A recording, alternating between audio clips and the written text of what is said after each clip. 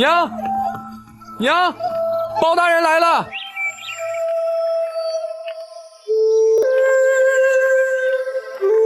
娘，包大人来了！包大人真来了！包大人，包大人果然是清官。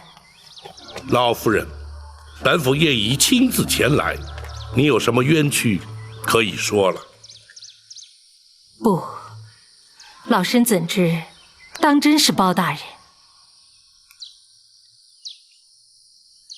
老夫人目不能视，本府倒不知该如何取信于老夫人。老身自有办法。张毅，哎，娘，告诉娘，包大人长成什么模样？不碍事，你就说与老夫人听听。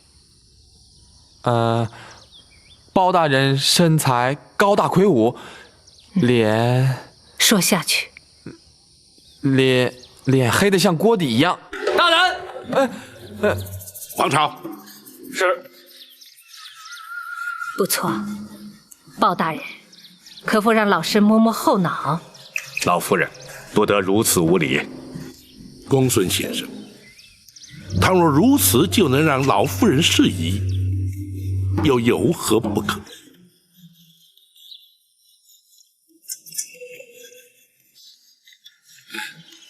这儿。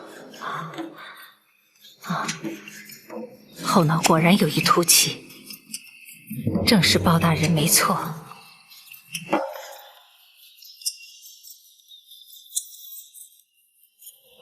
老夫人既已确认本府身份，有什么冤屈可以说了？还请包大人并退左右。老夫人，本府随侍皆是心腹。老身的冤屈非比寻常，就连张毅也不能留下。娘，也罢，你们都退下。是。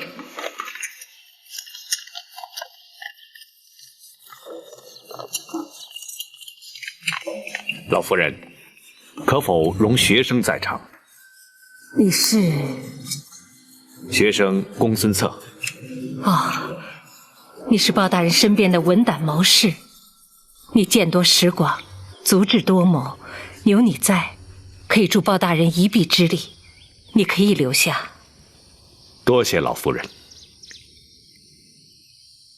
老夫人，如今可以说了。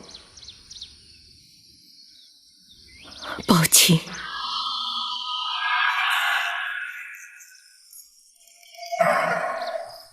老夫人怎可用皇家口吻称呼本府？依法论罪，便是犯了欺君大罪。哀家原本就是皇宫中人，如此称呼有何不可？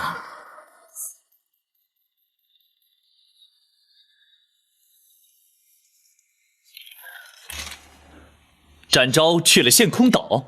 是的，包大人在书信之中言道，5日期限之内必定有所交代。哼，最好如此，否则朕不惜调配天下兵马，也要将那盗配之贼擒获，追回那一方玉佩。臣愚昧，臣不解的是，那方玉佩果真如此重要吗？或许在一般人眼里，那只是一块昂贵的玉佩而已。可是对朕而言，那却是朕童年的回忆与八王爷的谆谆教诲，意义非比寻常。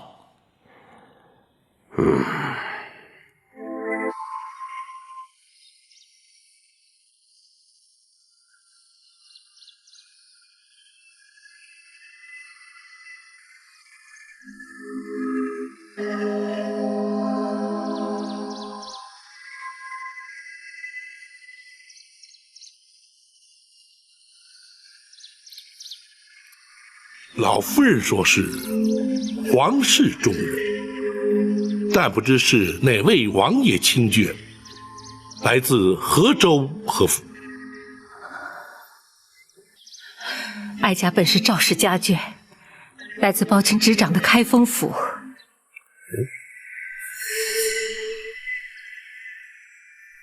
老夫人，皇室宗亲大多居住于京城之中，不知道当年老夫人的府邸坐落于京城何处？皇宫内院。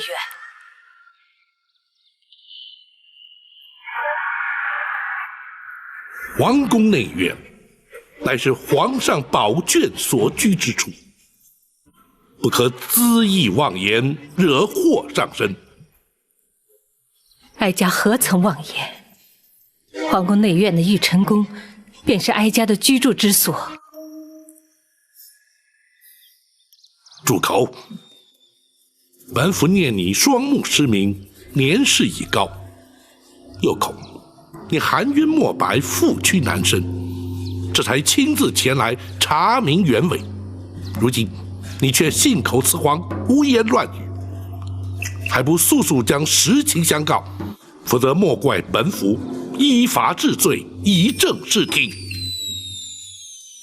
保长，你怎敢断言哀家是信口雌黄，胡言乱语？那玉晨宫虽是宫中贵妃所居，然而却已荒废多年，无人居住。20多年前，哀家就住在玉晨宫。30年前，玉晨宫所住的乃是先皇在世之时的李贵妃。哀家入住之前，娘家本姓李。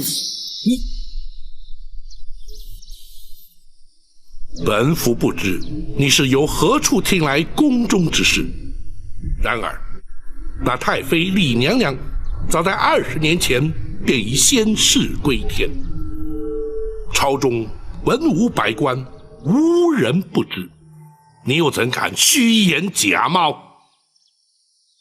包青指的可是20年前烧死在冷宫的李贵妃。你怎知李娘娘曾在冷宫？哀家知道的不仅仅如此。若不是当年人人都知道哀家已死，哀家又怎能逃得出宫来？如今哀家又怎么能在包青面前揭发这段耸人听闻的宫闱秘史呢？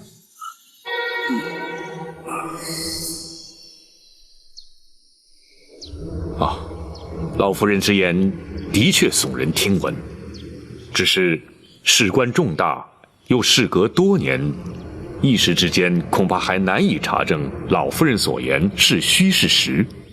不知老夫人要如何取信于包大人呢？公孙先生果然是心思缜密，若是哀家拿不出证据，不但取信不了包大人，哀家的20年冤屈，恐怕也永无昭雪之日了。不错，本府一生办案，讲求的便是真凭实据。倘若老夫人提不出凭证，包青无需担心，哀家有先皇所赐，20年来珍藏遗物，从不敢随便离身。哀家等候的就是这一天。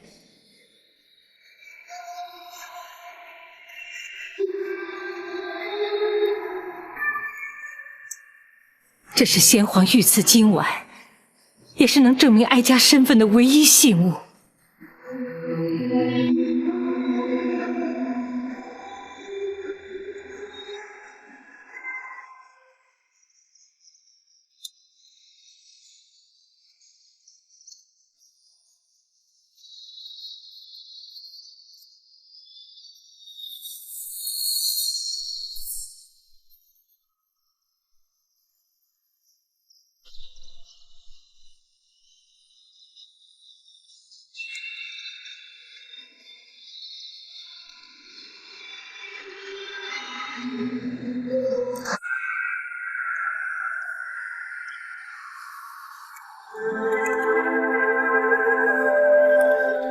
这今晚当真是当年先皇御赐。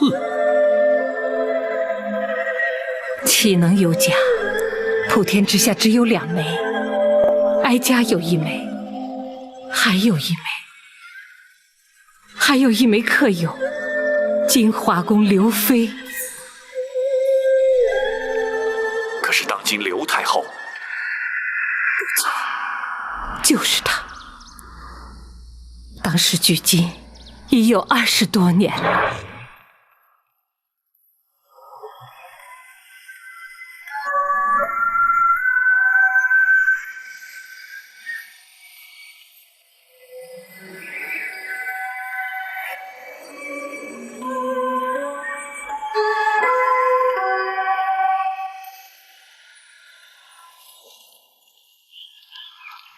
两位爱妃坐。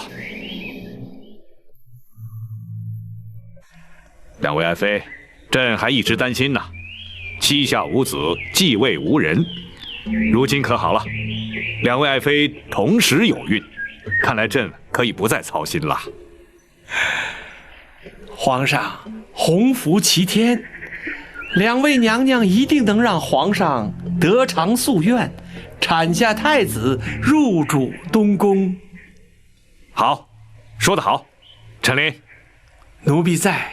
朕要你准备的东西可曾备妥？回皇上，奴婢早已准备妥当。快去拿来。是。两位爱妃一向情同姊妹，如今又同时有喜，这非但是朕的福分，更是赵家之幸，朝廷之福。为此，朕命陈琳派人打造金丸1对，内藏夜明珠1枚。这2颗金丸，两位爱妃1人1枚，随身佩戴。今天真是朕的好日子啊！好，来了。两位爱妃，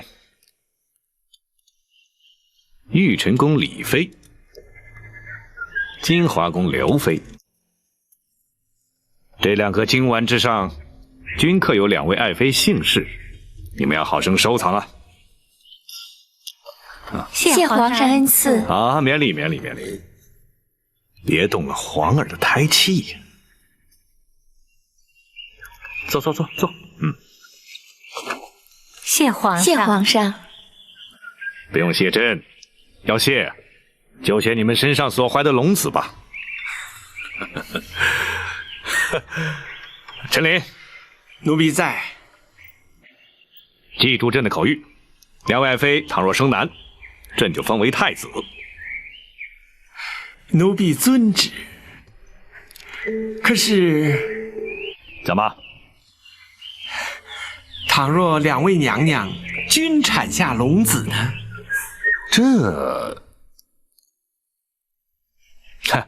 没关系，长者为大，先出生的就是太子。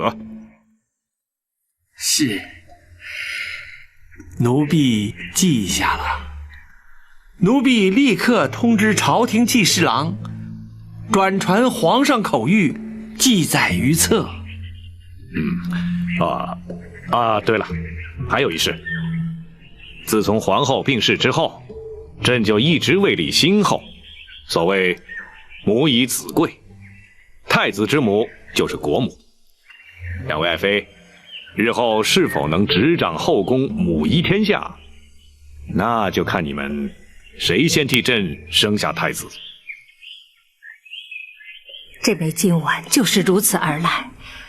20年来，哀家哪怕是穷困度日，窘迫生活，也从未有过变卖之心，甚至连义子张毅也从没见过。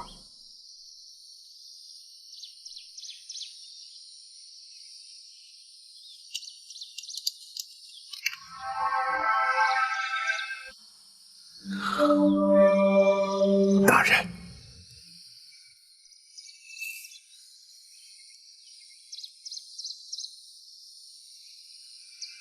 宝卿可是信不过哀家？御赐金丸是否为真，日后当可查证。然而，宫闱之内诸多情事，若非亲自经历，单凭传闻，绝不会如此详尽。便是陈琳陈公公告老还乡之时，也曾与本府多有往来。30年前的事，究竟是真是假？本府心中已有决断。你怎么说？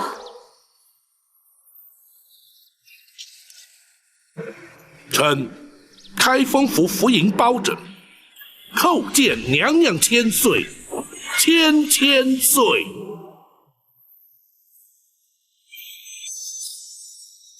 王请平身。谢娘娘。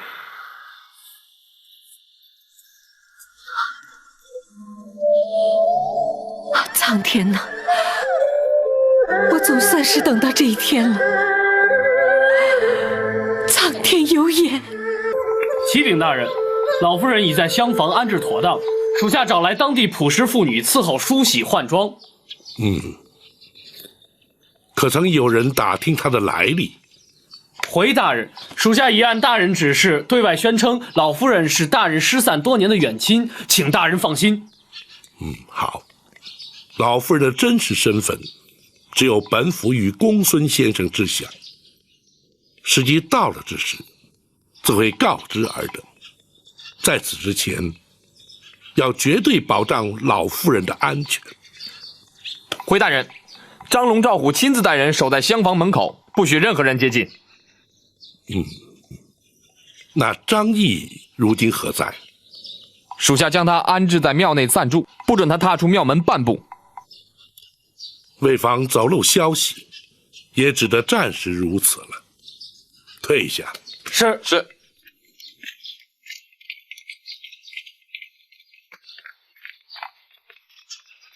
大人，老夫人的行止，大人打算如何安排呀？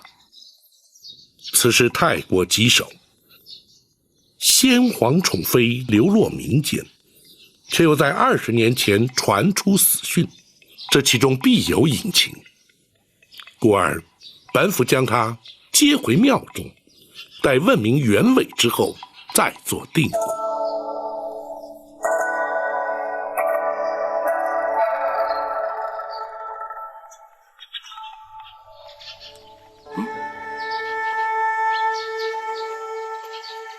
老夫人，大人和公孙先生来看望您了。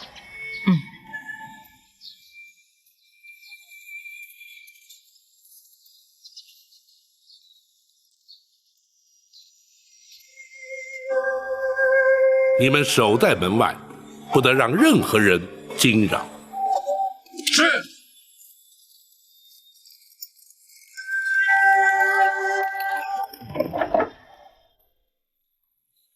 包拯叩见娘娘。免了，坐吧。谢娘娘。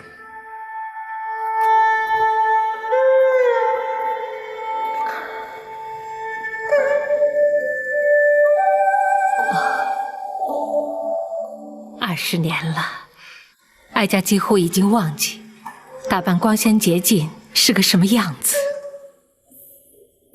娘娘委屈了。为了等候今天，再多的委屈，哀家也心甘情愿。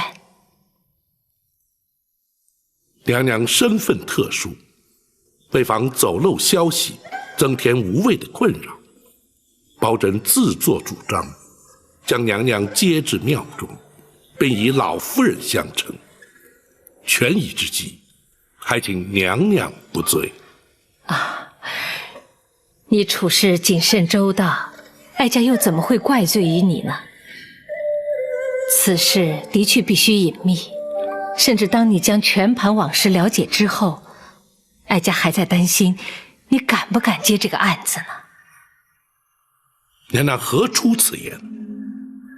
只因哀家的冤案牵扯到2位当今最为显贵的人。是哪2位？一位是当今的刘太后。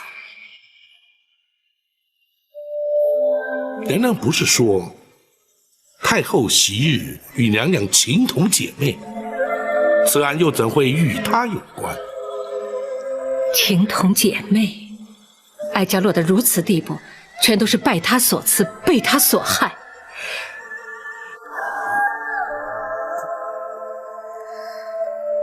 当年，哀家的预产期比他早，临盆之际，先皇来到玉成宫探视。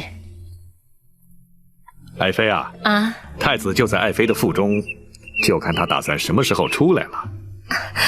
皇上怎么又来了？现在是男是女还不知道呢。皇上怎能肯定一定是男婴呢？错不了，产期就在这几天，朕有十足的把握。是啊，一定是位太子。如果明日出生，可就和八王爷同月同日生辰了。哦，哎呀，朕差点忘了，明儿个朕是玉帝的寿辰呐。真巧，若是能和八贤王一样的生辰，那日后肯定和八贤王一样贤德。但愿如此啊。陈琳，奴婢在。去玉果园采些应时果品，与八贤王送去。奴婢遵旨。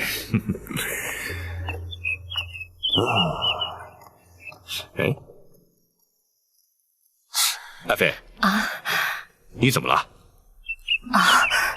没什么，只是在临盆期间，臣妾有点心慌。没关系，头一胎嘛，总是在所难免，别担心。首席产婆早已准备妥当，随时会进来的。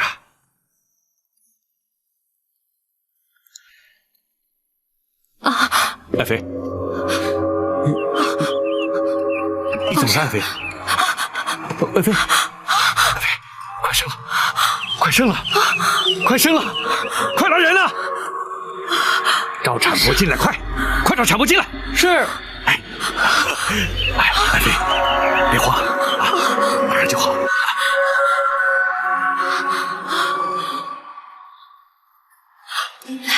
用力，再使点劲。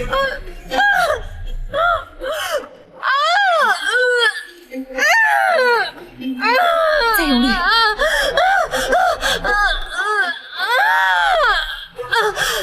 使劲儿。快了。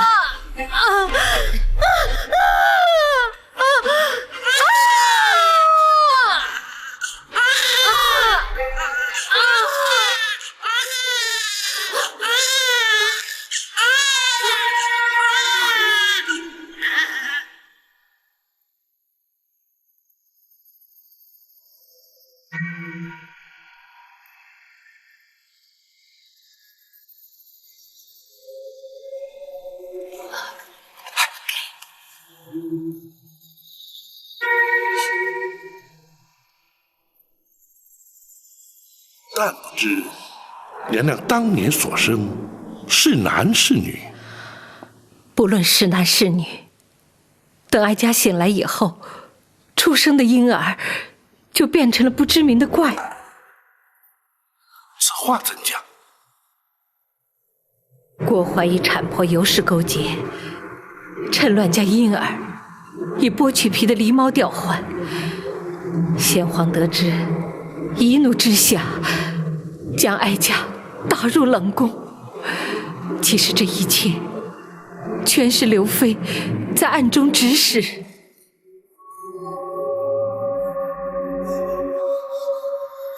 娘娘，可否容学生冒昧一问？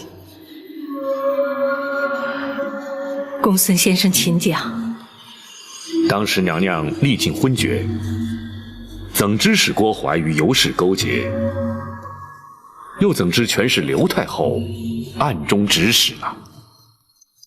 公孙先生问得好。在哀家被打入冷宫7年以后，陈琳来到了冷宫，将刘妃的阴谋一一揭发。哀家那个时候才知道，自己产下的真是个男婴。陈总管虽是先皇驾前的首领太监，却又怎会知晓如此隐秘之事？当日陈琳去玉果园，在返回的途中，巧遇金华宫的宫女寇珠。陈公公，陈公公，寇珠，你怎么鬼鬼祟祟的？是不是做了什么亏心事啊？请公公救命！救命？救谁的命啊？救你？不，救他。啊，这是哪儿来的婴儿？是李娘娘方才生的太子。你怎么把太子给偷出来了？是郭淮郭总管勾结产婆，用死狸猫把太子换出来，要寇珠。求公公救太子一命，公公救命啊！郭淮把太子换出来干什么？他要寇珠把太子掐死，埋在金水桥下。啊！这种事他也敢做？就是抄家灭族也不足以赎罪呀！郭总管是受了刘娘娘的旨意。住口！你好大的胆子啊！你是金华宫的宫女，刘娘娘是你的主子，你竟敢造这种谣！不是寇珠造谣，刘娘娘亲口交代寇珠要听郭总管的调派，的确是娘娘的旨意啊。刘娘娘和李娘娘情同姐妹，怎么会？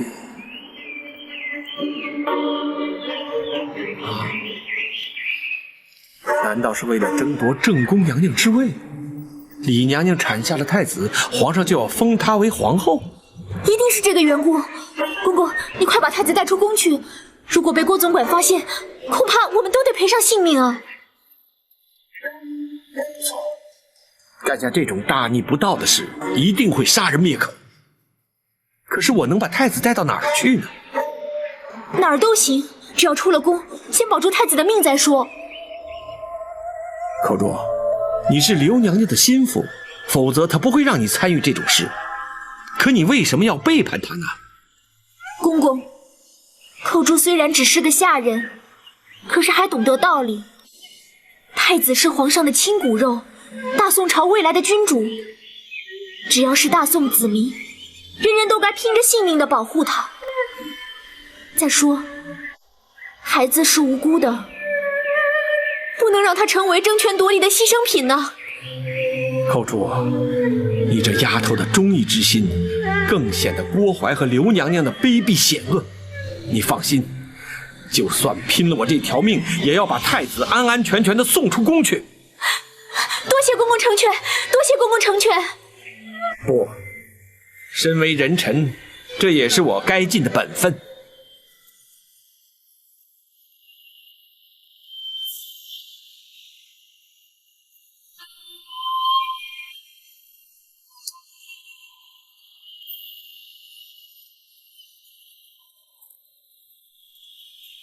寇珠，你自己要多加小心呐。是。竟有这种事，这不仅是耸人听闻，简直是匪夷所思啊！若说出去，的确是让人难以置信。不对，那陈琳既然将婴儿送出宫去，想必有个去处，娘娘应当不会不知。不错，哀家知道他在何处。娘娘，陈琳带他去了南清宫。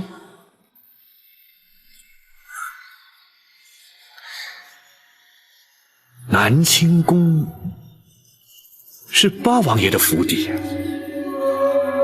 难道说八王爷也知道这件事的来龙去脉？不仅如此，八王爷还把他带到自己府邸，与其他皇子一起抚养。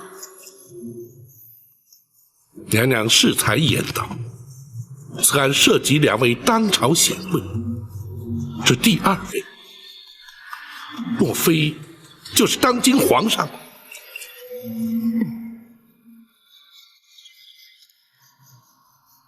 而当年襁褓中的婴儿，也就是如今的大宋皇帝。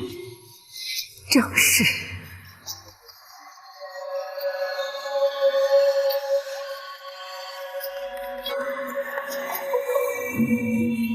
好一位贤德忠心的八贤王！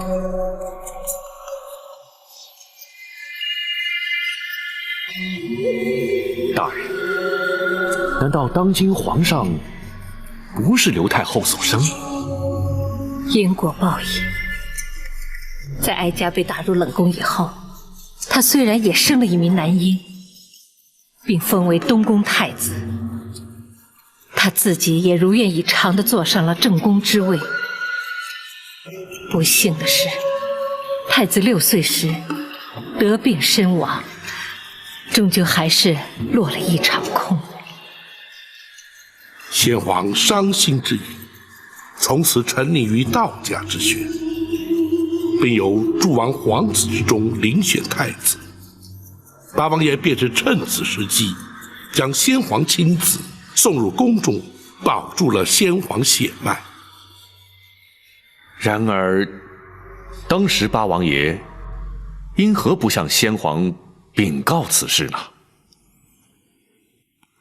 后宫权力倾轧，自古皆然。当时若是揭发此事，非但难以取证，甚或危及太子性命。八王爷隐忍不报，也是情非得已。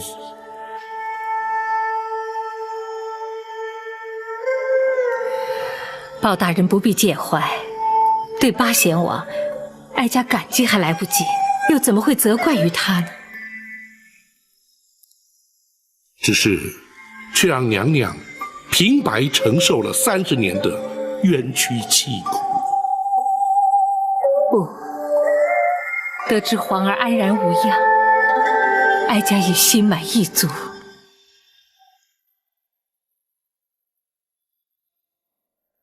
既然八王爷要隐瞒此事，那为何陈总管却在7年之后去冷宫禀告娘娘呢？皇儿7岁进宫时，意外闯进冷宫，哀家见他与自己被换走的孩子一般年纪，也许是母子天性吧。哀家就将先皇所赐的玉佩转赠于他。八贤王见玉佩心生不忍，所以才命陈琳前来传话。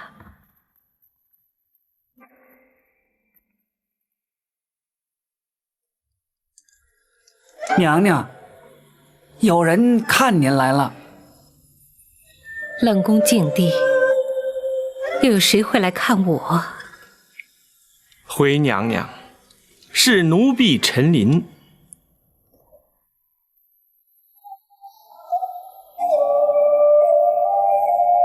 是皇上派你来的？不。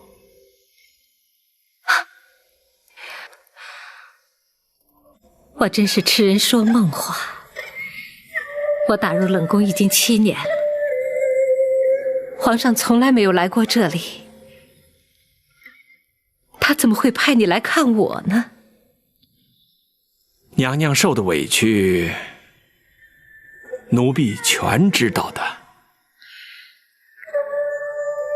你怎么会知道？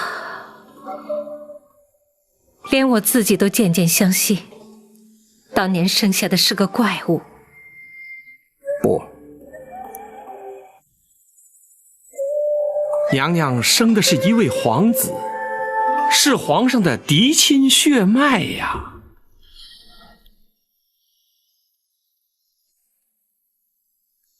你说什么？7年来，小皇子一直在八王爷府邸。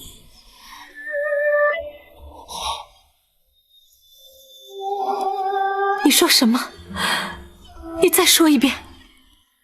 八王爷谎称是自己亲生，而且蒙圣上钦点为东宫太子啊。东宫太子？你是说日前误闯冷宫的那位太子，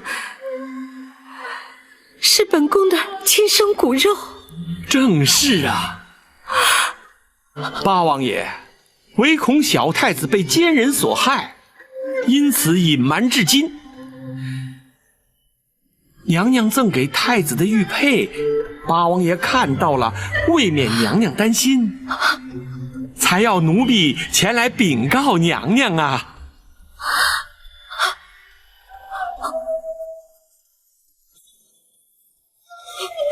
果真，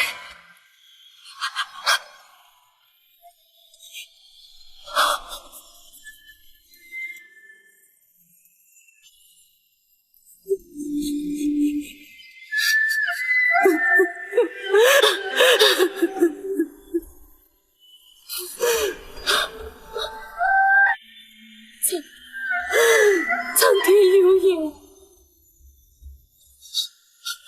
我那皇儿竟安然无恙。娘娘，八王爷特别交代，此事切莫声张，若要被奸人得知，后果就不堪设想了。是谁？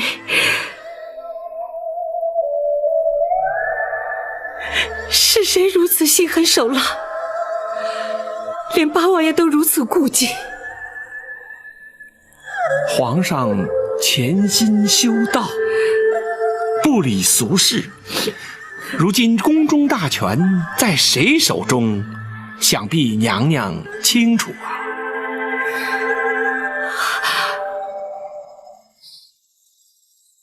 是他，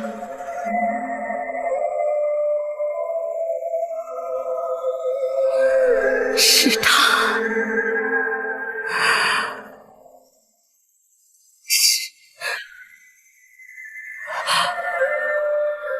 是刘妃。正是他呀！刘娘娘觊觎正宫娘娘大位，才指使郭槐定下这狸猫换太子的阴谋啊！我和她情同姐妹，情同姐妹，她怎么会如此心狠呢？唉，权势诱人啊！如今她也得偿夙愿，成了当今皇后了。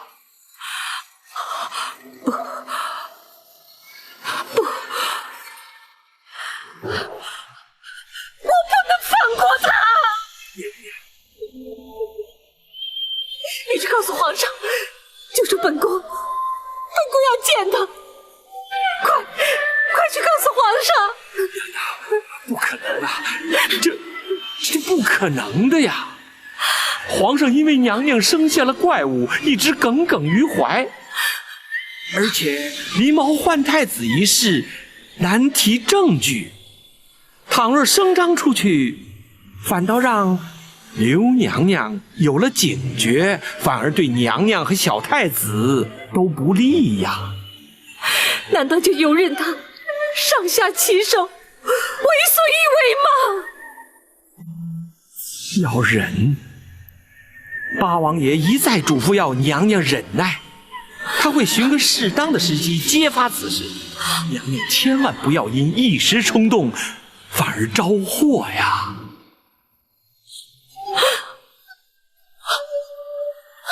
为了确保皇儿平安，哀家也只好忍耐，只好每天夜里焚香祝祷，祈祷上苍保佑皇儿，盼他不受伤害。既然如此，娘娘又怎会诈死逃出宫去，又怎会隐姓埋名长达20年呢？不错，皇宫内院门禁森严，冷宫更是严禁外人进出。当年太子年纪幼小，或可侥幸闯入，娘娘却是断无逃出之理。机缘凑巧，也就是那刘妃心怀鬼胎，她恨不得将哀家除之而后快。不知在哪里听到了消息，竟然向先皇诬告我，说哀家每天黑夜焚香，是诅咒先皇。岂有此理！他竟敢诅咒于朕！皇上请息怒，你娘娘这么做只是一时想不开，臣妾相信她也不是真的那么怨恨皇上。生下妖孽，朕没有赐他死，他反倒怨恨起朕来了。启禀皇上，李娘娘生性温顺，不会怀此恶毒心肠，还请皇上圣察呀。陈总管，他若不是诅咒皇上，那他为什么要半夜3更的烧香呢？陈令，奴婢在。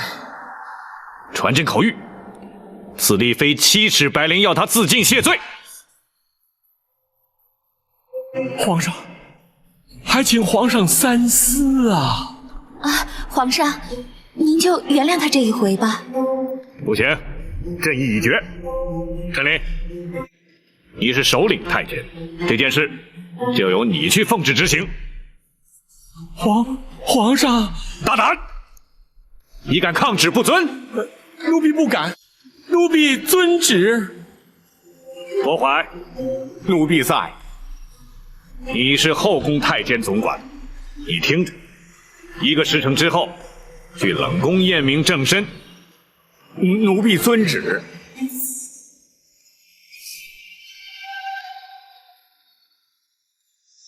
先皇既然下旨赐死，娘娘又怎会逃过此劫？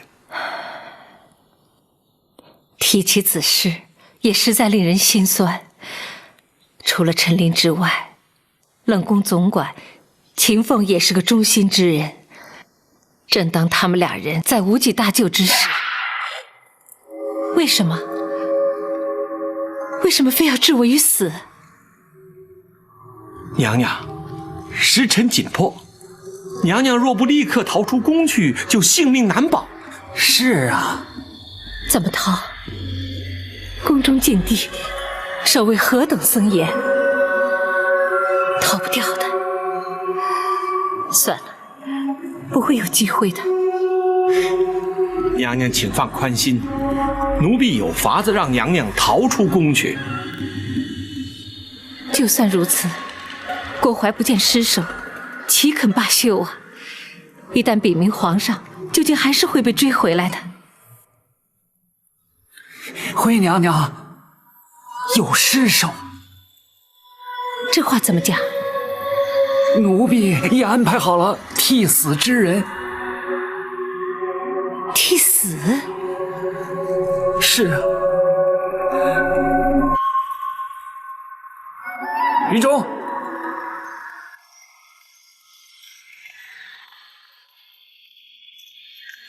奴婢于中叩见娘娘。秦凤，他是……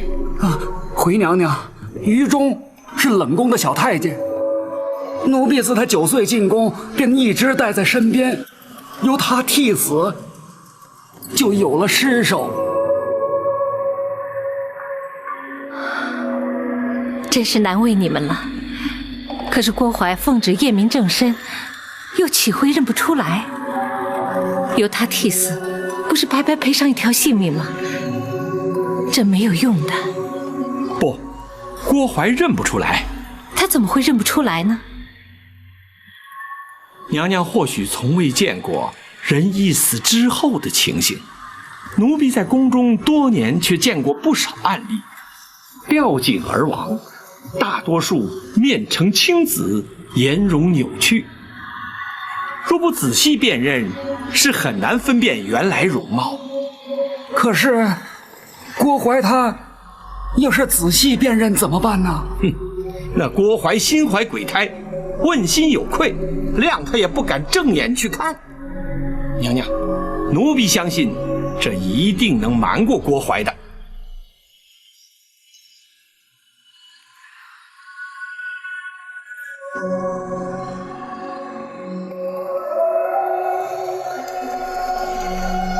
不，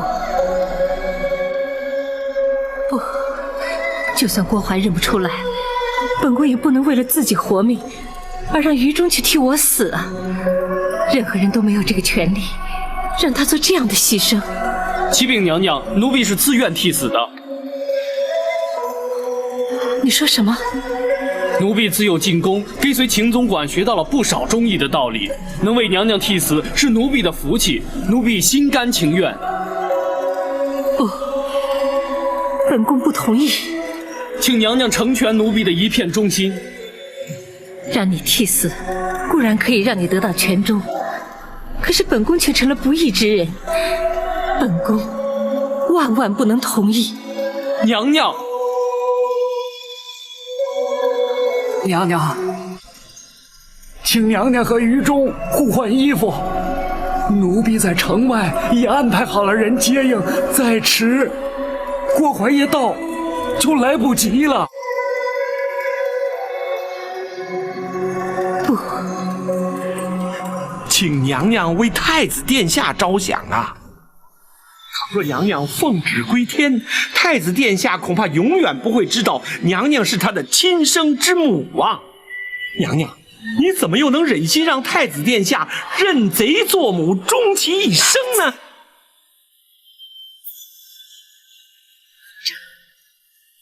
只要留得性命在，终有一天，太子殿下和娘娘能够母子团圆。届时，非但能洗刷娘娘的冤屈，更能让这是非黑白、善恶对错昭然于世啊！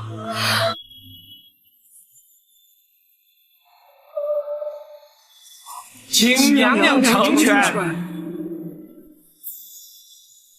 好，本宫深受你们一片忠心。谢娘娘。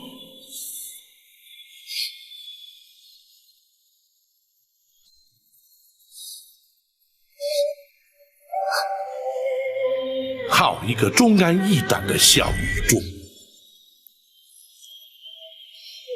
无论是于中，还是秦凤、陈琳，他们都是哀家生命中的贵人。若无他们帮助，哀家恐怕早已命丧九泉。娘娘，既然那秦凤替娘娘安排了接应之人，又怎会让娘娘流落至此，饱受穷困苦难呢？也是造化弄人，秦凤的确派人接应了哀家，而那个人在接应哀家前往避难之所的途中，不幸染病身亡。哀家举目无亲，四处游荡，盘缠用尽，只好乞讨为生。那个张毅原本是个小乞儿，哀家将他收为义子，相依为命。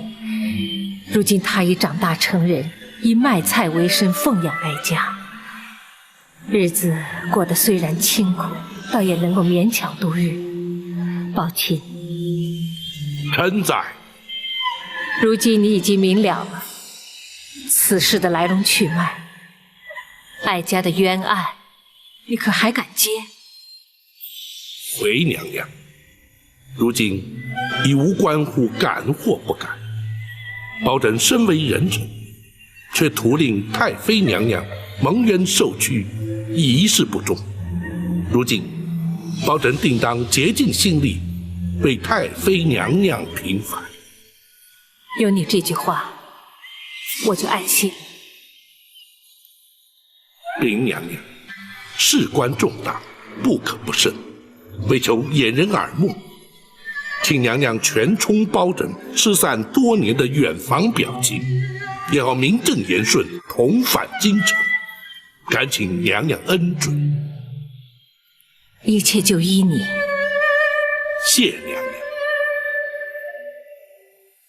娘娘，学生敢问，娘娘的双目是如何失明的？哀家也不清楚，不知什么时候就看不见了。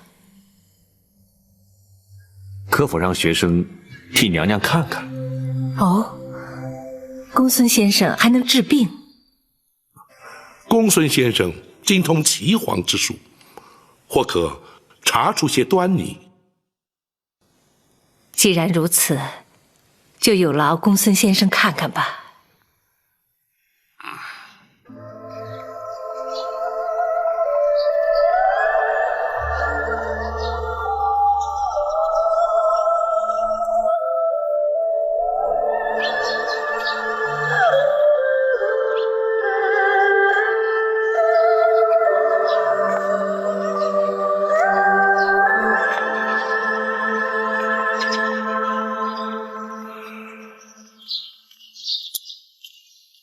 公孙先生情形如何？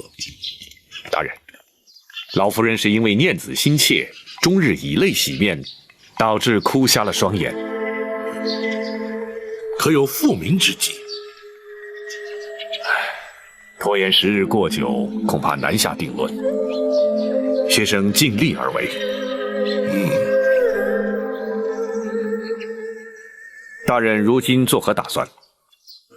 此案牵涉太广，一时尚难有对策。然而无论如何，都必须尽快回京，以免夜长梦多。王朝马汉在，准备一顶软轿为老夫人代步，一旦准备妥当，立刻启程回京。是。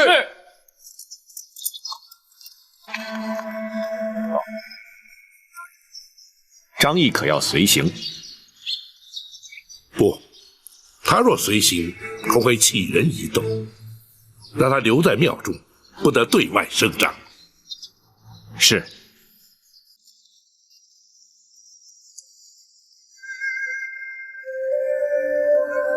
老夫人，请用茶。有劳你了。老夫人是包拯尊长，亲奉茶水，自是理所当然。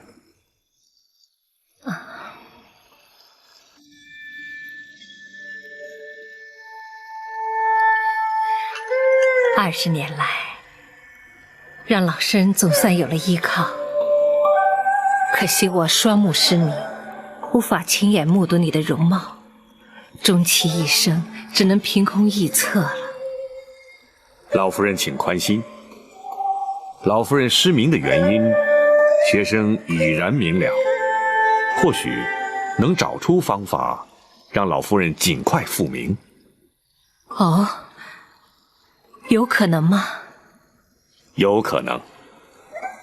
据学生所知，的确有类似的患者，在经过诊治调养之后得以痊愈。果真如此，公孙先生，老夫人，请务必帮助老身，眼睛复明。老身还想在有生之年，看看许多人、许多事，尤其是想看到那些陷害我的奸人得到应有的报应。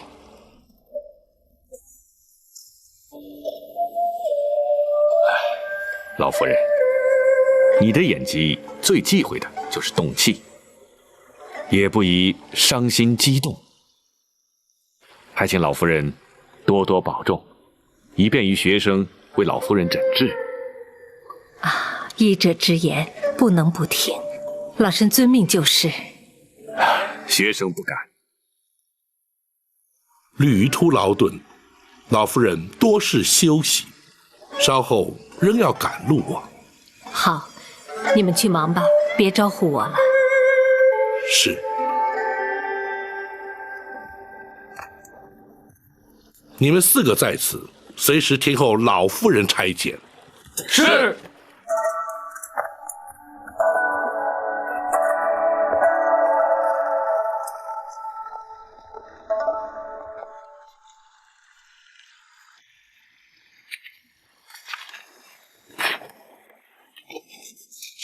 大人返京之后，打算如何着手？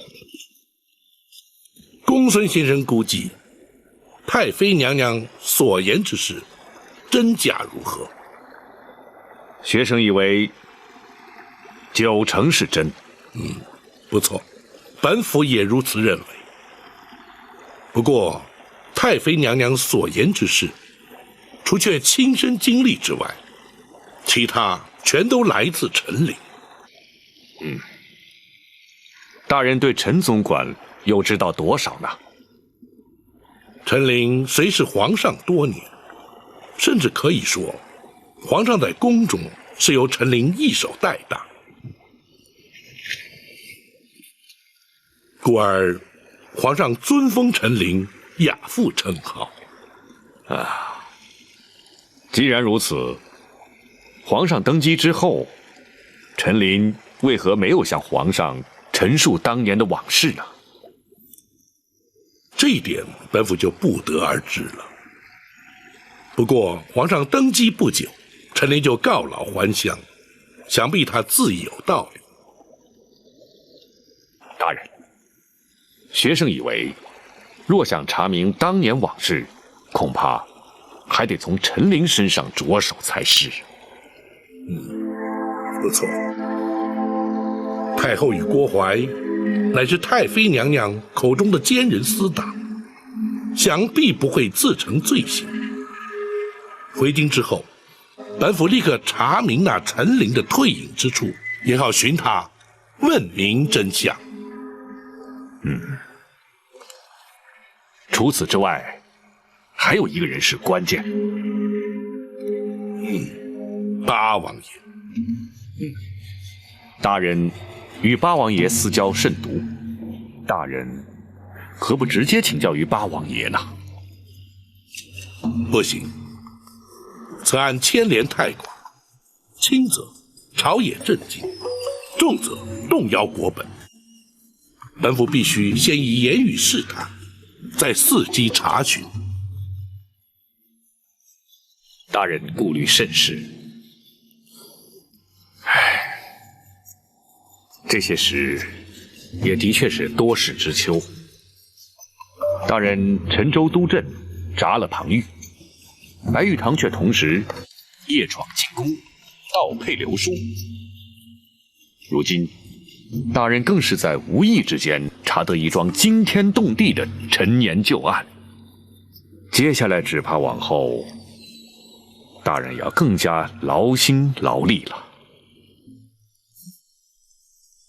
既是军路忠君之事，本府理当尽力而为。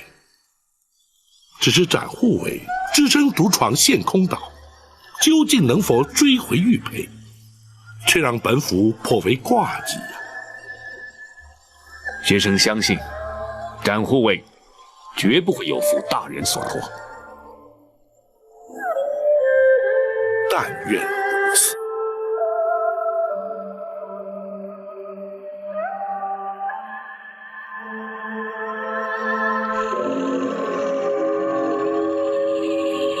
展大侠果然名不虚传，不过卢某武帝在我兄弟之中武功最高，展大侠却未必能够轻易过关呐。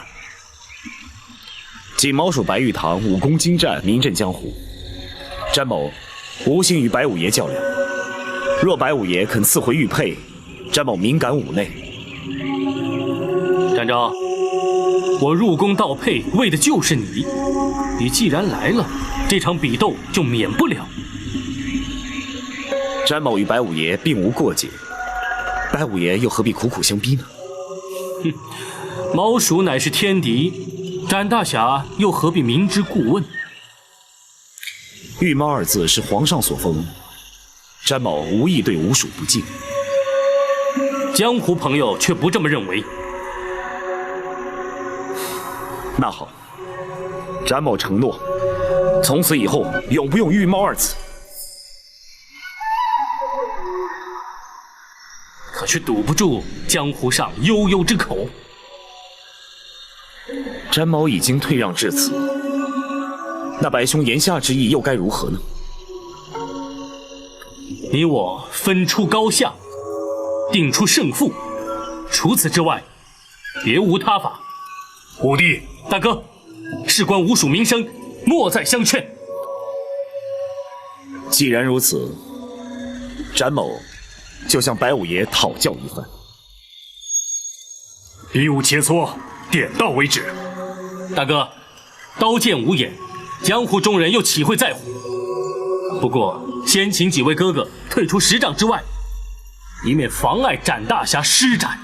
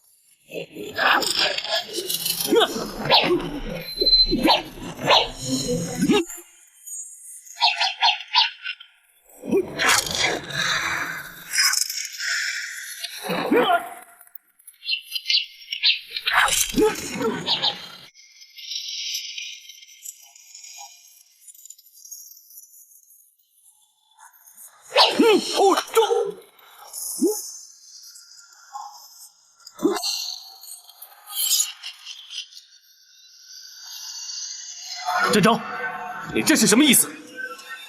白兄意所何指？你为何剑不出鞘？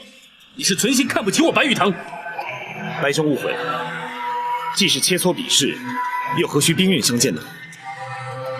不是切磋比试，而是为了名誉而战。如果你不肯放手一搏，休怪我毁去玉佩，让你交不了差。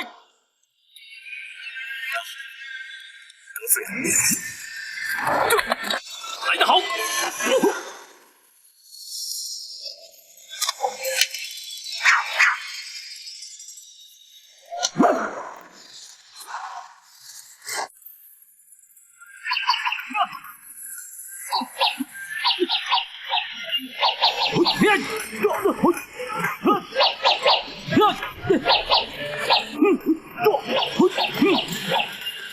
这下有热闹看了，我也想看看究竟谁比谁强。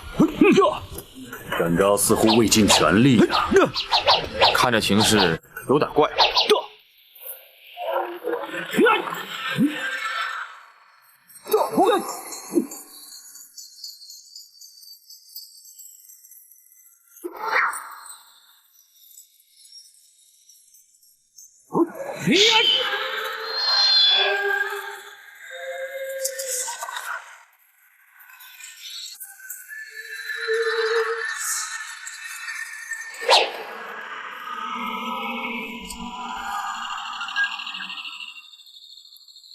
南侠展昭也不过如此。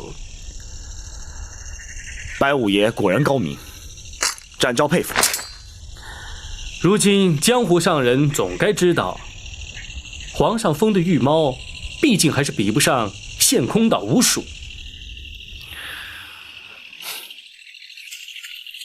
老五，这下可给我们兄弟扬眉吐气了。战大侠，五弟是侥幸获胜。不，五弟败。三哥，你这话怎么说？他长剑已断，若不算败，难道真要他血溅当场吗？不错，三弟，你把话说清楚。大哥，请看，这是竹剑。这，展昭，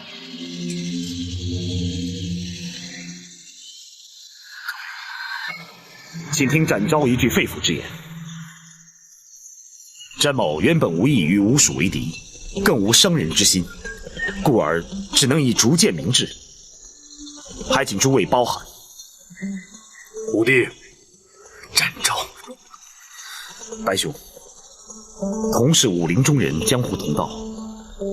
詹某对吴蜀兄弟侠义之风，常有惺惺相惜之感，还请白兄撇去成见，赐还玉佩。武帝，大哥不必多说了。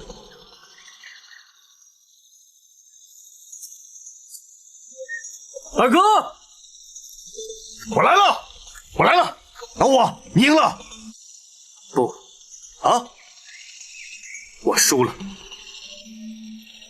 不过，不是输在技不如人，而是输在气度。南侠之所以称为侠，我白玉堂今天总算见到了。白玉堂输的无话可说。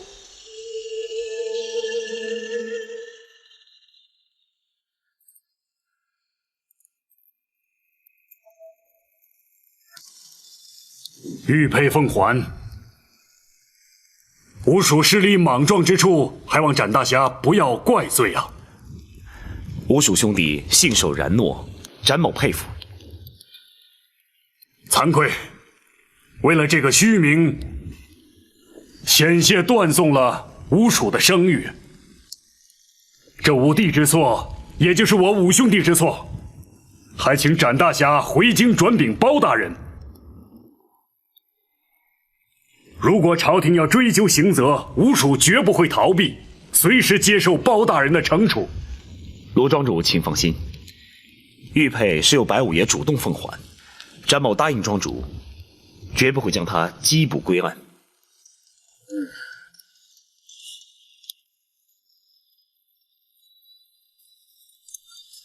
怎么不见白五爷？老五虽然输了，可是面子上挂不住，想必是躲起来了。武帝啊，幸亏是认输了，否则这雷一响啊，可就糟了。在韩二哥的火药地雷阵前，恐怕展某也难以幸免。哎，不，展昭，别再提了，这事儿本来就不光彩，如果要再提的话，我也得找地方躲起来了。展大侠，难得来我陷空岛，何不在此盘桓几日再走啊？不，皇上限期追回玉佩，想必包大人此刻是心急如焚，詹某必须马上启程回京。他日有空，再登门拜谢。那好，那我们兄弟就不留展大侠了。四弟啊，在，你亲自送展大侠过湖。好，没问题。不敢有劳蒋四哥。放心，这次我不会把船拆了。告辞。告辞。请。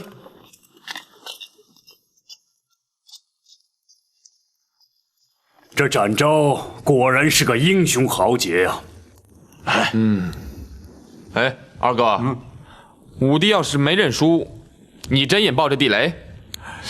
这个嘛，哎，我可是告诫过你，不准用这地雷啊！啊，哎呀，我就实话跟你们说了吧，反正武帝也不在这儿，我埋的呀，那根本就是空地雷，它没装炸药啊！你呀！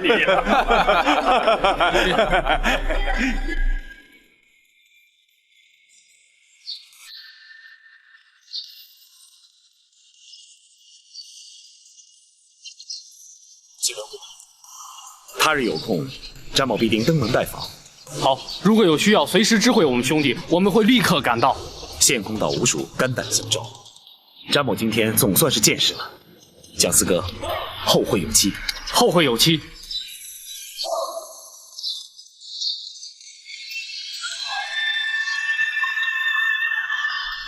好一个羽毛展昭，在下心服口服。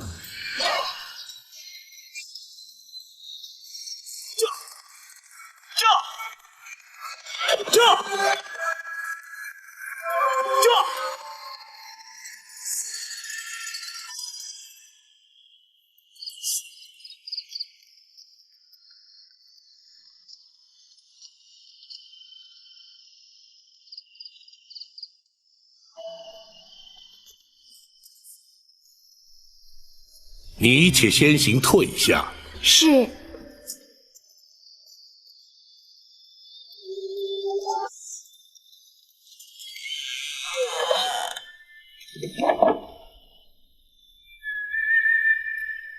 娘娘，府衙内并无女眷，这厢房乃是为包拯嫂娘来京暂住所备，不周之处，还请娘娘见谅。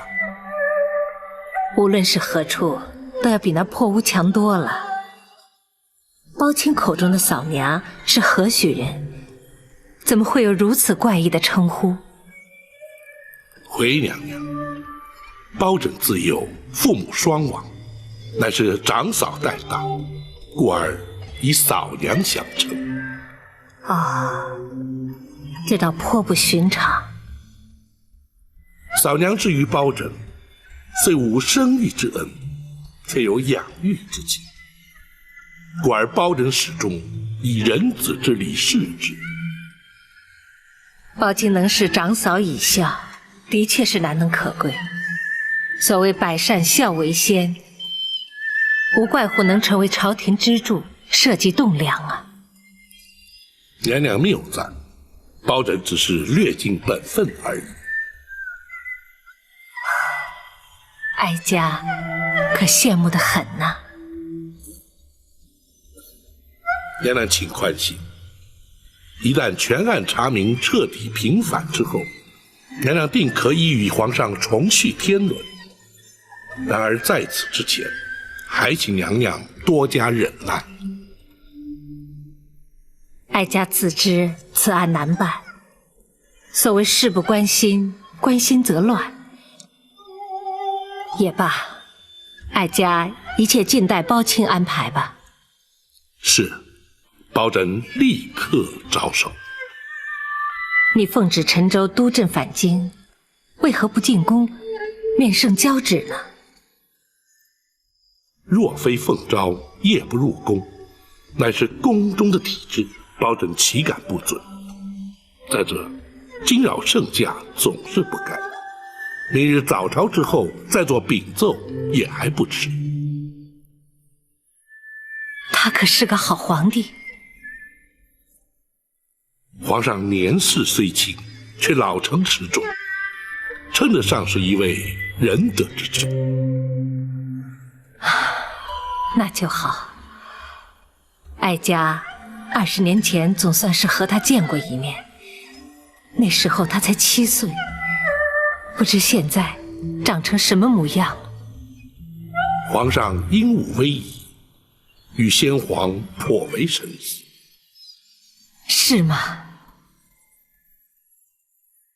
哀家恐怕永远也无缘亲眼见到他了。娘娘请宽心，公孙先生博学多闻，医术精湛，包拯相信他定能令娘娘双目复明。那就寄望于他了。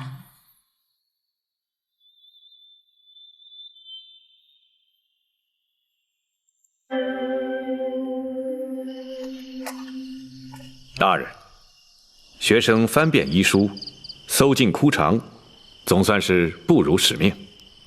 哦，公孙先生可是已有医治之法？大人，老夫人抑郁终日，以泪洗面，双目血路受阻，挚爱难通。久而久之，经脉受损，导致失明。然而状似真盲，实则却是假盲。哦，何谓假盲？老夫人的失明只是暂时，而非永久。学生若是以金针过穴之术打通血脉，再佐以活血明经之药，滋补调养，学生确信当能痊愈。如此甚好。就劳公孙先生明日一早就开始为娘娘诊治。是，学生遵命。大人，王丞相来访。相爷怎会在此时前来？快请至花厅说话。是。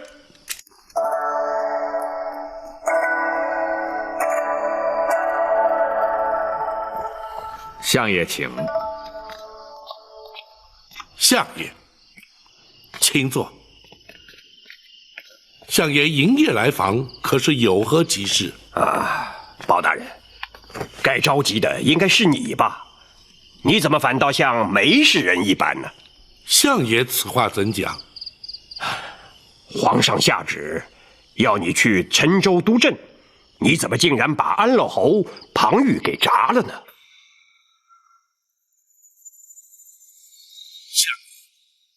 那庞玉克扣赈粮，私吞赈银，更假借赈灾之名，广征民工，营造私宰，强裸民女，成其私欲。数十万灾民非但未蒙朝廷恤灾之力，反遭欺压荼毒之害。包拯既然奉旨督政，若不扎他，岂非有亏职守，愧对皇上？老夫早该知道，当初皇上让包大人前去陈州督阵，那就注定了会要庞玉的性命。相爷，莫非相爷认为包拯处置失当，或是皇上指责包拯所为不该？不是，那倒不是，只是你好歹先禀奏过皇上，再办庞玉也不迟嘛。时势所逼，情非得已。若不当机立断，将他处死，非但民愤难消，民怨难平，一旦饥民被逼，沦为盗贼，灾民被迫结为暴民，一场浩劫于焉而生。届时，朝廷威信荡然无存，又岂是皇上所乐见？老夫也知道，包大人言之有理，皇上也明白包大人所作无差。可是皇上毕竟要面对庞太师与庞娘娘嘛，这父子连心，姐弟情深，皇上实在不堪其扰啊。若是如此，且让包拯面见太师与娘娘，或可为皇上分忧。不，千万不可！皇上就是担心包大人与他们碰上，所以才要老夫半夜赶来知会你。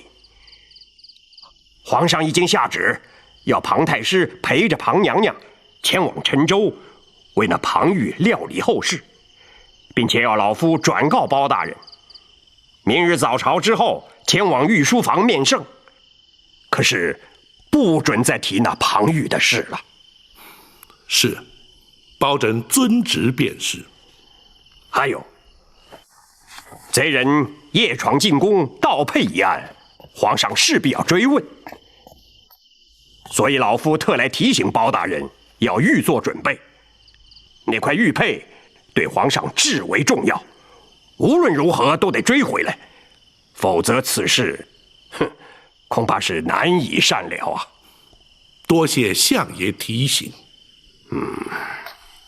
还有一件事，相爷，看来包拯替相爷的确惹了不少麻烦呐。老夫要提的不是公事。哦，相爷请讲。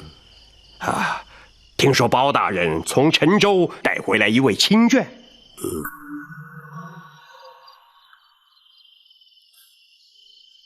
相爷何以得知？包大人一向公而忘私，夫人家小均在泸州老家，从未进京。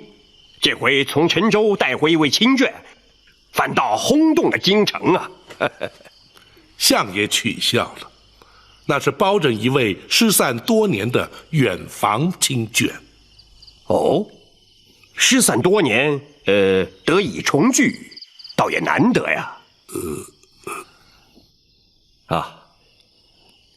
相爷，这位老夫人不幸双目失明，大人将她带回京城，是要学生为老夫人治疗。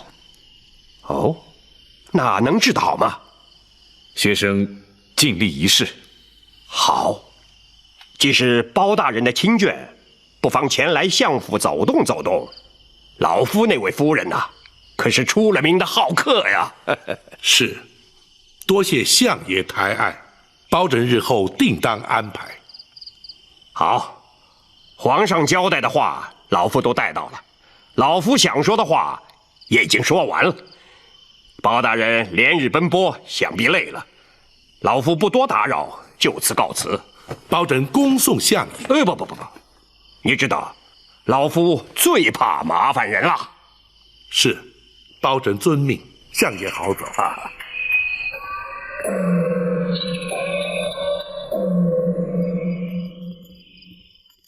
想不到，老夫人进府的事居然传了出去。不碍事。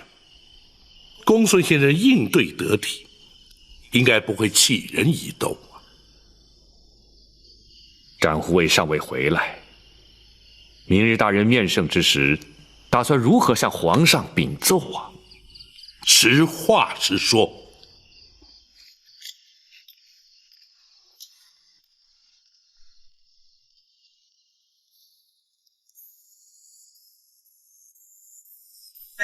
展护卫有把握把玉佩追回？回皇上，臣确信展护卫必能不负所托。那夜闯进宫盗佩流书的究竟是什么人？据展护卫指称，此人来自江湖，人称锦毛鼠白玉堂。只因皇上赐封展护卫玉猫称号，心生不服，故而入宫盗宝，意在逼展护卫出面，而并无不利于皇上之行。朕自诩无愧对于臣民百姓，倒也无惧。倘若惊吓到太后，岂非陷朕于不孝？你执掌开封，却让人闯入进宫，朕要听听你怎么说。回皇上，那白玉堂武艺超群，宫中卫士恐怕皆非其敌手，遭他闯入，是因力有未逮。然而包拯也难脱失职之嫌，请皇上下职降罪，臣绝无怨言。皇上，案发之时，包大人与展护卫均不在京师，所谓鞭长莫及，还请皇上不罪免罚。行了，这点道理朕岂会不明白？只是那白玉堂入宫盗佩，是因为朕封展昭御猫之故。乍听起来，怎么像是朕的过错了？臣惶恐，臣绝无此意，请皇上慎查。朕不是怪罪于你，只是不满那白玉堂。好了，一旦将他擒获，立刻把他带进宫来。朕倒要看看他是何方神圣，竟然偷到朕的身上来。臣遵旨。对了，府上那位亲眷眼疾治得如何了？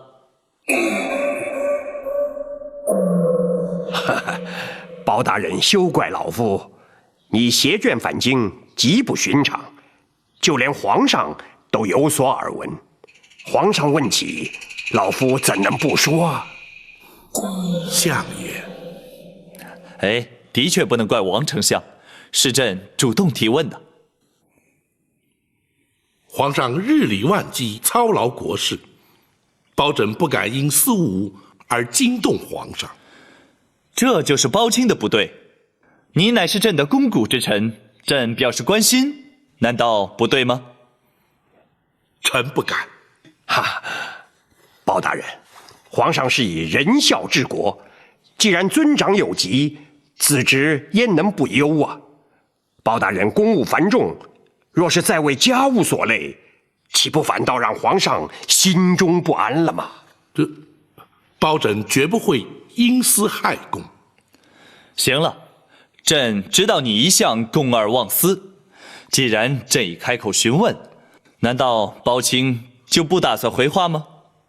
臣不敢。那位老夫人正在府中由公孙先生整治，请皇上万勿挂心。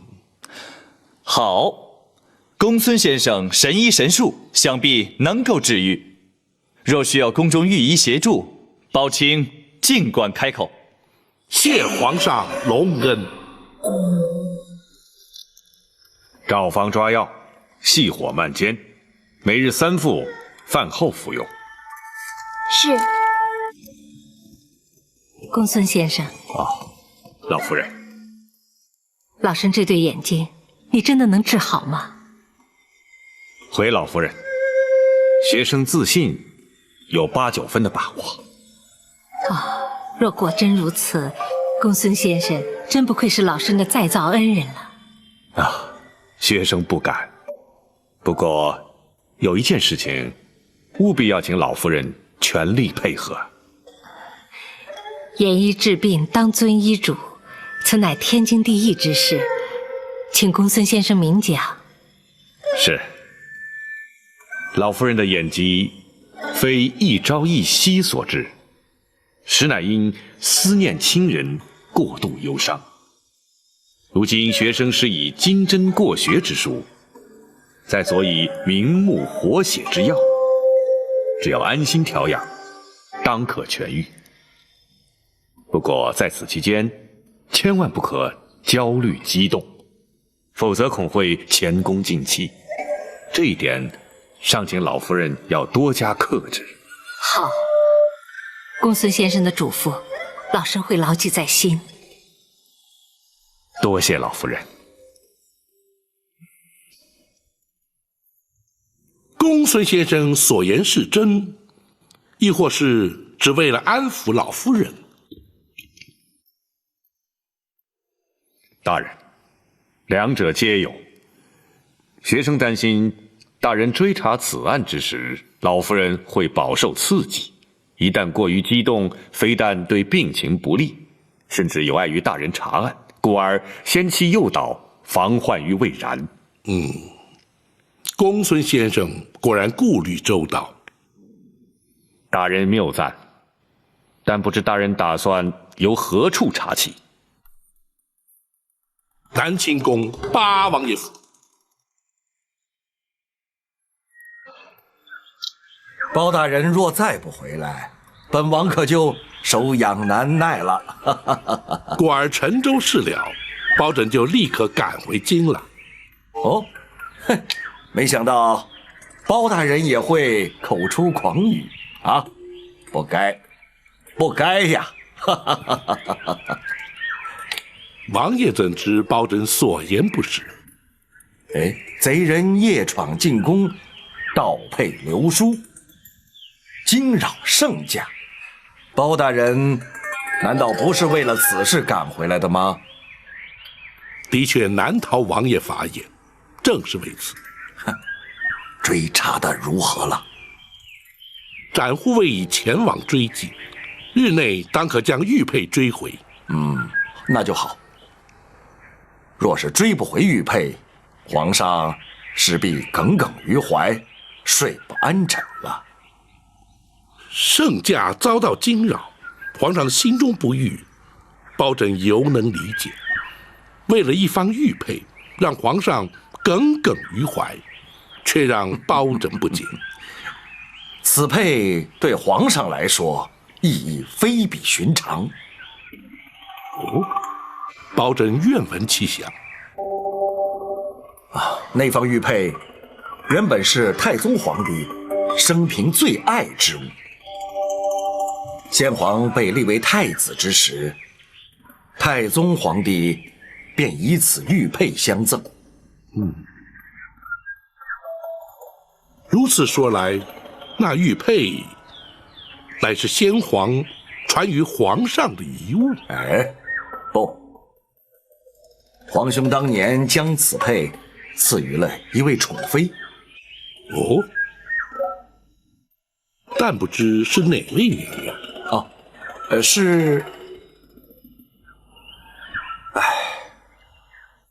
往事已矣，人事全非，不提也罢。那么玉佩又怎会到了皇上手中啊？皇上7岁那年被选立为太子，进宫之日，偶遇这位皇娘，二人一见投缘，便以此佩相赠。自此，皇上终日随身佩戴，从不离身。此佩被盗，皇上自然难以释怀了。先皇遗物辗转重回皇上手中，也可称得上是冥冥之中自有天定了。这位皇娘对皇上期许甚深，而以仁孝2字相勉，这也是皇上立志以仁孝治国之因呢。难怪皇上对这玉佩如此在意。但不知那位皇娘如今又在何处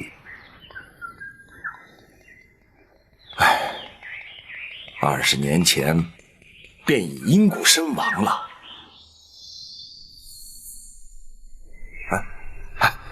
下棋，下棋，不说这些陈年往事了。是。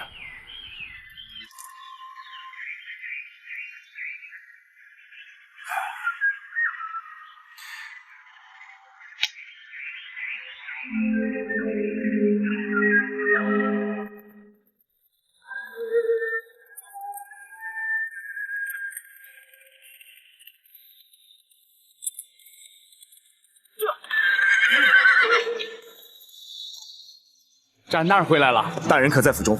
大人去了八王爷府。公孙先生，公孙先生还在府中。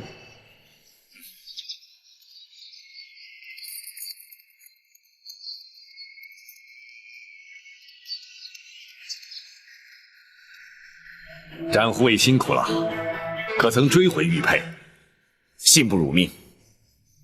太好了，如此一来，大人可以向皇上交代了。学生立刻通知大人。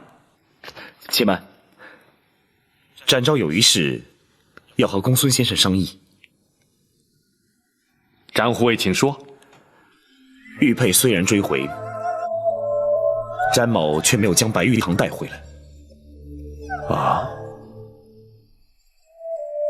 在大人回府之前，还请公孙先生帮忙想个对策。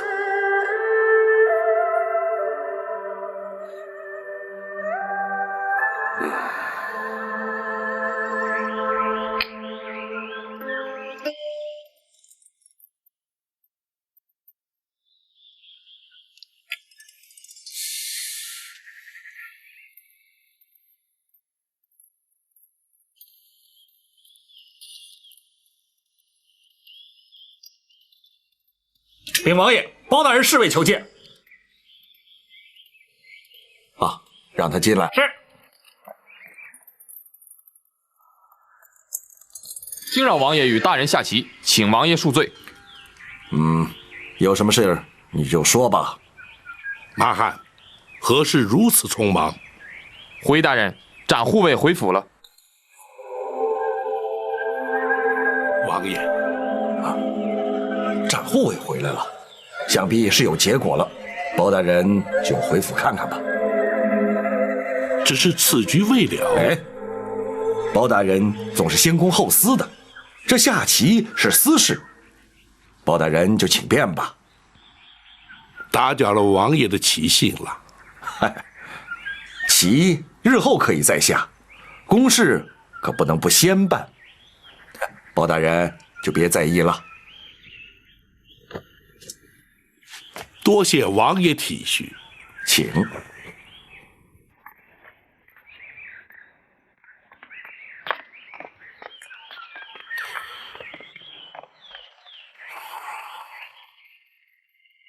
大人，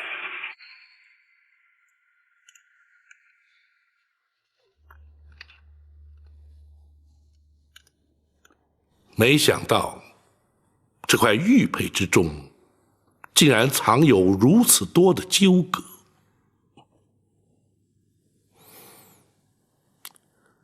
展护卫此行可还顺利？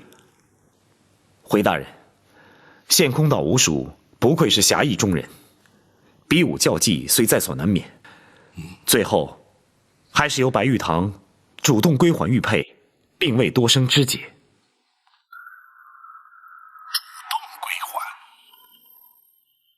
白玉堂入宫盗佩，旨在展昭，目的既已达到，自然不再刁难。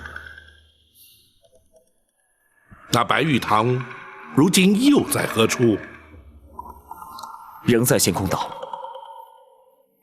展护卫因何不将他一并带回归安？大人，白玉堂素无恶行，入宫盗宝也仅是一时冲动，故而属下并未将他带回。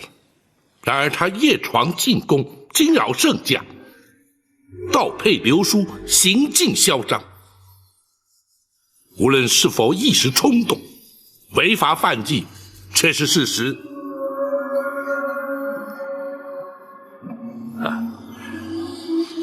大人，那白玉堂来自江湖，江湖中人原本就没有法治观念。公孙先生，普天之下莫非王土，率土之滨莫非王民。江湖中人又如何？难道江湖中人便能目无王法，恣意妄为？这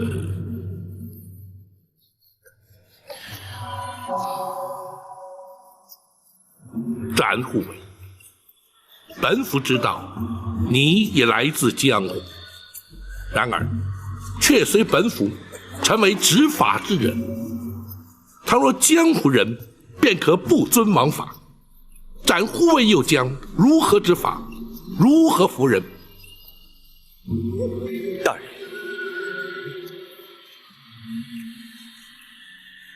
展护卫追回玉佩，有功在先，纵放轻犯，却有过于后。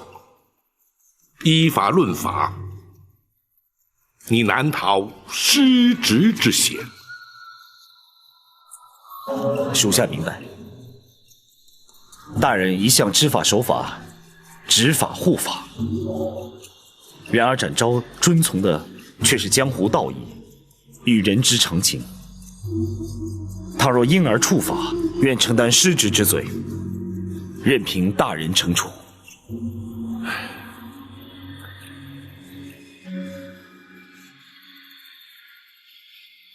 大人，白玉堂虽然误触法网，却并没恶意，主动归还玉佩，更足见其以蒙悔意。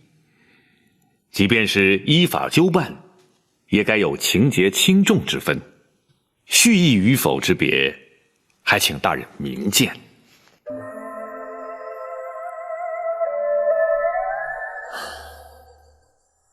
公孙先生与展护卫心意，本府何尝不知？只是那白玉堂违法事实，本府绝不能坐视不管。至于判罚是轻是重，却并非本府所能左右啊。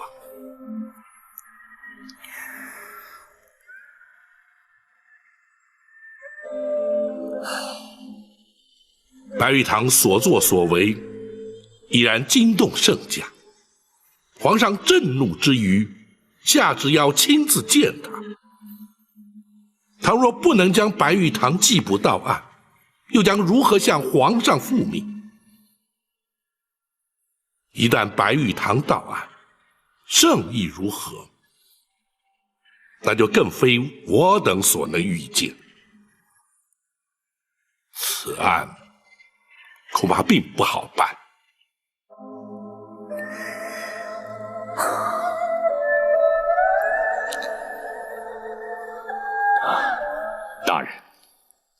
大人何不先入宫还佩，然后视皇上动静再做决断？如今也只得如此了。不过还有一事，较此事更为重要，必须先让展护卫了解内情，日后才可以协助本府一并查案。莫非属下前往陷空岛之时，还有重大案件发生？不错，而且此案势必远远超过展护卫所能预测。公孙先生，大人，将老夫人之事原原本本说于展护卫知晓。是。本府先去厢房，请老夫人验证这方玉佩。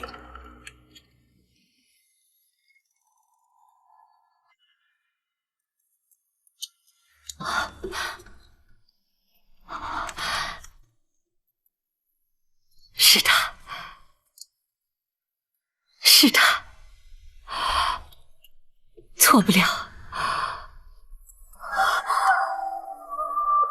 20年了，哀家做梦也没想到，这块玉佩还能出现在面前。娘娘目不能视，何以如此肯定？自从哀家被打入冷宫，日夜盼望先皇能够来看看哀家，听听哀家诉苦。可是先皇从来没有出现过。冷宫估计，这块玉佩变成了哀家的唯一寄托，于是终日把玩于手掌之中，根本无需观看便能认得出来。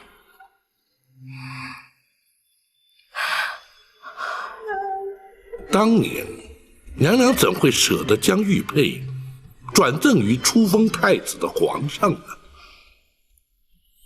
一则，哀家对皇上的期盼已成了绝望；二则对皇儿一见如故，虽不知他是自己的亲生骨肉，哀家将思子之情完全倾注于他的身上，所以哀家才将这块玉佩转赠于他。娘娘当时恐怕对先皇已无恨意，否则也不会仁孝二字期许皇上。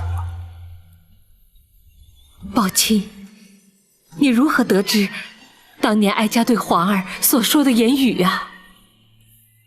回娘娘，皇上自登基以来，始至以仁孝二字治国。再者，八王爷也已向包拯提过此事。八贤王已知，哀家还在世上。不，八王爷不知道。包拯以为时机尚未成熟，故而未向王爷禀报，还请娘娘勿怪。既然哀家将此事全部交给包拯处理，一切就听你的安排。只是何时才是时机成熟呢？皇上对娘娘所赠玉佩珍如至宝，包拯想借机试探圣意如何。同时陈琳陈公公也已告劳退隐，必须查明他如今的居处。唯有待陈琳来到，查明所有相关细节之后，方可谓时机成熟。届时包拯定会想出办法，让娘娘的冤屈一并平反。哀家一切就听包卿安排。谢娘娘，还请娘娘赐还玉佩，包拯也好进宫复旨。真没想到，他会将这块玉佩一直珍惜爱着。宝卿说的对，皇儿一定是位仁德的好皇帝。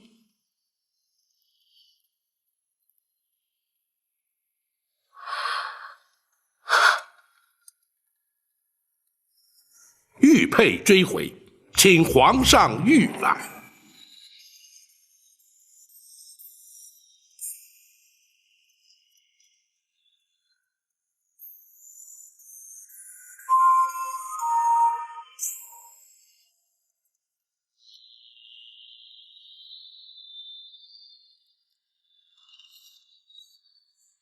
不错，正是此佩。抱请平身。谢皇上。恭喜皇上，玉佩失而复得。是展护卫追回来的？是。展护卫安在？为何不随包青一起入宫呢？回皇上，展护卫自承有罪，待皇上宣召，方敢入宫。展护卫何罪之有啊？追回玉佩乃大功一件，朕奖赏他有恐不及啊。白玉堂入宫盗宝，惊扰圣驾，乃是针对展护卫而来。展护卫自责，因虚名而让皇上增烦添忧。那也不能怪展护卫啊，该追究的是那目无王法的白玉堂。白玉堂自知有错，故而主动归还玉佩。主动归还？是。展护卫顾及江湖道义，故而未将白玉堂拘捕到案。什么？岂有此理！白玉堂进宫盗宝，惊扰了朕，就因为他主动归还玉佩，就不予计较。展护卫不将他拘捕归案，岂不失职？展护卫自承有罪，指的正是失职之罪。不行，展护卫认罪也好，不认罪也罢，那个不知天高地厚的白玉堂，还是要依法拘捕。臣遵旨。至于展护卫，皇上，展护卫追佩有功，赶请皇上恕其失职之罪。是啊，若不是展护卫独闯贼窟，这方玉佩恐怕永远追不回来了。展护卫追回玉佩有功，朕自会加以奖赏。然而白玉堂仍要由展昭负责擒拿归案，朕可以不再追究他的失职之罪。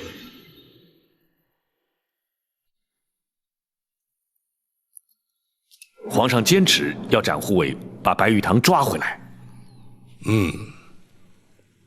我不会去抓他。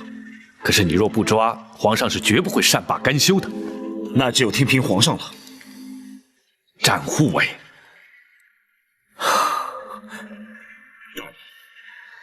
我亲口答应过卢庄主，不会将白玉堂缉捕归案。本府明白。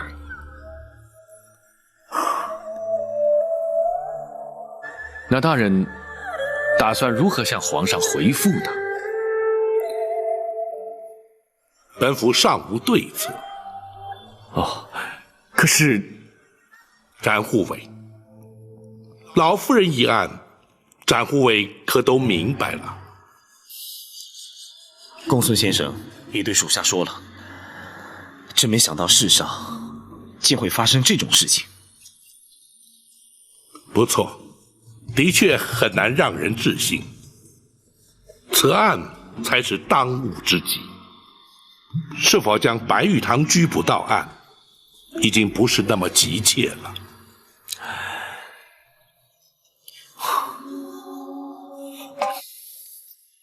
时辰已晚，母后想必累了吧？其实哀家并不累，难得皇上今夜心情好，多说几句也没关系。朕今日心情的确很好，失而复得，总是令人高兴的嘛。哦，皇上什么东西丢了？是一块玉佩。天下的财富都是皇上的，一块玉佩怎会让皇上这般重视？这可非一般的玉佩啊！朕从小一直佩戴，恐怕连母后也没有见过呢。可是八贤王或是狄娘娘所赠？不，是20年前一位被打入冷宫的嫔妃所赠。谁呀？当时朕刚进宫，并不知道她是谁，从此以后也就再也没有见过她。这成了朕永远也无法解开的谜呀。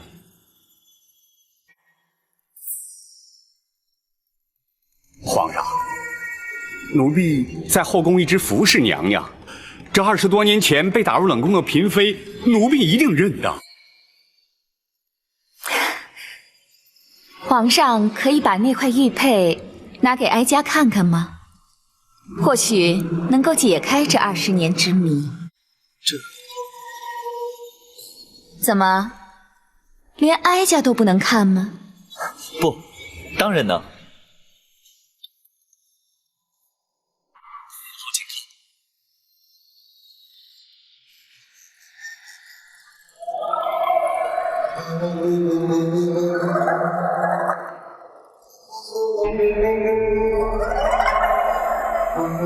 母后怎么了？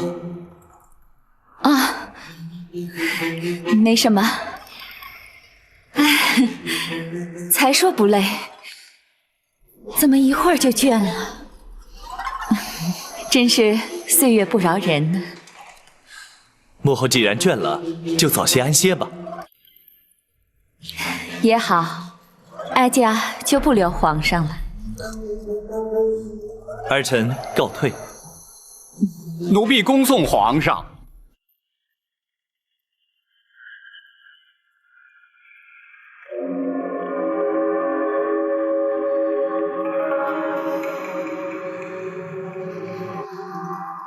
娘娘，娘娘，是他，皇上见过他。娘娘说的是丽妃。娘娘这怎么知道的？那块玉佩是先皇最珍爱之物，一直佩戴在先皇身上，后来却送给了他。没想到皇上当年见过他。娘娘，那李妃已经死了20多年了，就算皇上见过她，又有什么关系呢？不必为此烦恼。不，你不会明白的。当年的事，我一直不愿意回想。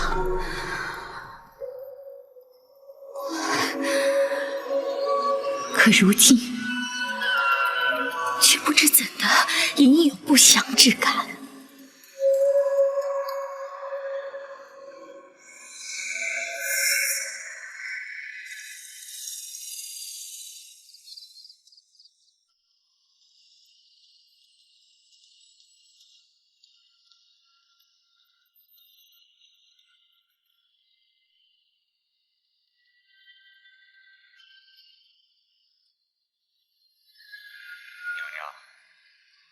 这冷宫已经有20多年没打开了。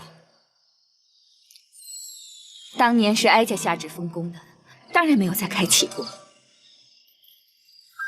娘娘，当年冷宫那场大火，他烧死了总管秦凤。这尸骸虽然运出去了，可是一直也没有打扫，没有清理过。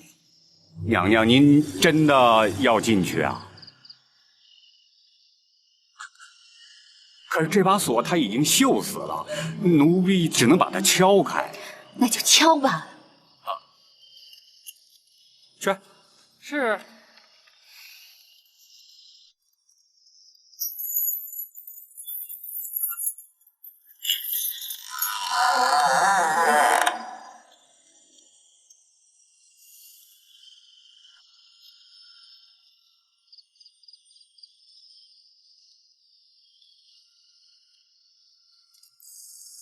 你们都留在宫外。是。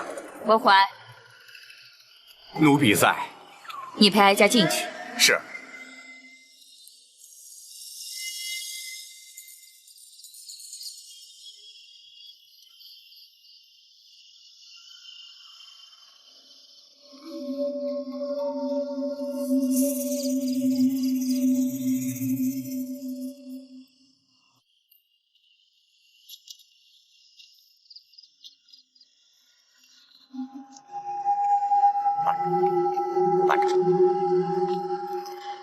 年李妃就一直住在这儿？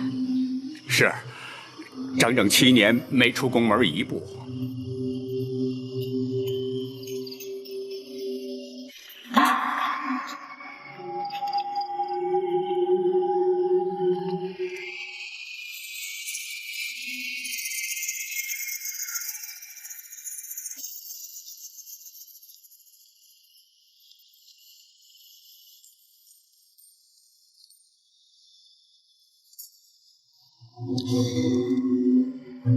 这种日子的确不如死了的好。娘娘，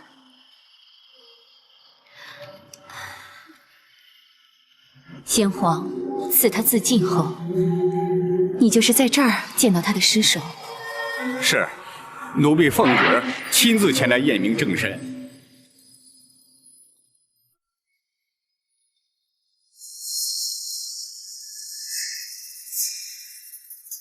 郭总管，请看。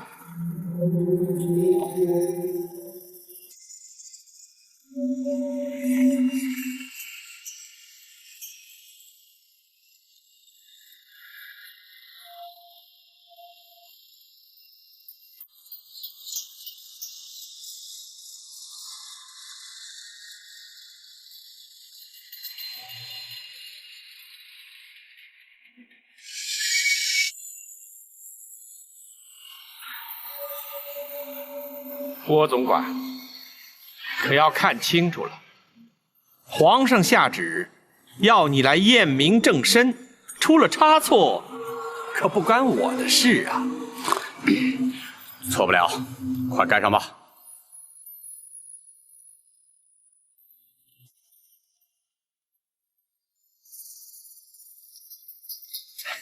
郭公公，秦风，你干什么去了你？啊？皇上降旨让李贵妃归天，你这冷宫总管怎么能不在啊？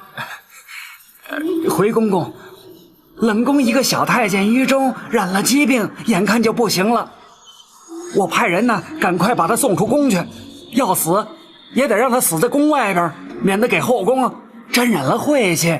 请公公原谅卑职失职之罪。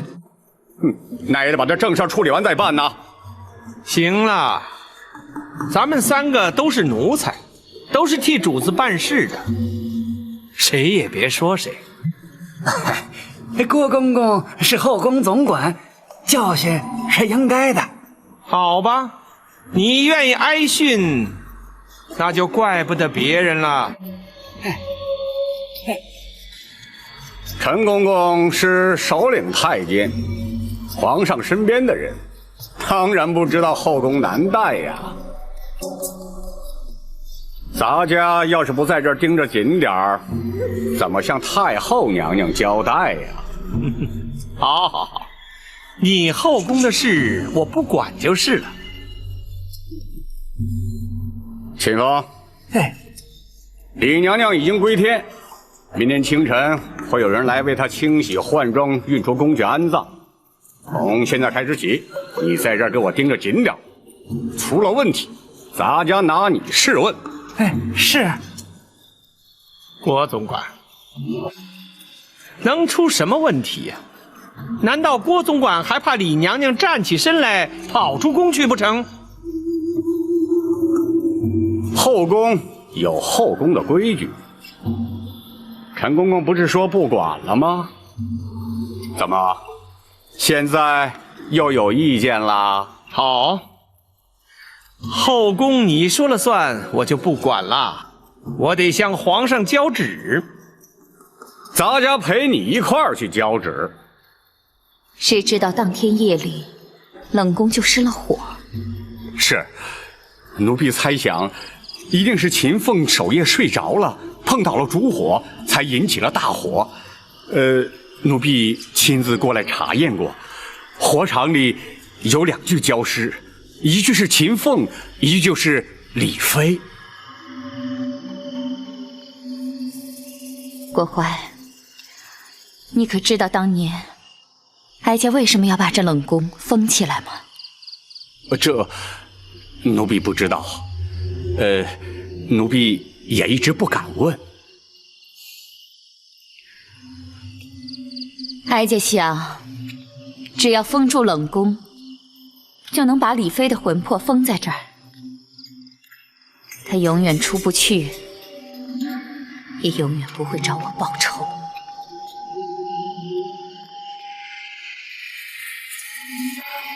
她在这里住了7年，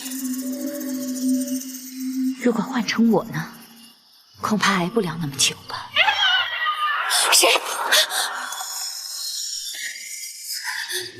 娘娘，别害怕，别害怕，这门一直锁着呢，不会有什么东西的啊。有，我听到了什么声音？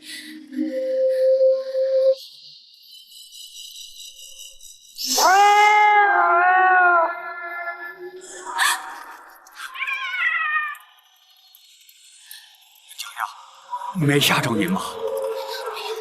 快回宫吧。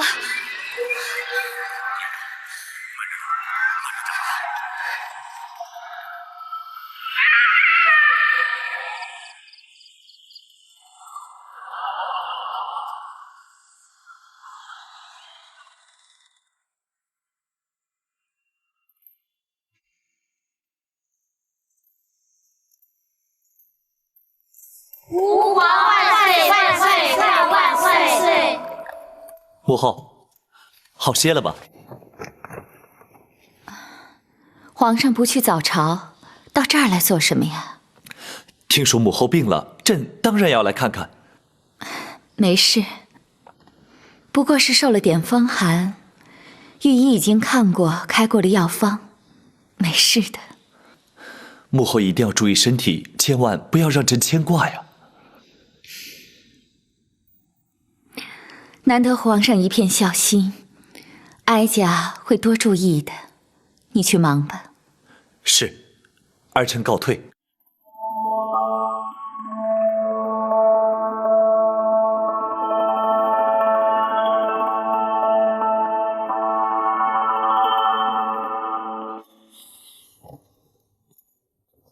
郭淮，奴婢在。你怎么那么不小心？怎么能让太后受了风寒？奴婢该死。起来吧。谢皇上。听说昨天夜里你陪着太后去了冷宫。太后去冷宫干什么？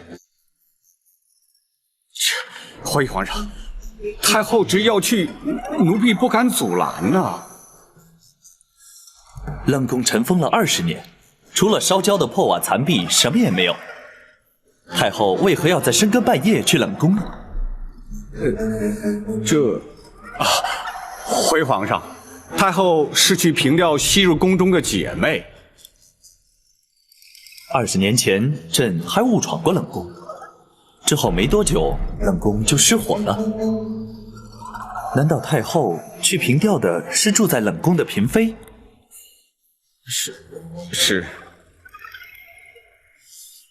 莫非是朕遇见过的那一位？郭淮，奴婢在。冷宫里住着什么人？怎么？难道连朕都不能知道吗？不，奴婢不敢。当时住的是玉成宫被打入冷宫的李娘娘。李娘娘，失火之时，她可曾在宫中？在。回皇上，当时李娘娘就是被烧死在冷宫中，太后娘娘和李娘娘情同姐妹，昨天是她的忌日，所以才去凭吊。原来如此，怪不得朕一直没有再见过那位李娘娘。太后如此念旧，倒是让朕颇觉意外。只是这么多年来，为什么不把冷宫修缮重整呢？回皇上，太后娘娘为了缅怀故人，故此下旨维持旧貌，并且深锁宫门，不许任何人进入。太后虽然顾念旧情，可都井私人却徒增感伤。也许太后的病正是因此而起。郭淮，传朕口谕，即日起重修冷宫。皇上。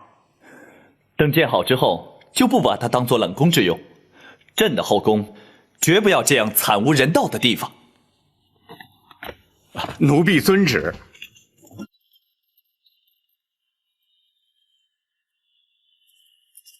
大人，张龙、赵虎已出发去接陈琳、陈总管，学生也已向王马、张赵4位说明太妃娘娘的身份，并特意叮嘱4人，绝不得对外泄露半句。的确不能露出半点风声。可陈琳居住的地方离京数百里，一去一回，恐怕要不少时日啊。尤其是陈总管年事已高，受不得旅途劳顿，回程应该会慢一些。依公孙先生估计，陈琳何日可到？由今日算起，少说要6、7日。哦，太妃娘娘的身份或许可隐瞒一时，但时间一长总是不妥。不错，看来本府要早些进行八王爷那边才是啊。启禀大人，府外有人求见展大人。是什么人？锦毛鼠白玉堂。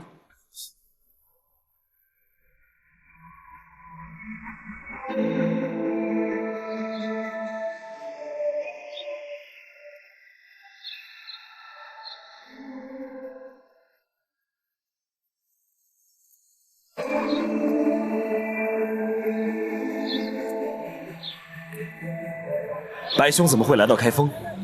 寻展某何事？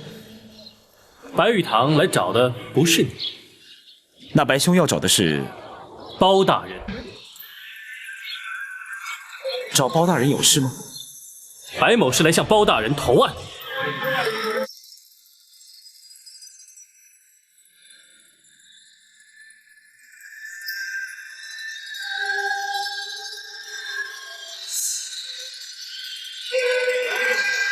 草民白玉堂叩见包大人。你起来说话。谢包大人。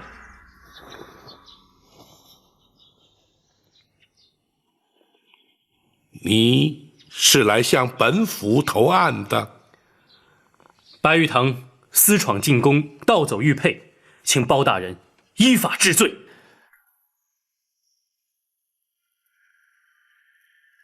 大人，白玉堂主动奉还玉佩，还请大人明鉴。展昭，你不必替我说好话。玉佩虽已交还，刑责还是要追究，否则包大人也难向皇上交代。本府如何向皇上交代，不劳你操心。且让本府先来问你，你可知道，进宫盗佩，惊扰圣驾，依法论罪，乃是杀头之罪。白玉堂既然敢前来投案，就不怕杀头。好气度！然而你明知必死，为何还要前来？大人，我不来投案，大人也会发出海捕公文，行闻天下，抓我归案，不知是也不是？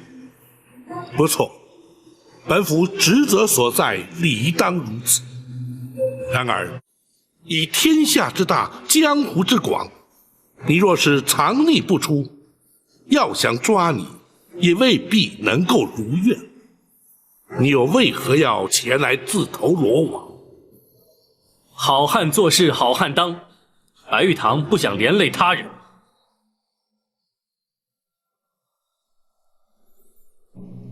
你是不希望连累陷空岛的结义兄弟，亦或是为了展护卫，甚至是为了本府？包大人，白玉堂既然已经前来投案，又何必追问其他？请包大人立刻将我收押定罪。不，詹某答应过卢庄主，绝不会将你逮捕归案。倘若因此受到包大人责罚，甚至遭到皇上降罪，詹某也会一肩承担。展昭，我白玉堂一生心高气傲，绝不肯受人点滴恩惠。盗佩流书向你挑衅，是出于一时冲动；奉还玉佩是敬重你的侠风义骨。至于前来投案，则是我自知有罪，心甘情愿与任何人无涉。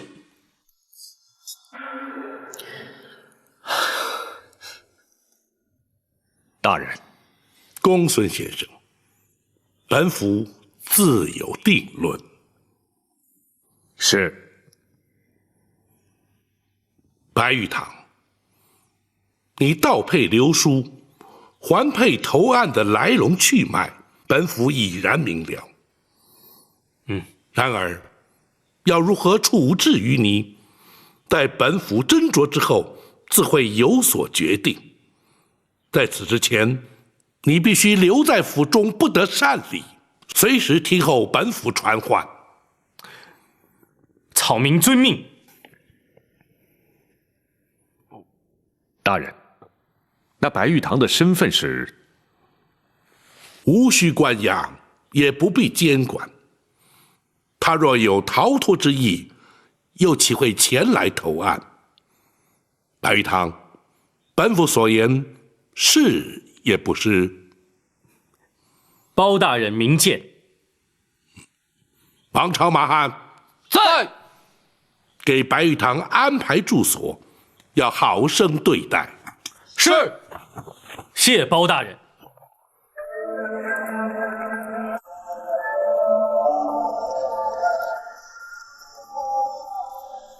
大人打算如何处断？那白玉堂虽然行事乖张，却不失侠义之心，不能以一般罪犯视之。本府立刻进宫面圣，务求圣上能够开恩特赦。谢大人。展护卫不必急着谢本府，本府只能尽力而为，只怕皇上未必同意呀。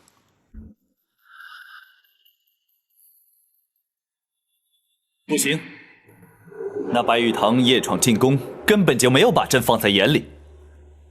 朕有什么理由赦免他的罪？回皇上，白玉堂原本是针对展护卫，绝非存心对皇上不敬啊。他和展昭怄气，就能闯进朕的禁宫，而且还盗走了朕最珍贵之物。玉佩也已由白玉堂主动奉还，而且丝毫无损。那又如何？倘若白玉堂主动前来投案，皇上可否开恩特赦？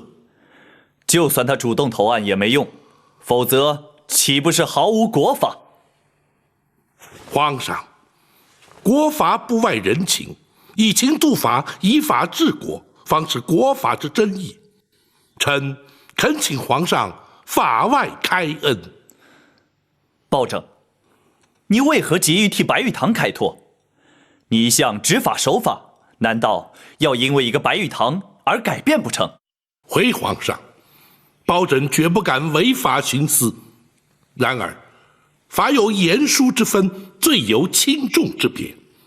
白玉堂所作所为的确触法，然而却并非罪大不赦。此人虽桀骜不驯，却颇具侠义之风。倘若能够收为朝廷所用，未尝不是朝廷之福啊！什么？你不但要朕赦免他的罪，而且要朕将他收入朝廷。若是他能够戴罪立功，以功折罪，非但朝廷能够增添以有用之才，更足以彰显皇上仁恕之德。微臣斗胆，恳请皇上开恩。包拯，你真这么想？难道你就不怕引狼入室，所事非人？臣为国举才，一无所惧。好，朕就给他一个机会，让他戴罪立功。朕倒要看看他能立下什么奇功来，是不是真能让朕足以赦免他的罪？臣遵旨，谢皇上。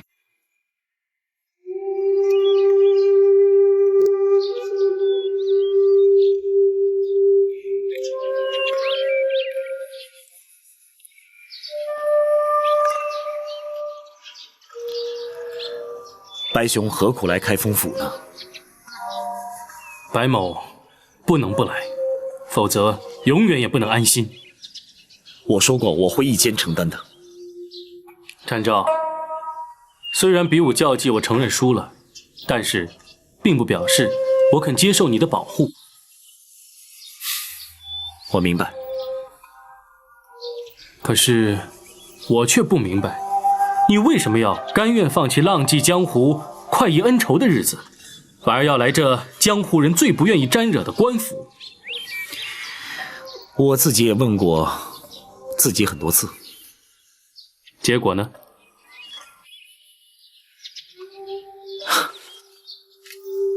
如果不是包大人，我不会接受官职。包大人真如民间传说，是个铁面无私的清官？不错，像包大人这种清官并不多见。如果我不帮他，这世上蒙受冤屈的百姓，恐怕永远也没有昭雪的一天。你不但侠气过人，连这悲天悯人的胸怀，都让我自愧不如。如果你愿意，也可以为朝廷尽一份力。不可能，这一辈子我都不可能进入官府。而且你别忘了，我还是戴罪之身。你放心，包大人一定会有办法让你免除罪责。你这么信任他？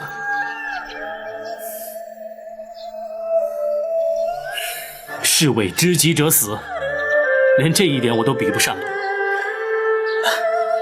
真可笑！居然为了一点虚名和你争斗不休，难怪江湖人称你为南侠。的确，鼠不如猫。白兄弟，哎，你放心，我已经不在意这些了。展大人，府外有人求见。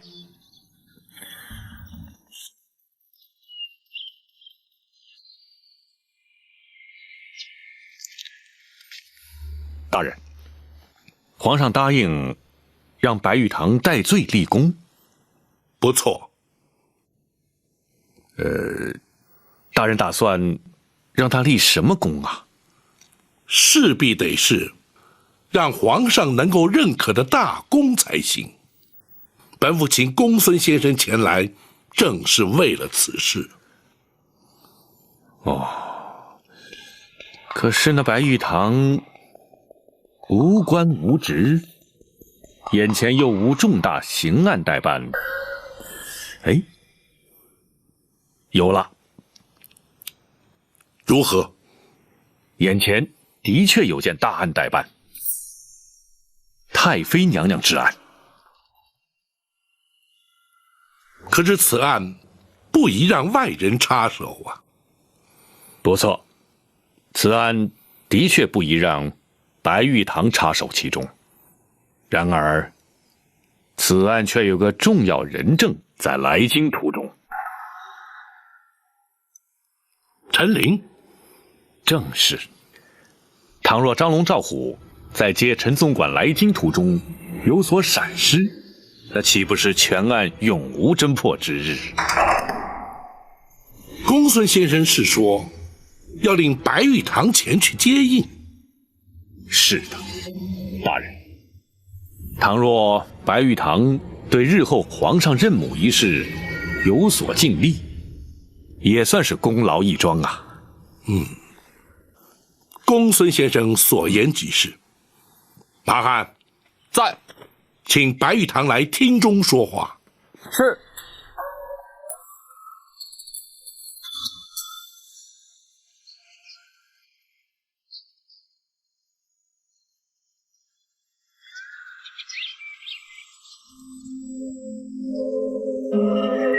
白玉堂，你看谁来了？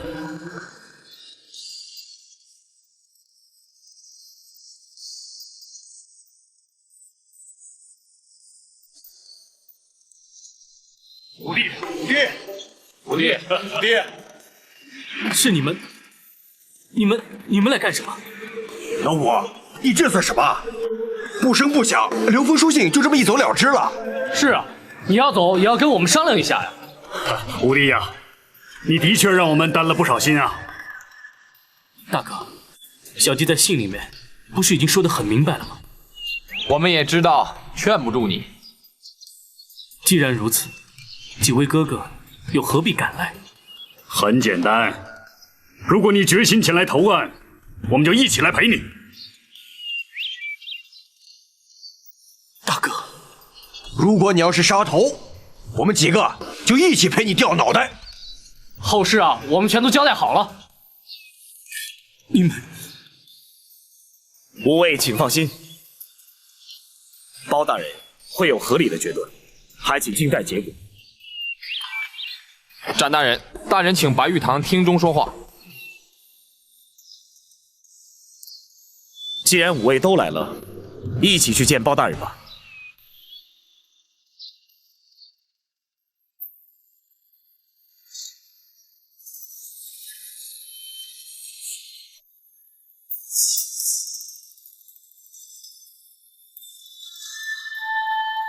启禀大人，献空岛吴蜀道。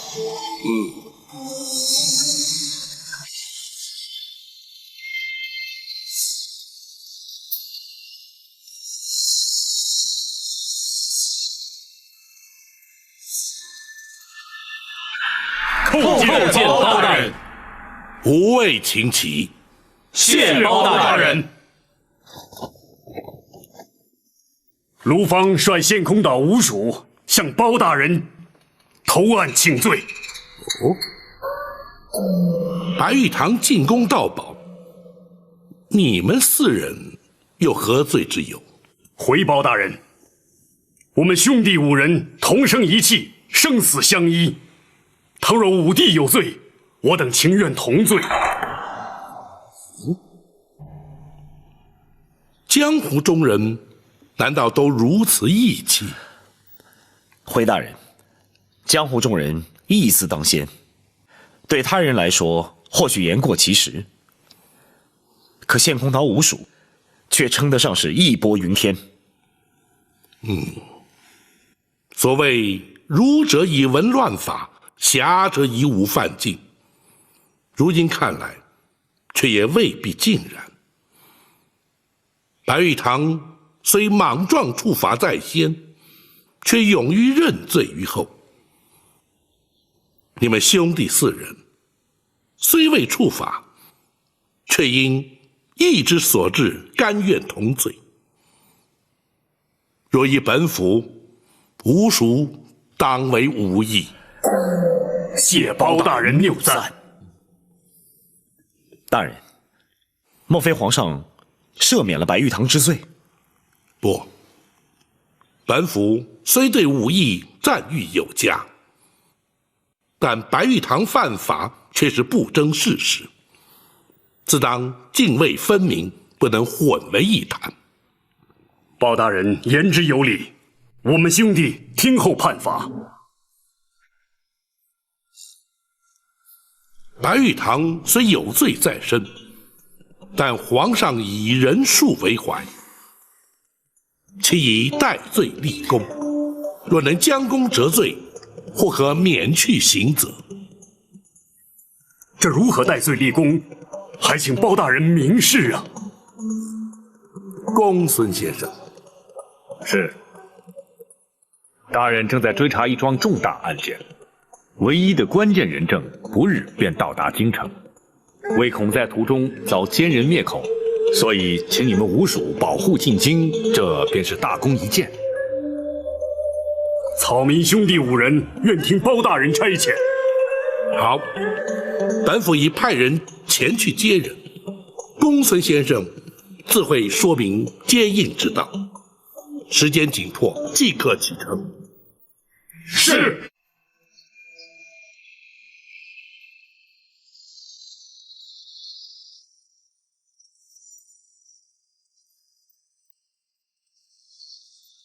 五位一路顺风。展大侠协助之恩，吴蜀用之不忘。好说，请吧。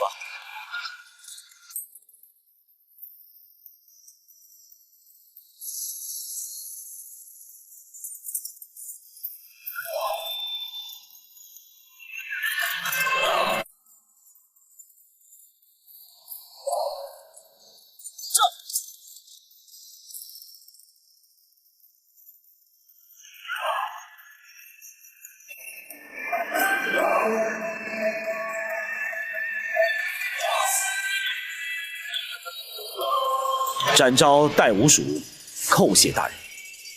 展护卫快快请起。谢大人。大人苦心，属下明白。大人分明是想替白玉堂找个戴罪立功的机会。不，陈令的安危也的确重要，有他们5人前去接应，本府也安心许多。人说大人有法无情，的确是错怪大人了。也不尽然，执法之人总得接受世人公平，情理法3字兼容并蓄，才是执法之精要准绳。然而，以情度法，或是违法徇私，这两者之间不过毫厘之差，端看用心如何。只要问心无愧，又岂在乎人言？大人言传身教，展昭永记在心。今日于武艺一见，本府已感受到江湖中人豪迈之情。本府将展护卫揽进官场，想必多受约束，也委屈展护卫了。追随大人是展昭自愿，并无委屈可言。展护卫侠骨仁心，令人钦佩呀。如今白玉堂之事已安排妥当，就该集中心力在太妃娘娘身上了。太妃娘娘如今情形可好？公孙先生正在施针，稍后本府要将眼前的进展一一禀报。你且随本府一同前去，也好向娘娘正式引荐。是。御前4品带刀护卫展昭叩见太妃娘娘千岁。展护卫请起。谢娘娘。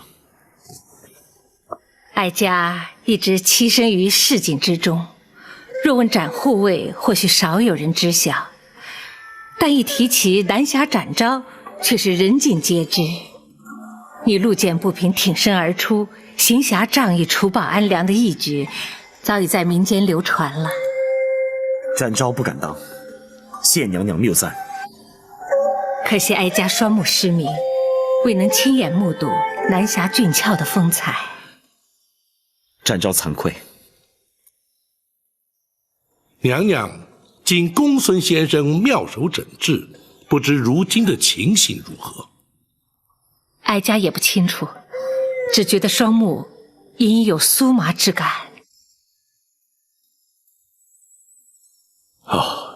恭喜娘娘，此乃血脉逐渐畅通之兆。倘若学生所料不差，娘娘双目复明的机会，至少要提高到90成。哦，倘若果真如此，公孙先生的医术可真是神医神术了。学生不敢。娘娘尽管安心在此地疗养，臣已派人去接陈琳陈公公，不日当可进京。宝卿，陈琳找到了。是。太好了，只要陈琳一到，尘封多年的往事就可以一一揭开了。与此同时，臣也要再度拜见八王爷。哦，难道时机已经成熟？不，只是臣以为此事不宜再拖，必须加快脚步，试探八王爷的反应如何。不错，时隔20年，又怎知八贤王依然不改初衷呢？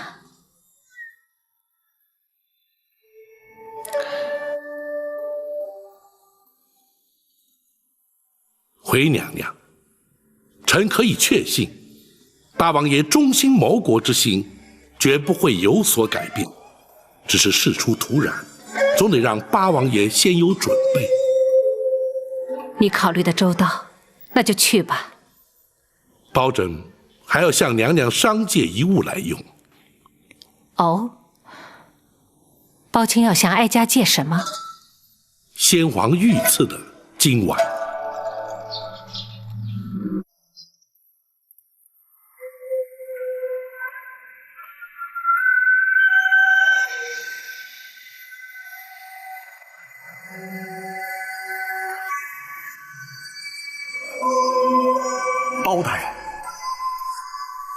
这枚金丸，你是由何处而来啊？王爷认得这枚金丸，岂止是认得？本王第一次见到这枚金丸之时，距今已近30年了。王爷怎知此丸便是当年所见之物？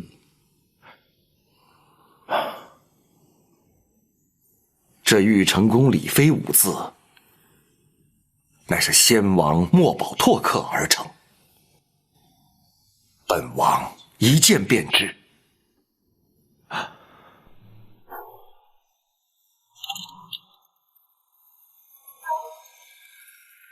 包大人，请看，在金丸之内有夜明珠1枚，世上仅有2枚，绝无赝品。王爷可知，当年这金丸是为何打造，何人所有？先皇与本王手足情深，非比一般。当年陈皇后去世之后，先皇无子，却又一直不肯另立皇后。谁说朕不会有太子？玉神宫李妃和金华宫刘妃先后怀有身孕，朕一定会有继承皇位的儿子。臣也殷勤期盼2位皇妃能为皇上产下龙子。玉帝啊，不用替朕担心，朕要让你看看，朕为2位爱妃准备了什么。你看看，这2枚金丸就是朕要赏赐给他们的。仔细看看。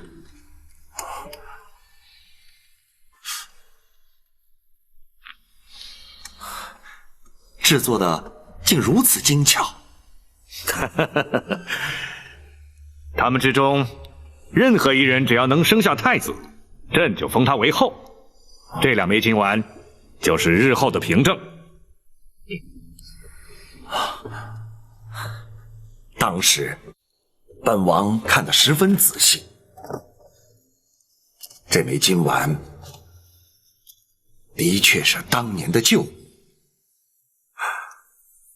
包大人究竟是由何处得来？回王爷，包拯沉舟督政，返京途中行经草洲桥，有一虾婆手持金丸前来喊冤。他喊的是什么冤？他不肯说。既然喊冤，又为何不肯明说呢？那虾婆言道，除非当着八王爷面前，否则绝不会说。当着本王的面，莫非他的冤情与本王有关？这就不得而知了。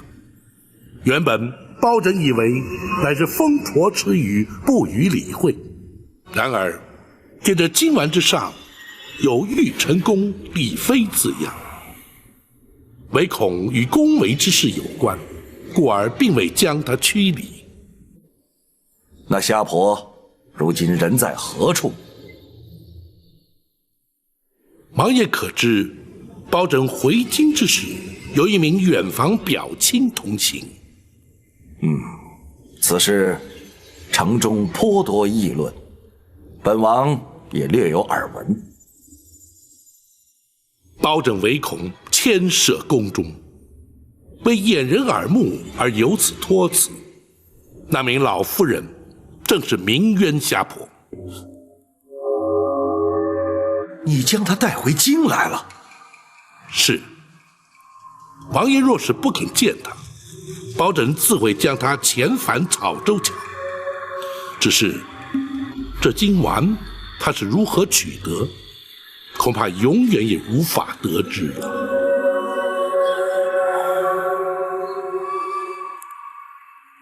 被王爷平添烦恼，包拯罪该万死。王爷不必为难，包拯这就要人将他遣返。哦，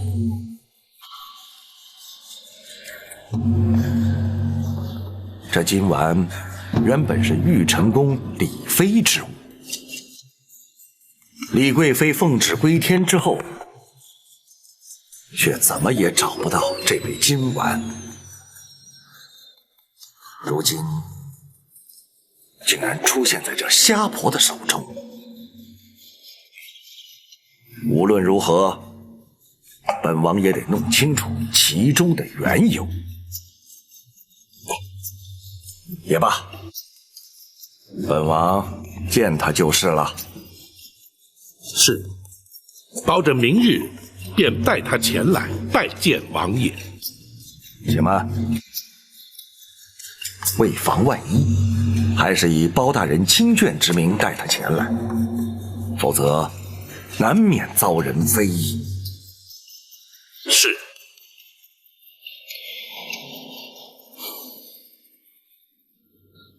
什么？八贤王肯见我？是，包拯明日就带娘娘前去南清宫。如果八贤王肯见我，哀家的冤屈就有昭雪之机，真是苍天有眼啊！娘娘啊，娘娘不可过于激动，否则有碍双目治疗。好，我不激动。这一天，哀家总算是等到了。娘娘，请听包拯一言。请讲。方才包拯已向娘娘禀奏，八王爷虽肯见娘娘，却不知娘娘真实身份，还请娘娘预做准备。哀家明白，哀家会以当时的情形做应对，哀家不会让事态不可收拾的。谢娘娘体恤。明日与八王爷一会，关系重大，娘娘还请尽早休息，以为明日之需。多年的期盼一旦成真，哀家今夜恐怕是睡不安枕，无法入眠。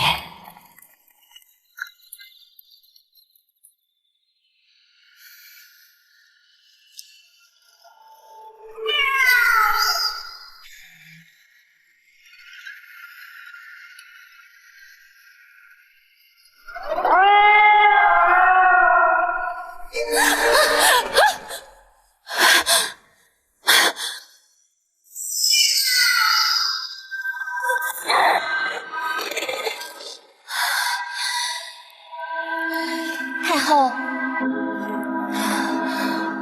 没事，下去吧。是。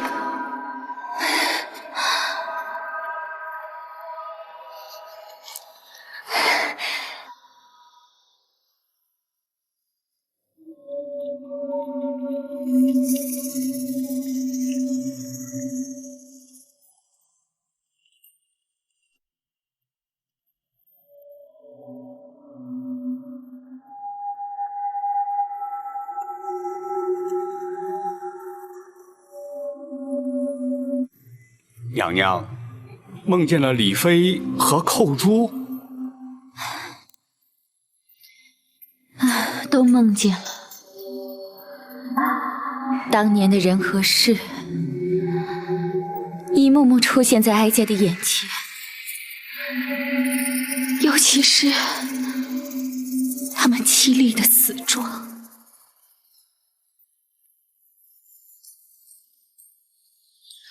郭淮，奴婢在。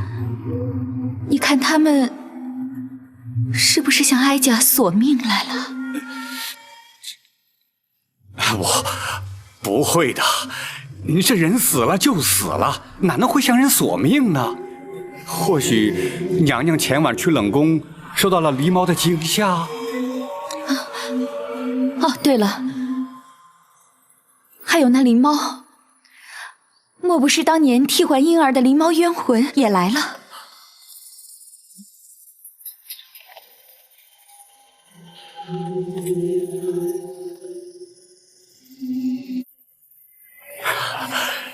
娘娘说笑了，这光天化日之下，哪会有什么鬼鬼魂魂呢？娘娘放心，皇上已经降旨，让奴婢把冷宫改成一般的宫院。奴婢也会请几位法力高深的大师前来做法超度。等法会做完以后，娘娘就可以放宽心了。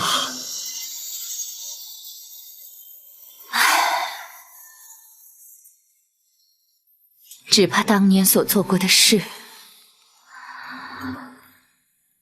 永远也无法让哀家安心呢。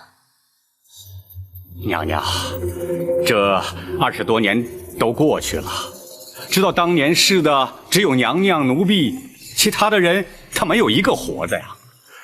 这些陈年往事，不会再有人知道了啊！不，还有天知地知，也是我的事。皇上驾到！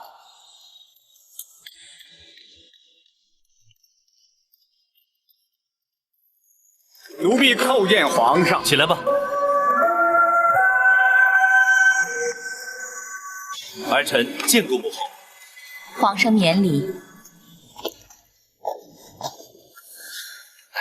母后不是受了风寒，怎么不在寝宫歇息啊？哀家睡不着。母后，回禀皇上，太后娘娘素有失眠之症。朕如何不知？母后有恙，为何不早禀奏？奴婢该死。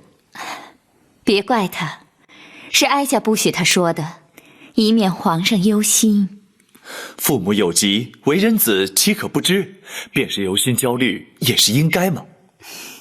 没事，哀家已照宫中御医诊治过了，想必是没有根治吧。朕记得在幼年之时，也常彻夜难眠。父王府邸有秘制奇方安神露，朕服用数日便能安枕。郭槐，奴婢在。你亲往南清宫八王爷府邸，传朕口谕，取安神露来给母后服用。奴婢遵旨。哀家已经好多了，皇上就不必操心了。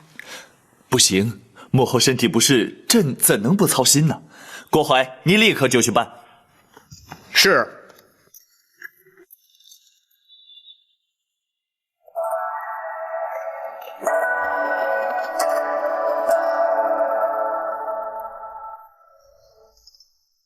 你们退下掩门，任何人不得在厅外逗留。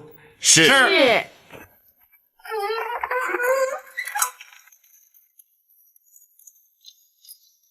包拯见过王爷。包大人免礼。就是这一瞎婆要见本王。王爷，且慢。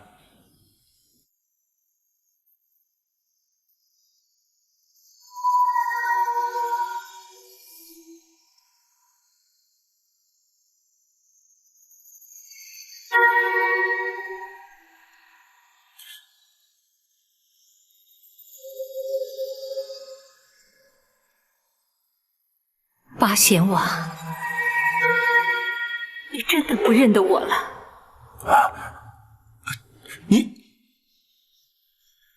你是？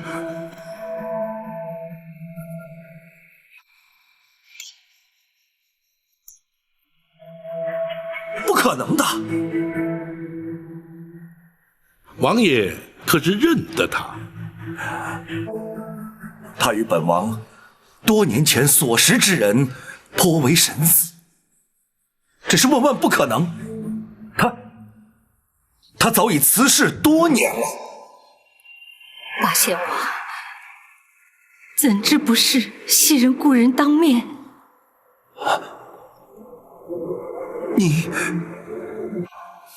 你真的是？多年的煎熬，岁月容易改变容颜，但是无法改变事实。哀家正是当年玉成宫的李贵妃。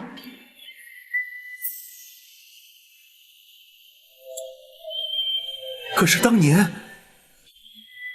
你不是被先皇赐死了吗？奉旨自缢的是冷宫小太监于忠。当年若不是陈琳与冷宫总管秦凤他们冒死相救，死在冷宫的就是哀家了，今日也不会出现在八贤王的面前。你果真就是皇嫂？赵德芳拜见皇嫂。好一个八贤王，时隔多年，你依然肯认我，哀家死而无憾。皇嫂，你是怎么逃出宫去的？又怎会事隔20多年，经由包大人来找寻本王的？此事一言难尽，哀家却有一事要先问八贤王。皇嫂要问的，可是当年的太子，如今的皇上。是。不错，陈琳当年转承本王的话没有错，他的确就是先皇的血印，皇嫂的亲生。果真如此，苍天庇佑。王爷，当年陈公公王府托孤，究竟情形如何？那是本王一生所经历过最大的震撼，至今久久不能忘怀。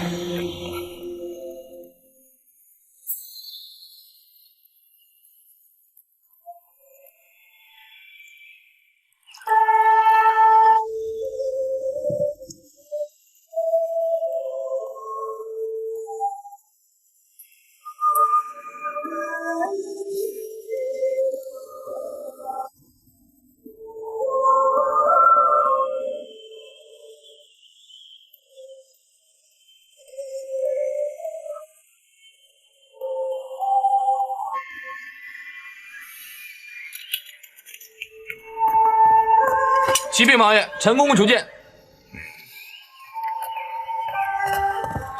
奴婢陈琳叩见八王爷。陈琳，你如此慌慌张张的，可是皇上有急事昭告本王吗？请王爷并退左右。陈琳，本王可从没见你如此失态过。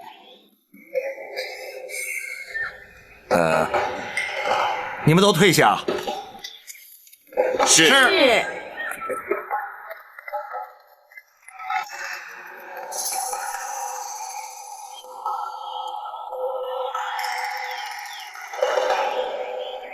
行了，现在可以说了吧？回王爷，奴婢奉旨采摘御果园里的果品，送给王爷，作为王爷明日寿辰之礼呀。皇上送果品给我，你也要本王并退左右？王爷，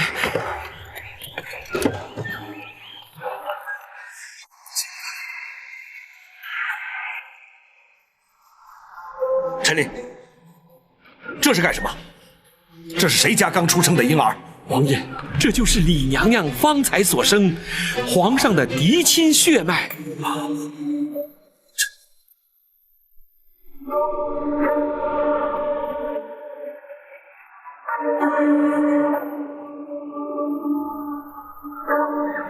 我可怜的皇儿，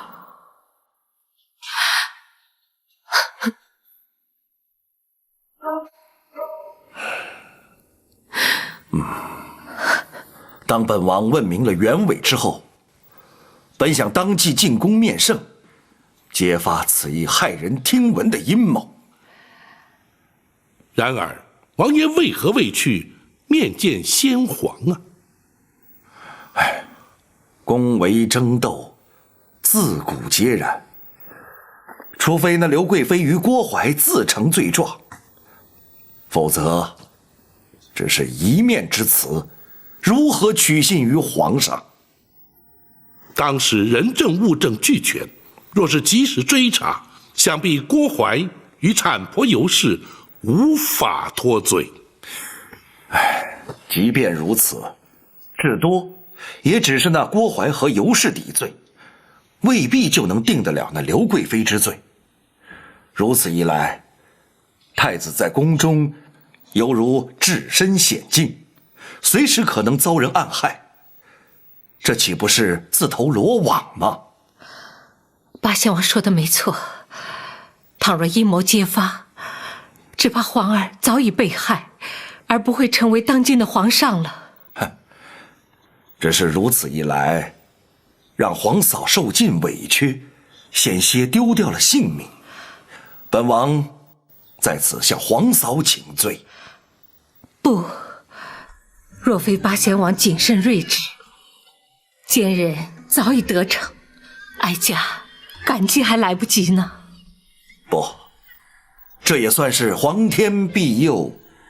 当年本王王妃稍早也曾有孕，不幸腹中夭折，于是将太子假称为本王亲子，得以在府中抚养。在7岁那年，被选为太子，就送进宫中去了。应一会自有天定，谁也料不到，历经周折之后，太子终究还是太子。太子7岁那年，头一天进宫就误闯了冷宫。哀家虽不知他就是皇儿，却与他一箭投缘。那也是哀家此生亲眼见到他的唯一的一次啊！本王也明白皇嫂思子之苦，所以召陈琳前来，要陈琳前去探望皇嫂。啊，他们见了面。不错。李贵妃一直以为太子已死，因此将思子之情转到他的身上去了。母子天性，真是母子天性啊！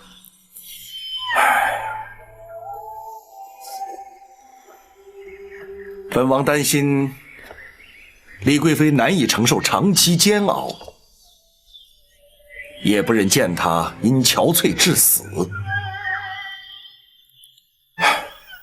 你将真相告诉她吧。王爷，这样安全吗？本王也知此举的确有些风险，不过骨肉分离，对面不识，也太过残忍了。你还是去吧。是。哦，切记要李娘娘秘而不宣，免得横生枝节。奴婢明白。当陈琳告诉哀家太子就是皇儿之际，哀家的千种委屈、万般怨恨顿时化为乌有，唯恐杞人疑窦，不敢稍有声张，只能在夜深人静时焚香祭天，为皇儿祈福。原来如此，所谓的邪术诅咒，却原来是焚香祈福。唉，只是本王一念之不忍，竟成为奸人的借口，来陷害皇嫂。这实在是让本王始料未及啊！不，错不在八贤王。若非得此讯息，20年的煎熬，恐怕也难熬得过来。哀家感激还来不及呢。惭愧，只是皇嫂这对眼睛，幸得公孙先生神医神术，不日，哀家当可复明。太好了，这才是吉人天相啊！如今哀家若想报仇平反，还得仰仗八贤王做主。既是赵家的家务，又是朝廷公案，本王责无旁贷。也该是向皇上禀明一切的时候了。本王这就进宫面圣。王爷，万万不可！包大人为何阻止？进宫面圣，禀明一切，又有何不可呢？王爷，此事兹事体大，又事出突然，包拯担心皇上一时之间恐难承受。包大人之意是担心皇上不肯接受了。事隔多年，而刘贵妃已是当今太后，若无足够的凭证，的确很难让皇上信服。那以包大人之见呢？包拯已派人去将陈琳、陈公公接回京来，尚有许多细节有待查明厘清。一旦取得足够证据，再向皇上启奏，较为妥当。包大人言之有理，只是，以皇嫂之意呢20多年都已经等了，再多等几日又有何妨呢？好，那就依包大人之见。王爷，不过此事还需秘而不宣，还请王爷稍作忍耐，不动声色。本王明白。太妃娘娘，请先回府休息，包拯会差人确保安全，且容臣与王爷在此细商对策。好，那就仰仗二位了。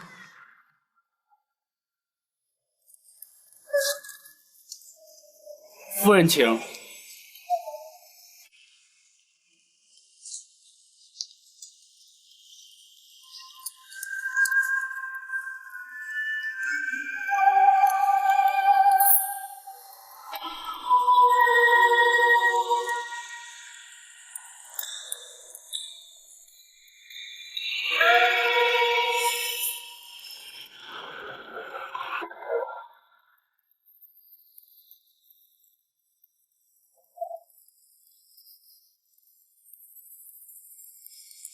请留步。两位大人打扰了。这位公公有何指教？这位老夫人，咱家看着有点眼熟，不知是哪座府邸的亲眷呢？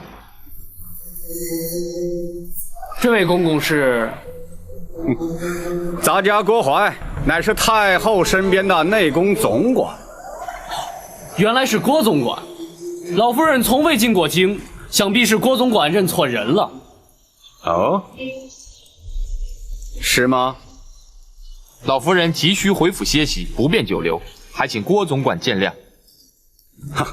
是，二位请便。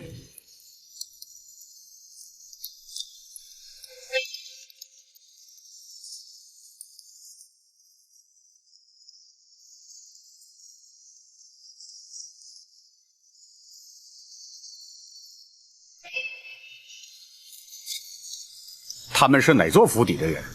开封府的人。那位老夫人呢？听说是包大人的远房表亲。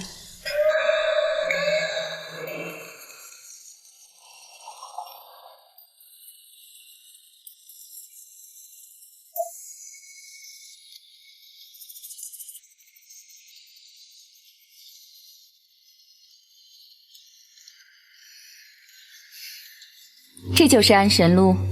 是，八王爷亲自交给奴婢的，说是只要用上个3-5滴，就会让娘娘安睡到天明。真会有如此奇效吗？奴婢早上已经派人试了2滴，刚刚才醒过来的。好吧。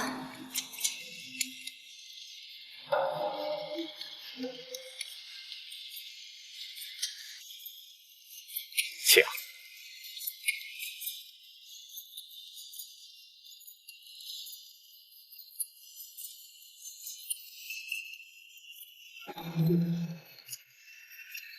郭淮，奴婢该死。什么事情让你这样心不在焉的？回娘娘，奴婢在想一个人。什么人呢？今儿早晨奴婢去八王爷那求药的时候，路上遇到了一位老妇人。哦，她可是你的旧识啊。哦，不，奴婢只是觉得她的容貌像是谁呀？像是。别吞吞吐吐的好吗？她究竟像谁呀？说呀。像是当年在冷宫里的李贵妃。哎呀，娘娘，奴婢该死，奴婢该死啊！你说她像谁？娘娘，是奴婢一时眼花，胡言乱语。娘娘，您千万不要听进去啊！不，哀家要弄清楚，她真的像李贵妃？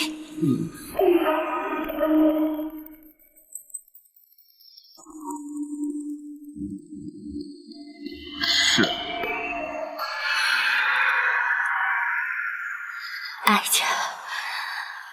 哀家才梦到的，你就见到他。莫非他真的是回来找我了？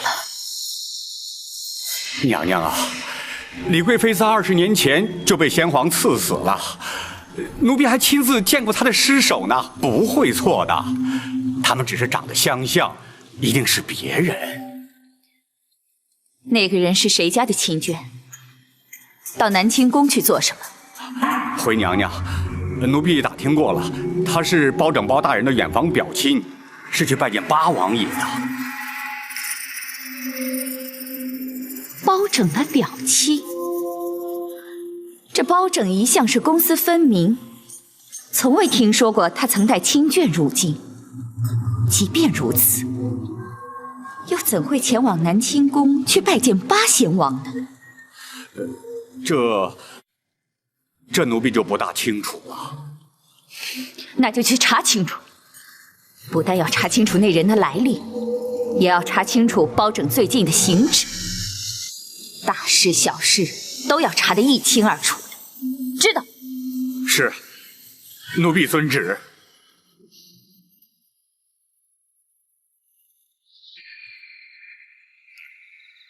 八王爷已经知道太妃娘娘依然健在，想必会在适当时机出面，大人平反此案的机会势必大增。不错，八王爷身份特殊，也较容易取信于皇上。等陈灵抵京，查明细节之后，便可着手进行。还请娘娘再多忍耐几日。但愿不会横生枝节。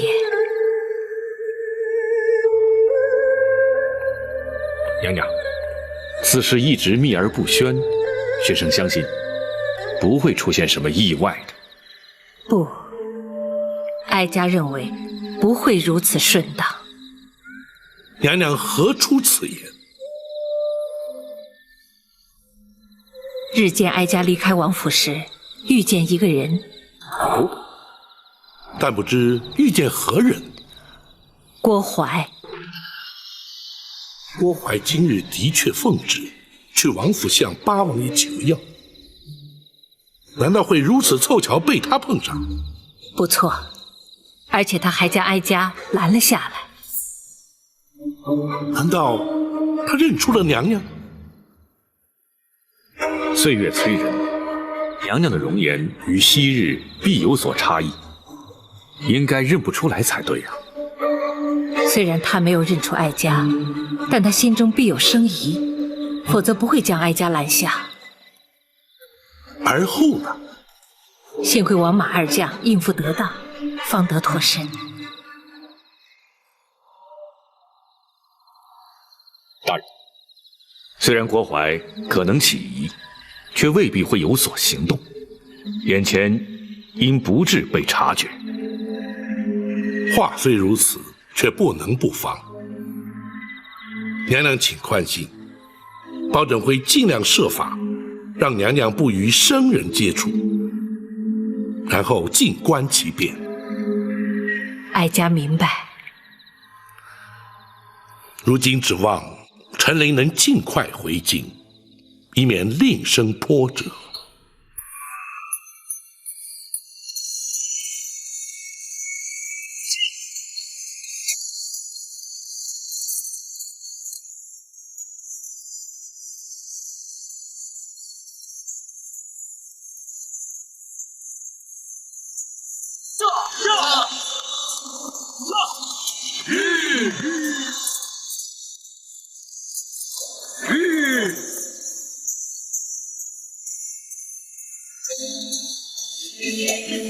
二位为何不走了？公公啊，请留在车里，不要露面。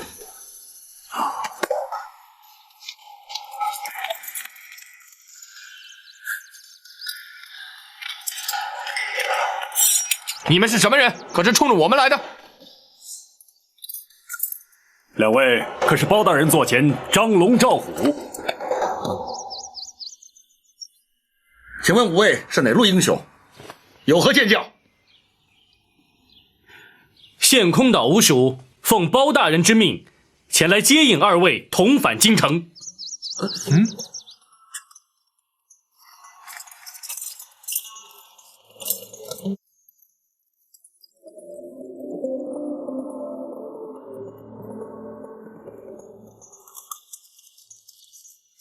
这是公孙先生亲笔信函，请二位过目。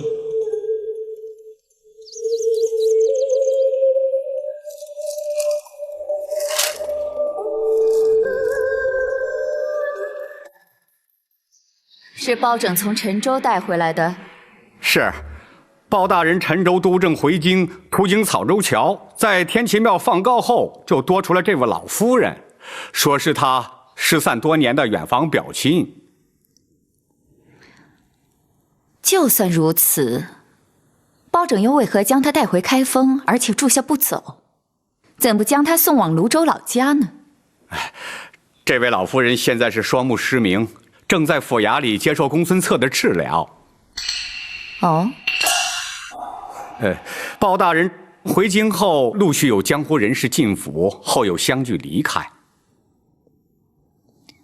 包拯审理刑案，难免有涉及江湖草莽之事，这倒也不足为怪。奴婢还打听到，包大人的座前四大侍卫中，张龙、赵虎已离京多日，不知去向何方。包拯属下出京办案也是常有之事，还有什么？这其他就没什么了。对了，听宫内掌管宦籍的太监说，包大人曾经去打听过陈琳的下落。陈琳？他打听陈琳做什么？回娘娘，那陈琳自告老归隐之后，就一直再没有消息了。包大人和陈琳素来交好，想必是想去看望她一下。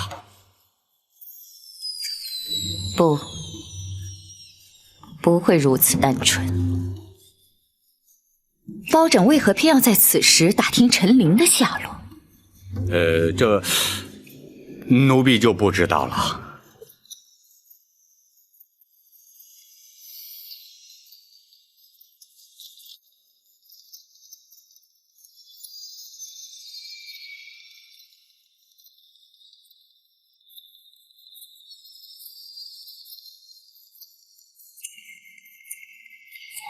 郭淮，奴婢在。传哀家的旨意，宣纳老夫人进宫，哀家有亲自见的。是。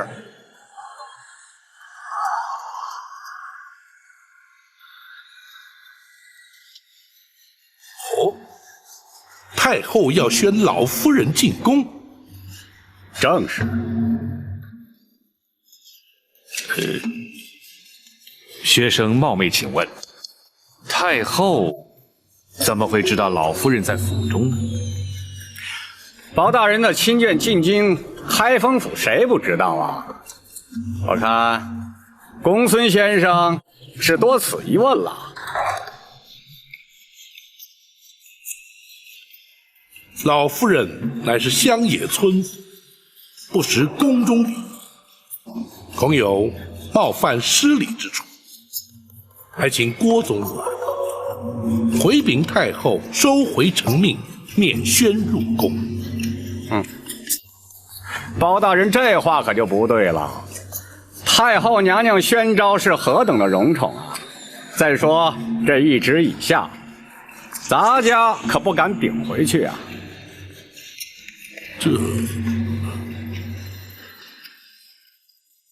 霍总管，老夫人双目失明，学生正在为她诊治，此时入宫恐怕多有不便。那没关系啊，咱家在这等候，并亲自陪同入宫。再说了，这宫中有咱家照应，包大人敬请放心。这话说到此，包大人若是还不答应的话，那可就是对太后娘娘的最大不敬了。太后懿旨，本府怎敢不遵？烦请郭总管稍后，本府前去禀告老夫人，并略述宫中礼仪之后，再随郭总管进宫。那就有劳包大人了。没有料到，他们真的盯上了太妃娘娘。大人，难道真的无法回避了吗？太后懿旨，谁敢违抗？太后既然指明要见太妃娘娘，既然是非见不可，只怕是避无可避呀。一旦太妃娘娘进宫，生死便全掌握在太后手中，随时会有性命之忧啊！本府身为外臣，若不奉诏，不得擅自进宫。纵然有心拼死维护，入不得宫，又岂能奈何？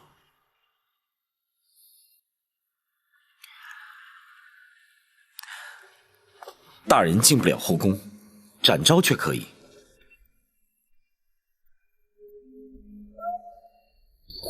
哎，不错。展护卫蒙皇上赐封御前4品带刀护卫，圣驾当前特许带刀，深宫内院任意行走。倘若展护卫随太妃娘娘前往，任谁也无法拦阻。的确如此。展护卫在，就劳你随侍太妃娘娘奉驾入宫。入宫之后，娘娘的安危就全仗你了。属下誓死保证娘娘的安全，请大人放心。好，如今还得劝得娘娘安心前往，谨慎应对，否则后果仍难逆料。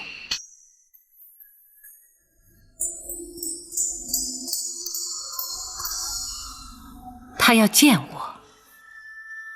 郭淮前来传话，如今正在厅中等候。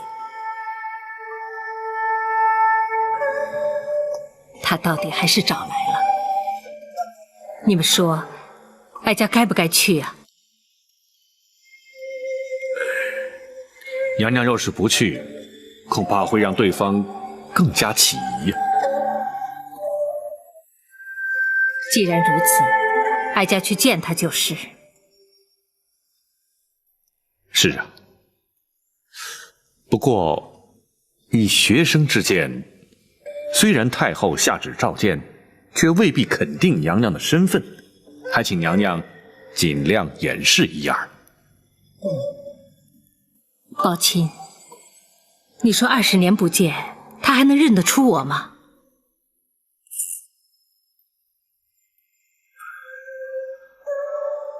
臣不敢断言。哀家明白，这20年来，哀家一直生活在市井之中。若非见到你们，哀家仍然是一个瞎老太婆，他认不出来的。娘娘委屈了。说不上委屈，若想报仇平反，就得忍过一时。哀家立刻动身。展昭陪同娘娘进宫，请娘娘尽管放心。倘若他真敢有所冒犯，展昭定会拼死护驾。展护卫能进后宫？展护卫蒙皇上特许，不需腰牌宫内行走，任何地方都去得。若是有人图谋不轨，恐怕也得顾忌3分。好，有展护卫陪同，哀家就安心不少。那就有劳展护卫了。展昭不敢。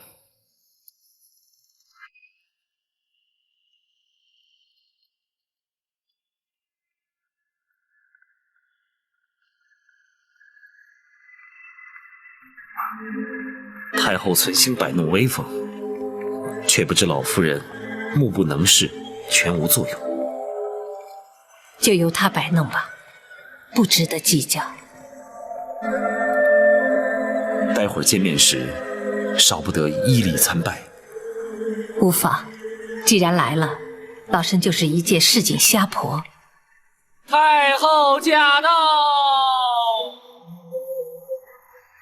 太后千岁，千岁，千岁！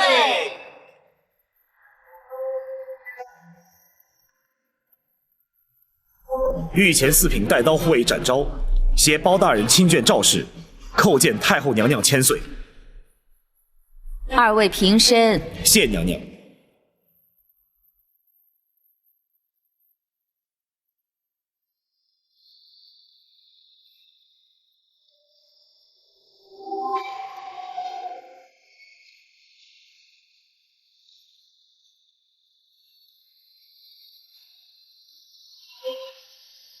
都起来吧，赐座。谢娘娘。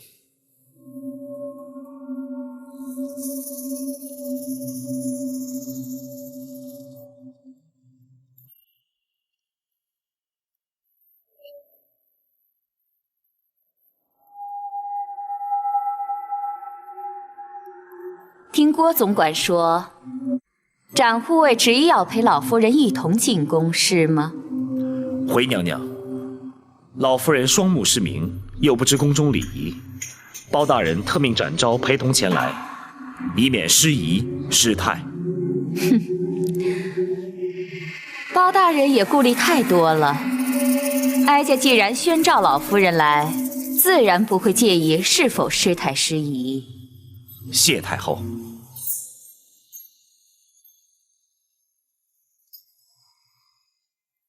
展护卫无需在此听我们闲话家常，妇道人家说的话，展护卫未必适合听。包大人再三叮咛，属下不可擅离老夫人，所以没这一说。在哀家这人寿宫，难道还能让老夫人出什么意外吗？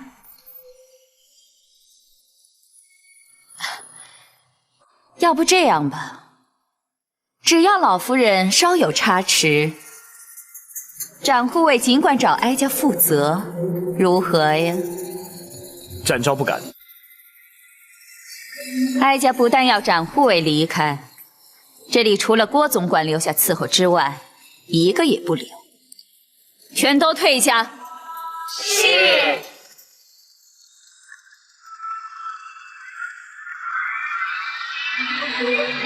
展护卫，你就出去吧。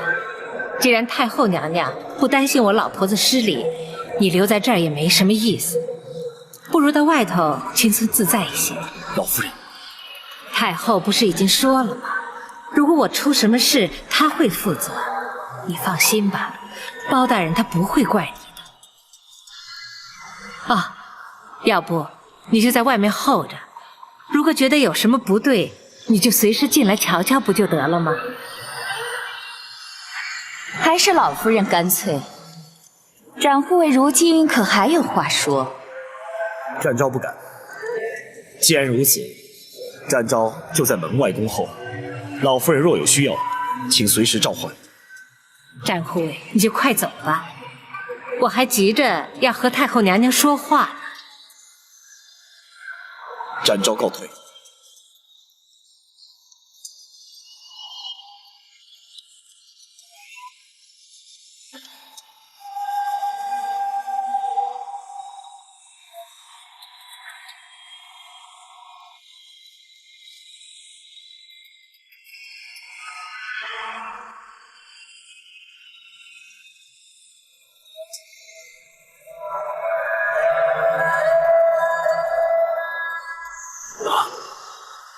太后将老夫人宣进宫去了。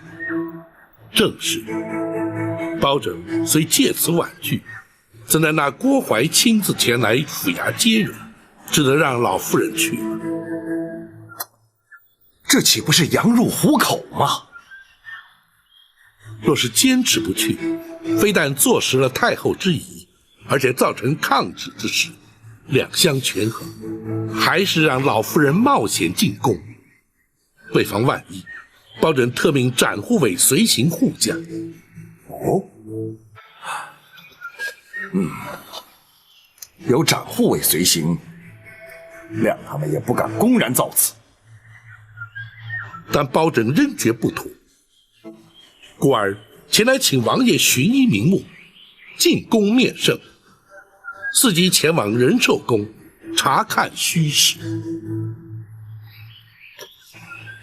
你顾虑的对，由本王进宫的确较为合适。你且回府等候本王的消息。多谢王爷。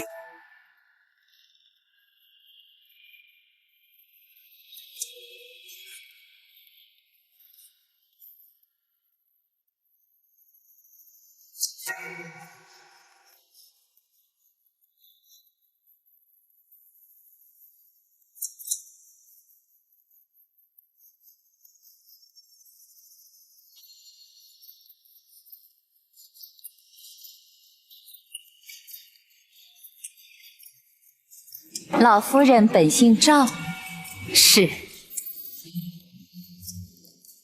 居然与皇家同姓，也是有缘了。不，太后娘娘，赵是天下第一大姓，我是沾了皇家的光。老夫人是包大人的亲眷，但不知是哪一房，哪一脉。我是包大人的远房亲戚，论辈分，我该是包大人的表姨。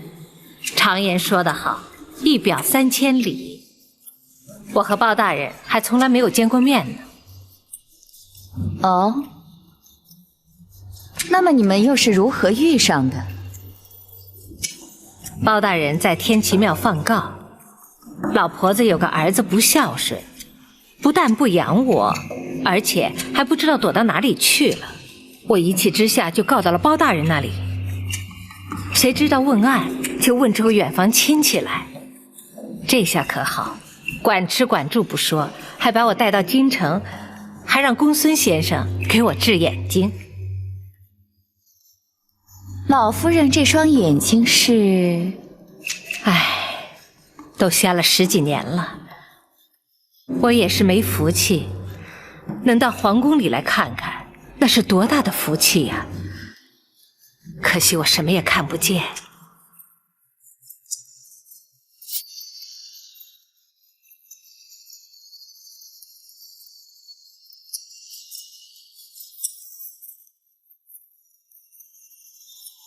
谁？你看得见？哦，原来是郭公公啊！我怎么能看得见呢？只是眼睛瞎久了，我的耳力变得特别好，我是听见有人在我身边。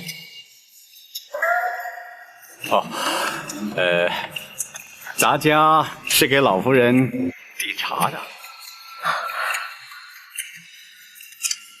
我哪能担当得起呢？听说郭公公是后宫的总管，那可是个大官，我老婆子怎么担得起让郭公公为我倒茶呢？罪过，真是罪过呀！老夫人是太后的贵客，咱家是太后娘娘身边的奴才，服侍老夫人是咱家该做的。那我是沾了太后娘娘的光了。你也别客气，你确定不是姓李？太后娘娘说笑了，这姓怎么能乱改呢？太后娘娘，你怎么会觉得我姓李？只因你和哀家多年前的一个姐妹长得十分相似。是吗？啊，我明白了。郭公公也说我看着眼熟，原来我和太后娘娘的姐妹长得像，难怪娘娘要招我进宫。那娘娘那位姐妹上哪儿去了？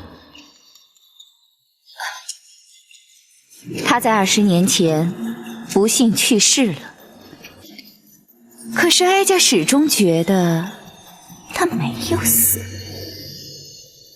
那我相信娘娘和那位姐妹的感情一定很好。不错，哀家与她情同亲姐妹一样。你是怎么知道的？很简单嘛，人都死了20年，娘娘还觉得他没有死，甚至还觉得他随时会出现在自己面前。娘娘和那位姐妹不但感情好，而且娘娘还是个有情有义的人，至今还对她念念不忘的。要做娘娘的姐妹，那得积多少阴德啊！我一个乡野村妇能长得有点像，已经是上辈子积来的。不过能让娘娘看看我这瞎老婆子，回忆娘娘当年的那个姐妹，对我来说已经是天大的恩宠。你说的没错，你的确让哀家了解思念故人之苦。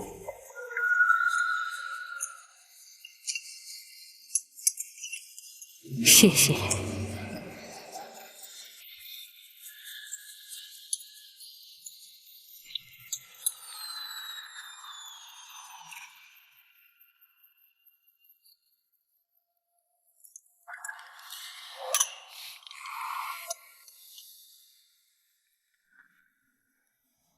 自你登基之后，所作所为均不是规矩，有为有守，没有令人失望啊。那是父王在年幼之时教诲之功，孩儿一直不敢稍有怠慢。只是父王甚少入宫，孩儿也未能成婚定性，善尽人子之孝。你我虽为父子，但是依照朝廷体制，如今却属君臣，若是经常往来走动，反而不妥。唉，就维持现状吧。只要你一切安好，我就放心了。父王不愿入宫，还是儿臣回府探望吧，也好随时向父王请益。那就随你吧。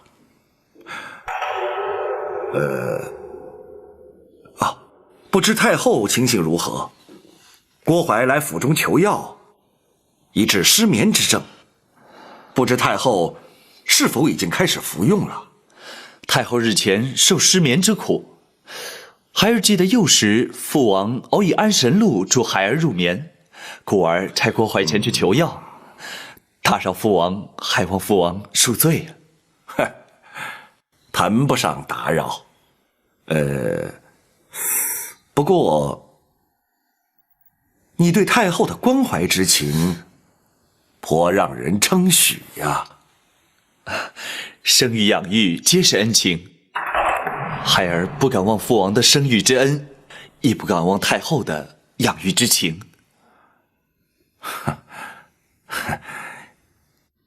你有此想法，也算难得。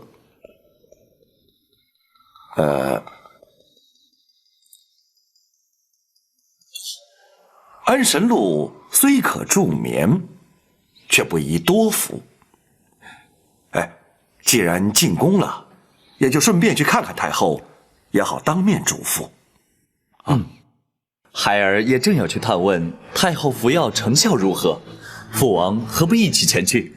哦，如此甚好。来人，奴婢在。拜驾仁寿宫。是。老夫人，请用点点心吧。啊，谢谢。别见外，吃一点吧。这是哀家特地为你准备的。谢谢。哀家相信你一定喜欢吃。来。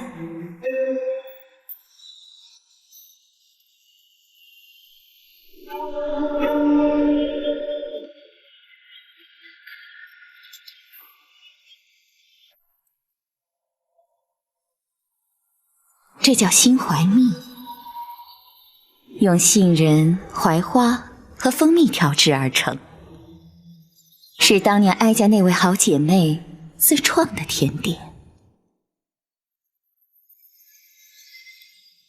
好吃吗？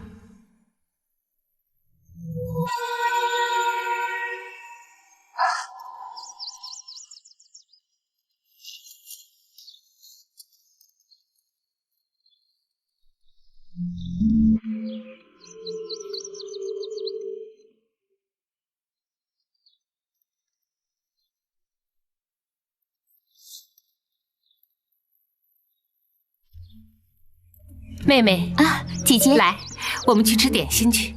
哎，来，坐。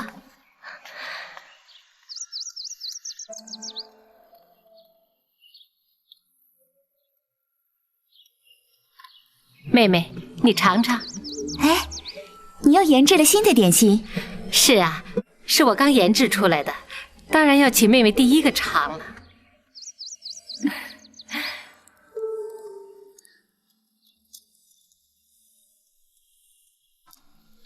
好吃吗？有淡淡的花香，有点苦涩。不过饼心却是甜的，真的很好吃。你是怎么做的？这是5月初开的槐花，带皮的杏仁，再加上断花的蜂蜜，用栗子面揉合以后再烤出来的。这么好吃的点心，有名字吗？有啊，采用食材的名字就是姓怀蜜3个字的谐音，心怀蜜，就是心里揣着甜甜的蜜。心怀蜜，姐姐是不是要献给皇上的？不，这只是做给我们姐妹俩吃的。为什么？因为这是我们姐妹共同的写照。我们刚进宫的时候，就像初开的槐花，洁白美丽；而在宫中的日子，就像杏仁一般苦涩。不过只要我们安心的待在宫里，总有一天会得到皇上的宠幸，往后的日子就会像蜜一样甜。姐姐，姐姐只教给你做法，也只做给你一个人吃。记住，这可是我们姐妹之间永远的秘密。从此以后，哀家学会了做这酥饼。20年前，当哀家那位姐妹过世之后，哀家才下旨宫中御厨学着做。可是这心怀蜜只给哀家一个人吃，甚至连皇上都没有尝过。因为哀家曾经答应过他，这是我们俩之间永远的秘密。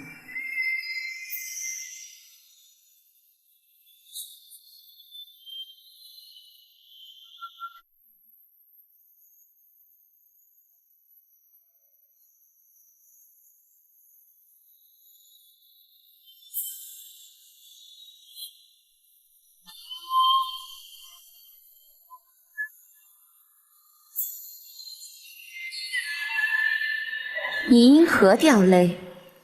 啊，没有，没有。哀家亲眼所见，怎说没有？我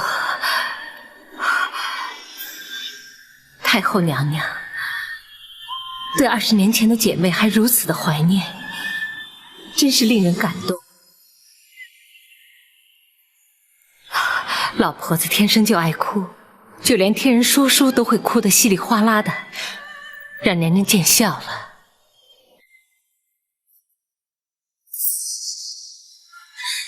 老夫人也太多愁善感了。如今故事说完了，老夫人也哭过了，现在可以吃点心了。这点心，娘娘一向是不给别人吃的。我老婆子哪来这么大的福气享受？因为你和我那姐妹长得实在是太过相似，直到现在，哀家都认为你就是她。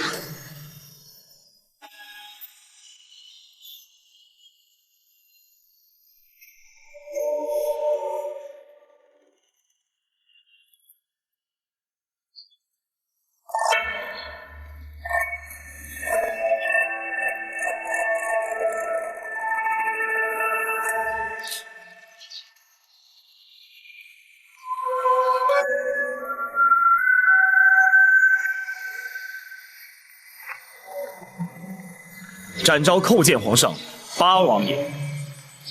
展护卫平身，谢皇上。展护卫为何会在仁寿宫外？展昭陪同包大人亲眷赵氏，奉太后懿旨进宫。哦，太后宣老夫人进宫，展护卫为何不在一旁陪伴？太后与老夫人闲话家常，命展昭在宫外候命。那就随朕一起进去吧。谢皇上。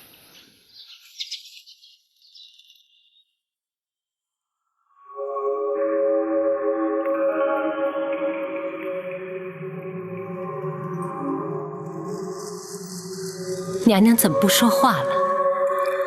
哀家想仔细的看看你。我一个瞎老太婆有什么好看的？娘娘就别再取笑我了。哀家要仔仔细细的看清楚，你究竟是姓赵还是姓李？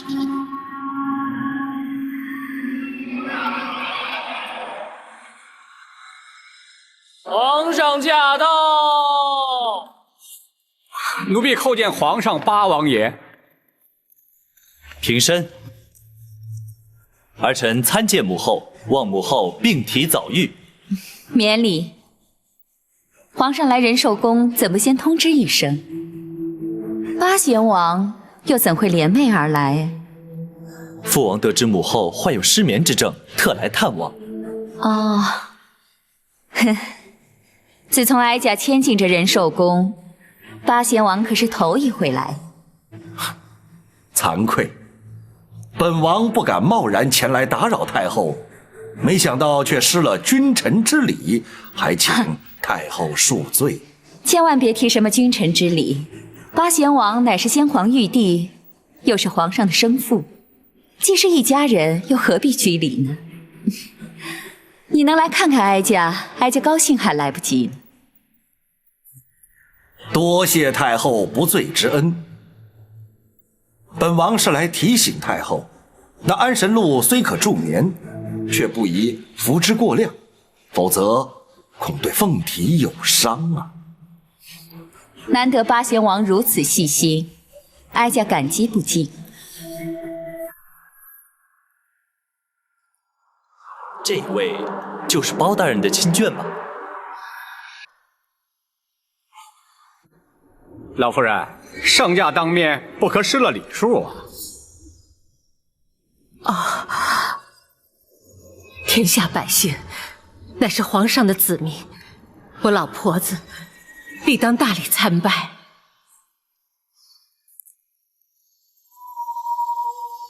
老夫人身体欠安，目不能视，还请皇上。战护卫，该跪就跪，该拜就拜，我又怎么能够例外呢？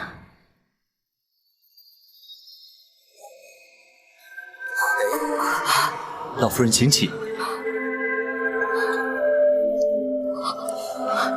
老夫人是包大人亲眷，又是母后宣召入宫的贵客，这些繁文缛节就免了吧。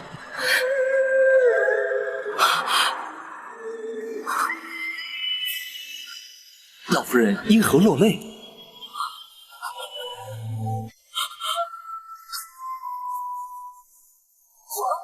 皇上，我是心里难过。老夫人有何伤心之事？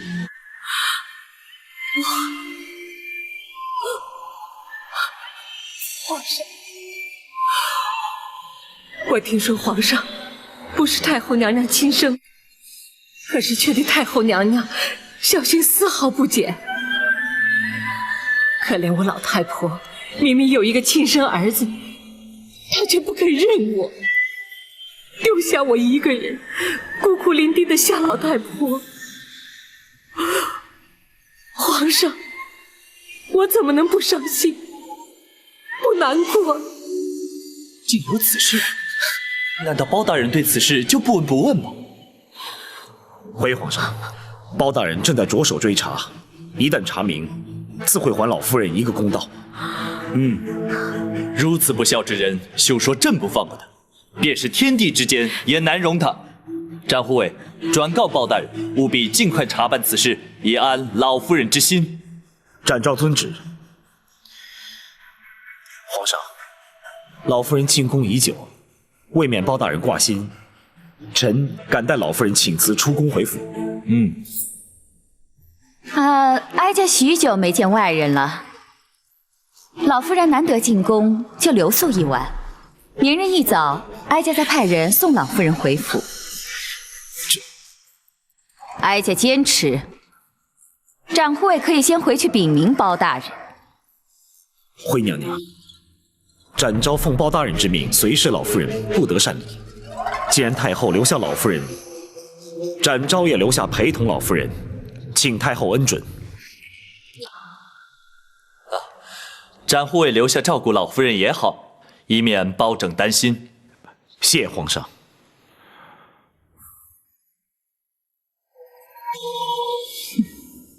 既然皇上都这么说了，哀家岂会再有异议？只是包拯那里……好，不妨。本王正好要去见包大人手谈一番，就由本王代为转告吧。谢八王爷。郭淮，奴婢在。收拾一间肃静的厢房，安排老夫人过夜之用。是。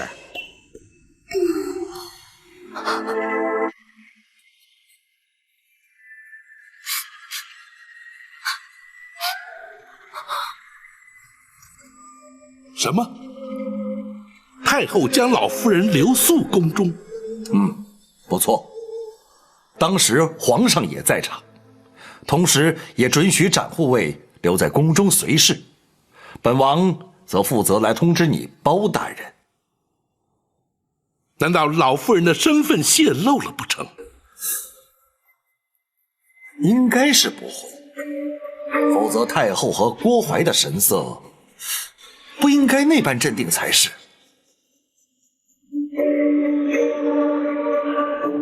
学生以为，纵使太后没有认出老夫人，却也未尽是心中之疑。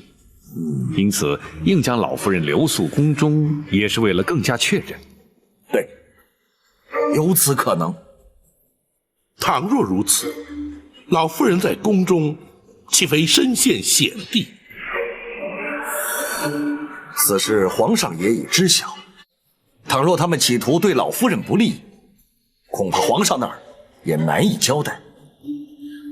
按理说，他们不会，也不敢不计后果贸然行事。然而，若是他们已然确定老夫人的身份，而打算孤注一掷，那就另当别论了。大人不必担心，还有展护卫在。啊，对，展护卫绝不会让他们轻易得手的。如今，就只有全寄望展护卫了。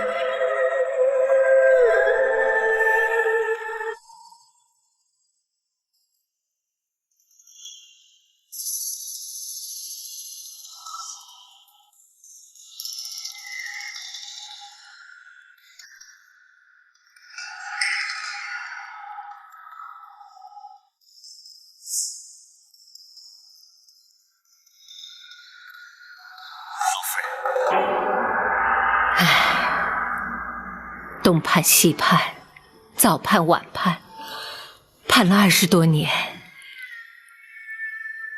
如今他就在我的面前，却看不见他的容貌。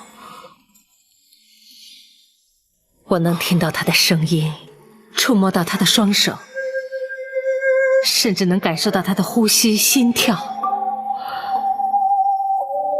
可是他却不知道我是谁，只当我是一个让人可怜的瞎婆子，一个与他毫无关系的陌生人。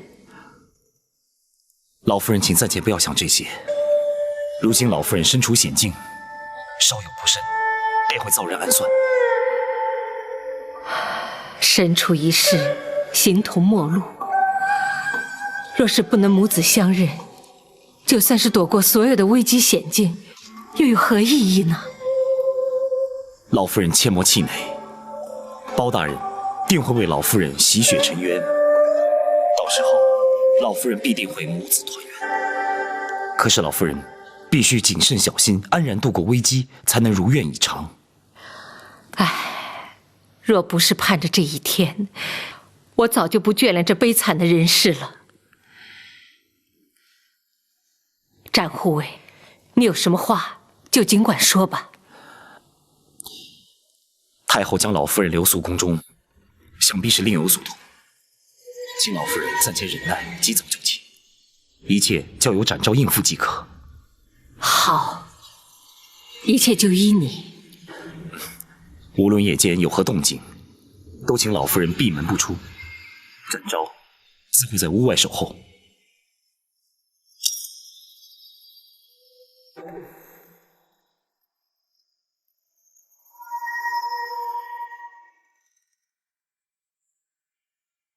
我不会看错，一定是他。娘娘，当年先皇赐死李贵妃，是奴婢亲自去验看的尸体，千真万确，她死了20年呐。那么就是他又活了过来。娘娘啊，这人死他焉能复生啊？那么今天在我面前的又是谁呢？或许他们长得很相像，可是，就算真的是他，这事隔20年了，相貌已大有不同，娘娘又怎么能确认呢？不对，他能瞒得过天下人，只是瞒不过我。当年我与他朝夕相处，无论他今日如何伪装掩饰，那种神态举止是变不了的。郭淮，奴婢在。你把他请到寝宫来，心逼不出他的真实身份。娘娘，哀家的话你敢不听？奴婢不敢，奴婢遵旨。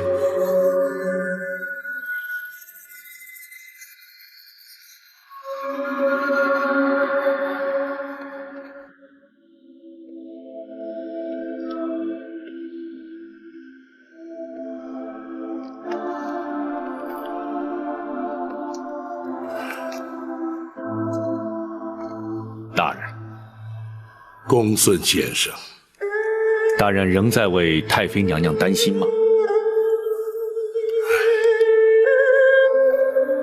展护卫虽在娘娘身边，然而后宫全在太后与郭槐的掌控之中。本府担心的是，明枪易躲，暗箭难防。大人不必担心，展护卫武艺高强，胆识过人，想必定会保得娘娘安然无恙。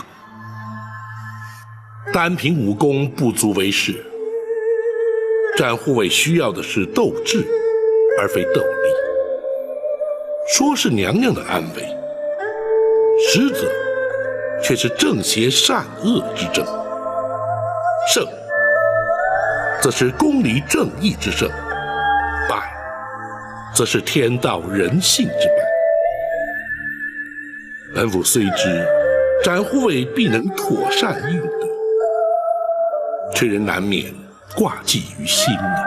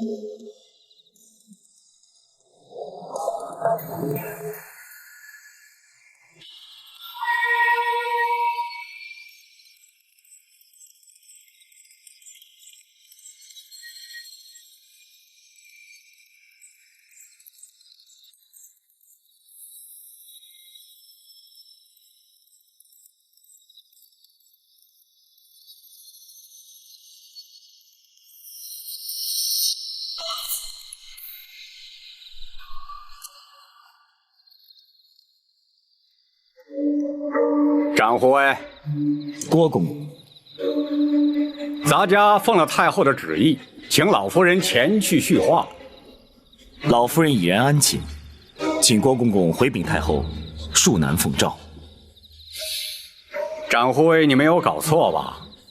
此刻刚刚入夜不久，老夫人怎么可能已经入睡呢？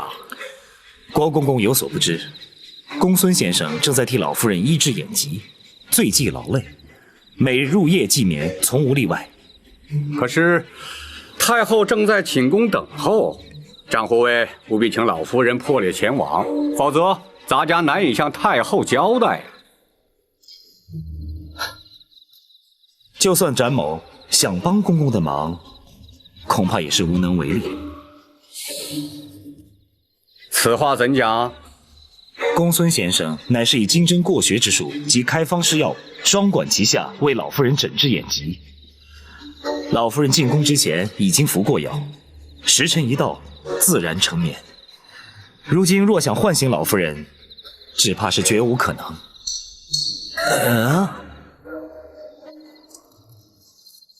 郭公公还是尽快回去禀奏，免得太后哭等。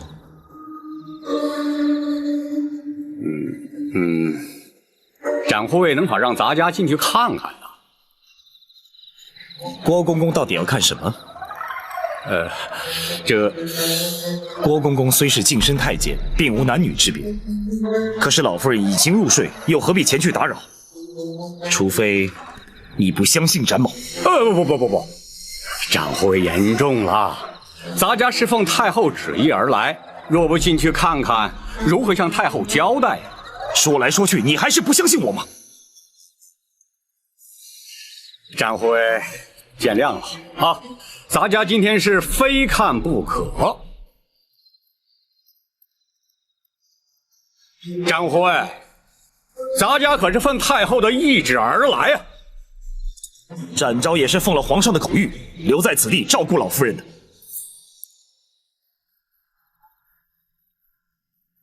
公公若想是闯过去，别忘了展某来自江湖，就他们几个，展某还不放在眼里。想试试？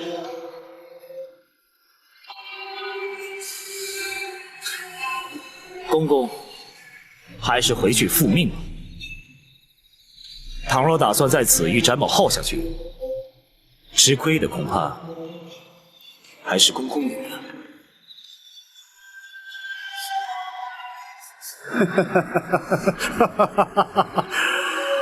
张护卫，千万不要误会，咱家只是为了向太后有个交代。既然长护卫已经把话说明白了，咱家回禀太后就是。那好，公公请吧。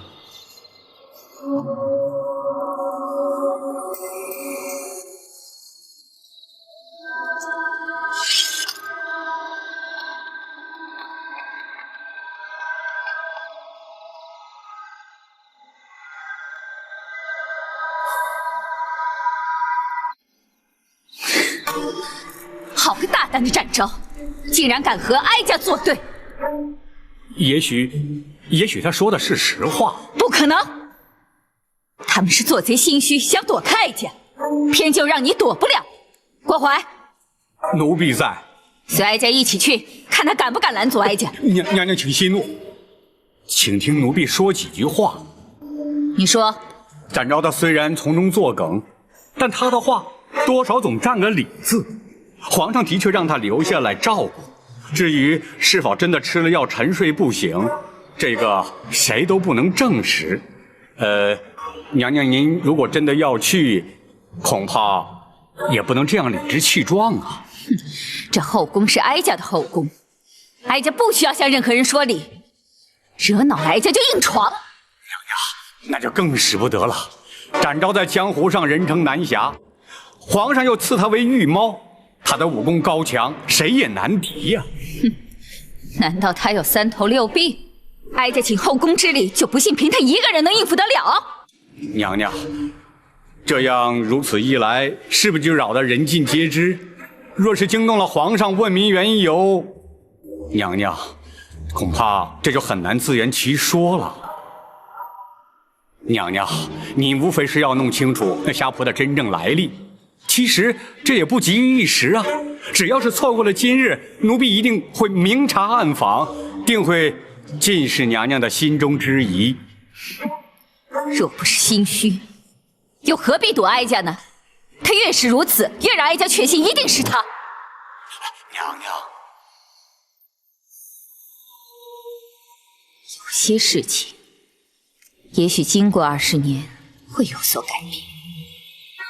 可是有些事却永远不会变。哀家有办法证明究竟是不是他。娘娘指的是太极，这与生俱来的计划，永远也变不了。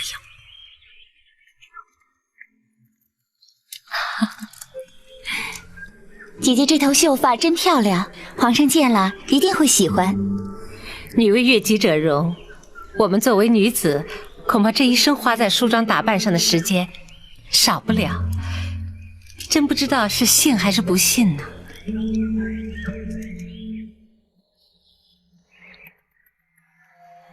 哎，姐姐，你颈后的这个心形图案好美哦，是谁替你画的？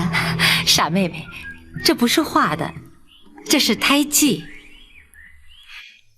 真巧，胎记能生成这么美的模样，可惜我自己都看不见。没关系的，姐姐看不着，就留给皇上看呗。妹妹，你看你又在取笑我了。那胎记生在后颈发根处，无论多少岁月，也不会让它消失。只是平日会被头发遮盖，难以察觉。娘娘是想从胎记上来证明她的身份？展昭占个理字，哀家也占个理字。就算是个瞎婆，也得梳妆打扮才不失礼。展昭是男子，而他有双目失明，派人替他梳妆，谁也无话可说。是，奴婢一定派个手巧的宫娥去，一旦看清楚了，立即回禀娘娘。到那时你再来和哀家争辩，究竟是不是他？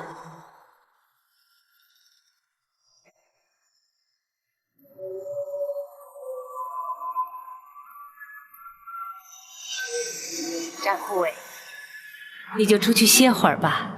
我们梳妆打扮，你们男人看着岂不是没趣儿啊？展昭奉命陪伴老夫人，不敢稍有懈怠，打扰了老夫人，还请恕罪。你要是不嫌烦，就陪着吧。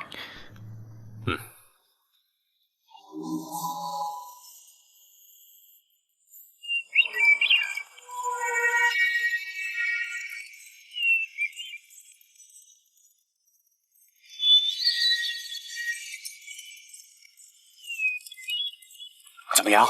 有什么？你确定啊？确定。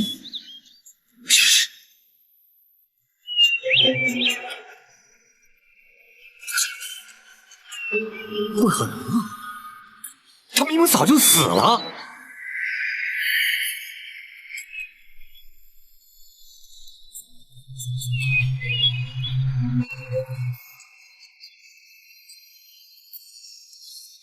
娘娘，奴婢真的亲眼看见他的尸首，他的确在20年前就死了。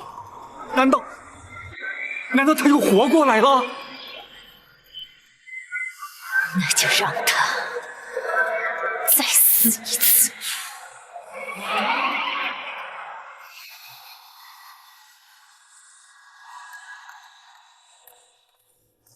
老夫人，我们可以走了。走？去哪里？出宫回府。现在走合适吗？此地不宜久留，只有回到开封府衙，才能真正保得老夫人的安全。好，那就请展护卫带路。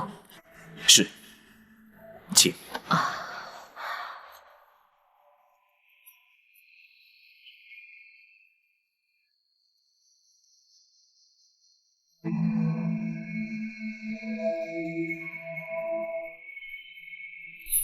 郭淮，奴婢在。立刻调集后宫所有人手，将厢房团团围住。哀家要亲自去揭开他的真实身份。是。娘娘，启禀娘娘，展护卫和老夫人已经出宫了。什么？你不是你们在厢房守着吗？你怎么快他们走了呢？展护人坚持要走，我奴才拦不住呀。你立刻去追，不能让他们离开后宫。是。启禀娘娘，包大人亲自带着人在宫外等候，已经把老夫人接回开封府了。啊！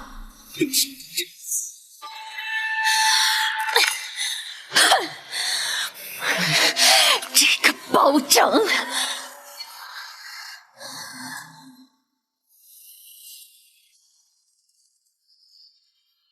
娘娘受惊了。幸亏有展护卫陪同，否则哀家怕真是出不了后宫了。展昭只是略尽本分而已。难道娘娘的真实身份被他们认出来了？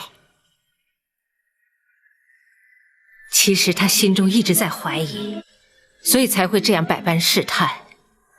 不过哀家矢口否认，相信他也无法证实。娘娘虽然侥幸暂离虎口，但太后必定心中生疑。然而在陈琳抵达京城之前，还必须与他周旋。包拯除了会确保娘娘的安全之外，还请娘娘再做忍耐。哀家明白。宝清，臣在。我今天遇见他了。娘娘是说皇上？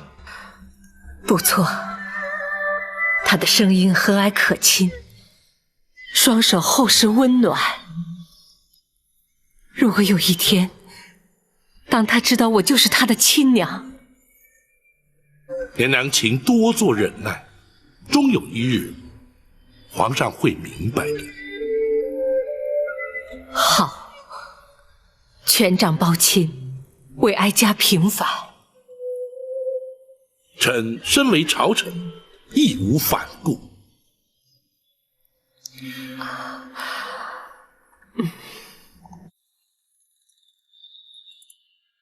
原来这都是包拯在其中作梗。如果他不知道虾婆就是当年的李贵妃，又怎么会把她带回开封？可是他又何必要带着李贵妃去南清宫见八王爷呢？这个包拯他究竟打的是什么主意？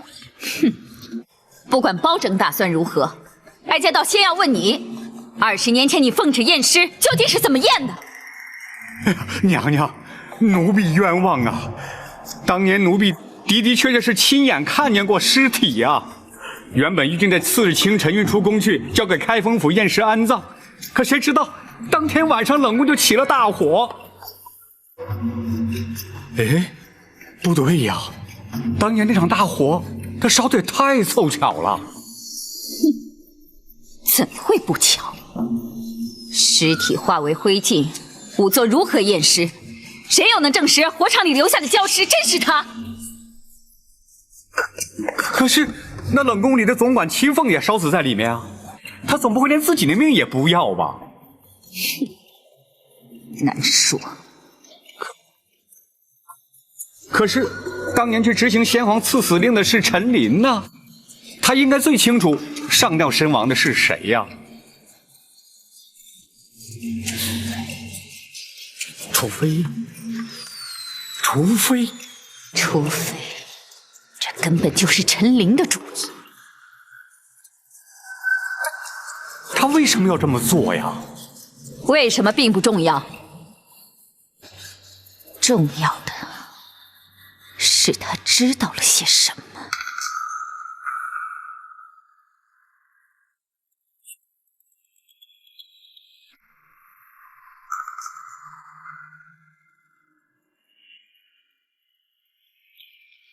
谢谢的东西。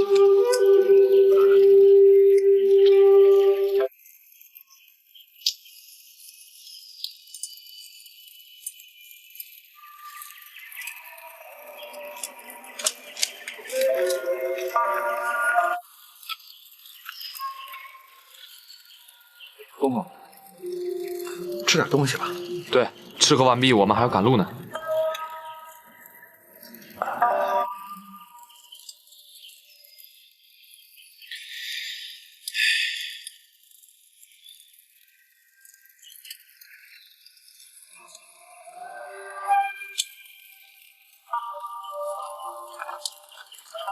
老人家，多少还是吃一点，否则路上饿了再吃，多有不便呐。多谢几位英雄前来护送，实在是愧不敢当啊！您是包大人的重要人证，在下兄弟奉包大人之命前来保护，又何必言谢？对了，什么案子要你作证啊？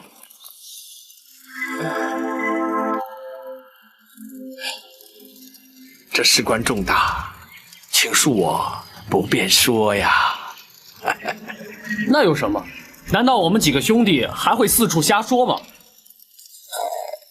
这好了，四弟，包大人的案情我们不需要知道，何必让老人家为难呢？不错，四哥，你我唯一的任务便是让老人家安全无虞地回到京城。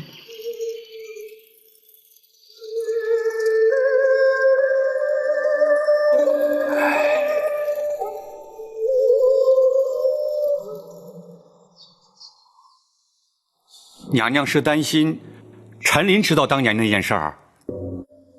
若非如此，陈琳有天大的胆子也不敢抗旨徇私，让他逃出宫去。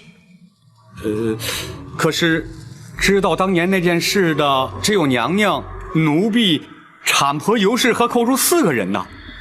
产婆尤氏当天晚间，奴婢就让她在人间永远的消失了。至于寇珠，寇珠可是临死也没有说出太子的下人。你还是不肯说实话？寇珠说的是实话，请娘娘明鉴。你还敢嘴硬？要你把婴儿埋在金水桥下，去把它藏了起来。说，究竟把它藏在哪儿了？公公，寇珠冤枉啊！我的确埋在井水桥下。胡说！那你为什么指不出埋尸的地点？我当时心里害怕，匆匆忙忙的埋好就回宫来了，实在记不得埋藏的实际地点呢。你还敢胡说？咱家派来那么多人在金水桥下去挖，就差没把它挖了个遍。说，到底藏在哪儿了？啊！我实在想不起来了。找死你！娘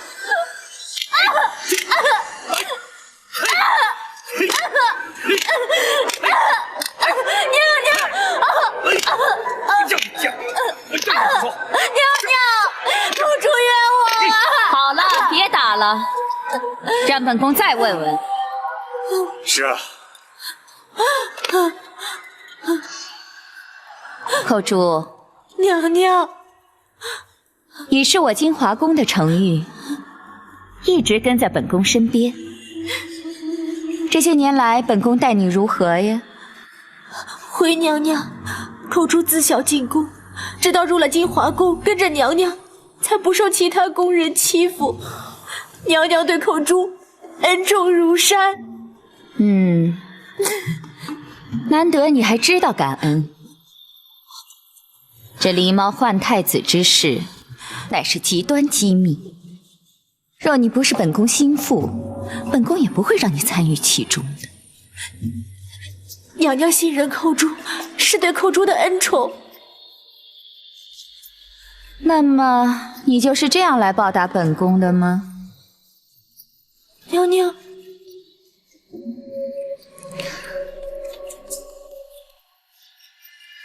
太子的下落何其重要，若不能确定的确已被你掐死埋葬，今后本宫岂不是寝食难安，疑虑终身吗？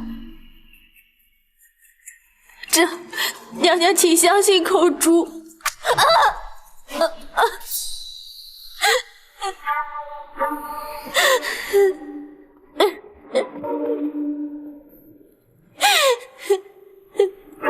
你要本宫如何相信？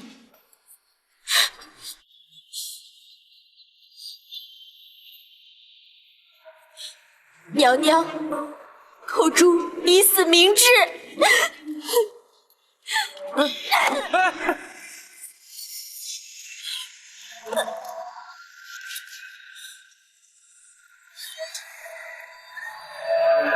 请娘娘安心。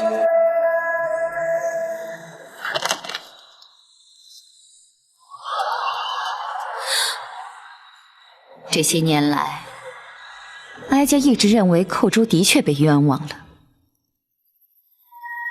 可是如今看来却又未必。娘娘，这么重大的事儿，他又能告诉谁呢？他又怎么能有把握对方不会出卖他呢？不错，他不可能相信任何人。再说了，倘若他真的把婴儿藏了起来，他又会藏在哪儿呢？后宫那绝对不可能，奴婢一定会发现的。可是以后宫门禁之严，谁也不可能私自进土，更别说是夹带婴儿出宫了。娘娘，有一个人可以。谁？陈琳。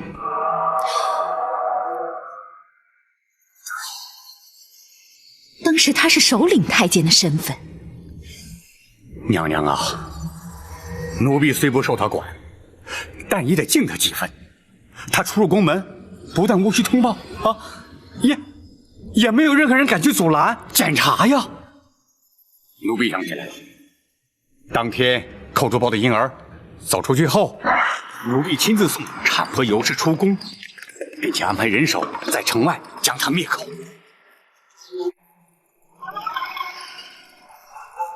你出宫后，自会有人来找你。等你们见面之后呢，你这一辈子就不缺吃穿了。谢谢总管，谢谢总管。不用谢，这是你应该得的。去吧。是。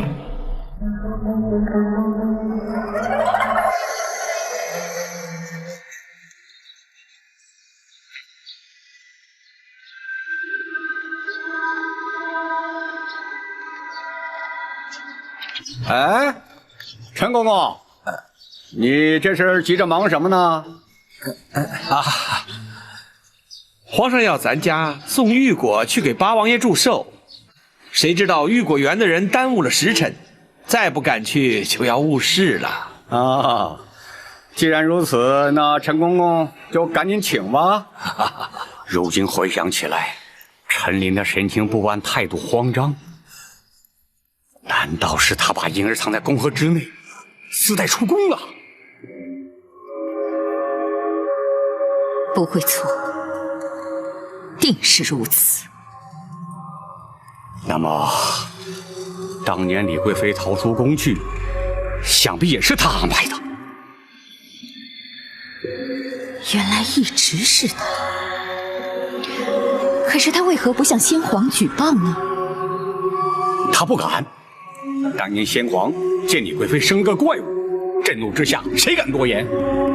后来，先皇又沉醉于道家之学，不理政事，娘娘又总揽宫中大权，陈琳为求自保，他能敢说吗？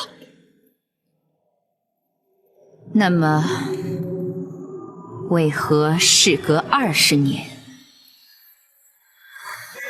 他又出现在京城？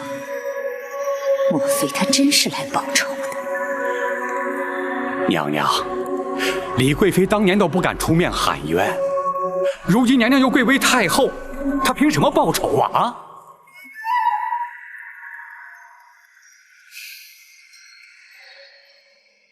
难道是因为包拯？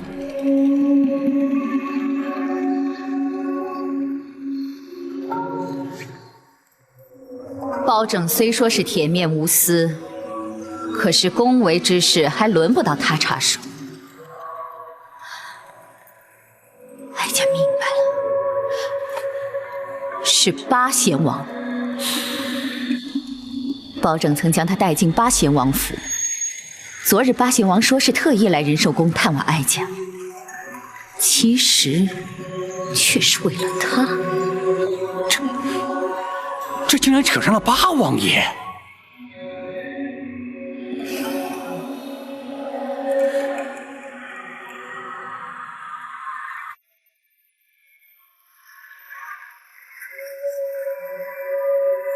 看来如今所面临的，乃是前所未有的危机。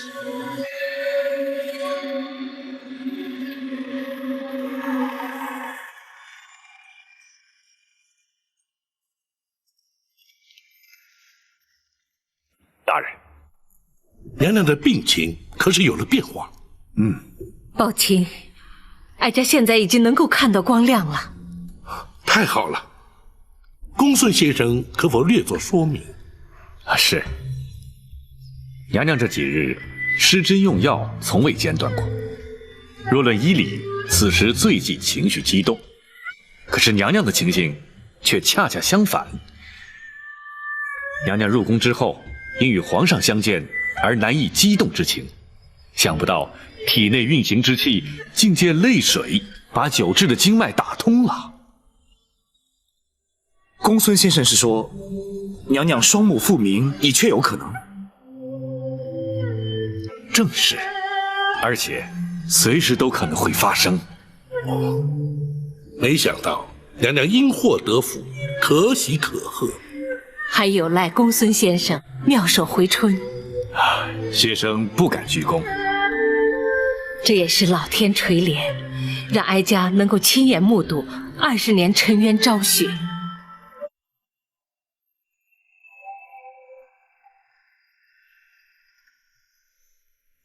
娘娘，八王爷虽然地位崇高，却无职无权。就算他们靠八王爷撑腰，恐怕也动不了娘娘，翻不了案。不，八王爷乃是赵氏皇族族长，皇族中人无不以他马首是瞻。同时，他还握有上打昏君、下打谗臣的先皇御赐金剑。一旦他插手此事，哀家也难以对抗。那该如何是好啊？八王爷之所以被尊称为贤王，乃在于他处事公允、依法讲理。若是无凭无据，他也不会插手。娘娘啊，20多年都过去了，不会有证据留下来了。哼，没有物证，却有人证。娘娘是说李贵妃？不，她只是一个抗旨不遵的先皇陶妃。她若作证，自可轻易推翻，无人会信。那真正的关键人证是陈琳。陈琳早已告老还乡，不理世事了，难道还会找她回来作证？包拯以远方亲眷之名带李妃入京，甚至带她前往南清宫见过八王爷。可是却为何迟迟不提此案？他们在等陈琳进京。没错，你曾说过，包拯的侍卫出京而去，却不知去向。哀家可以断言，他们是接陈琳去了。娘娘，那如此一说，他们是在等陈琳一旦进京，包拯必然会开始行动了。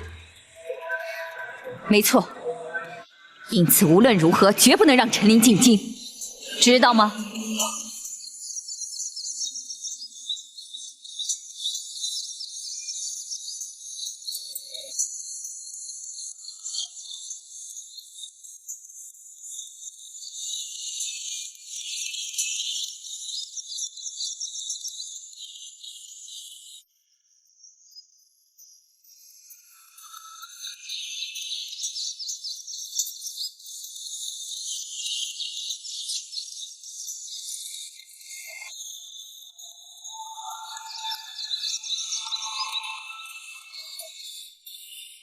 大人，老夫人的康复情形很好，现在已安然入睡。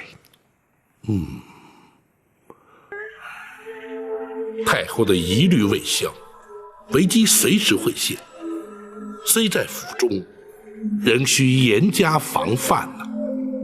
是，王朝马汉带人在厢房外守护，展护卫则藏身暗处，紧急之时可立即支援。好，此时不能出半点差错，否则非但不能替老夫人平反，甚至可能因此而惹祸上身。是，学生会多加留意。陈琳何时可到？依行程估算，明日便可抵达。倘若太后对老夫人疑心不解，甚至可能连陈琳回京都会被他们察觉。万一……大人无需担心，陷空岛无属，可抵数百精兵，保陈总管回京，必定万无一失。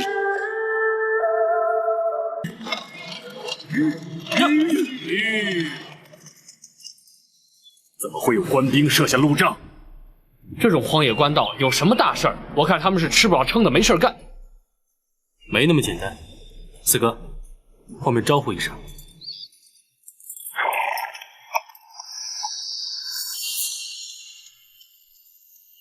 你们过来，接受盘查。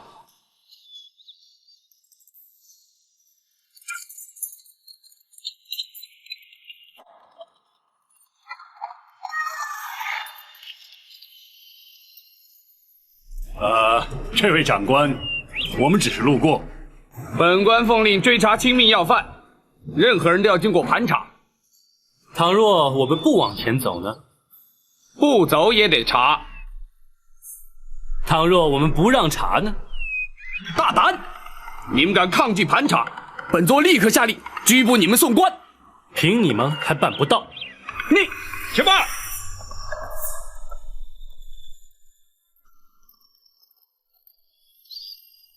你们是哪里的官差？这你不必知道。此地离开封城不远，应该是开封府的辖地。可是你们并非是开封府的人。你怎么知道本座不是开封府的人？如果你是，你就该认得我。哦，你是什么人？开封府包大人座前侍卫赵虎。哈哈哈！好极了，我们等的就是你。上！哎呀，这！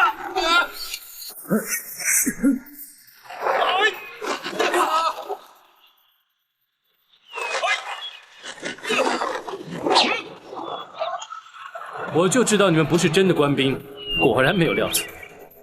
我要的是马车里的人，识相的立刻离开，还可以保一条活命。既然你们不是官府中人，想必是来自江湖。不过，如果你知道我们是谁，恐怕就不敢这么说话。哦，阁下又是什么人呢？金毛鼠白玉堂。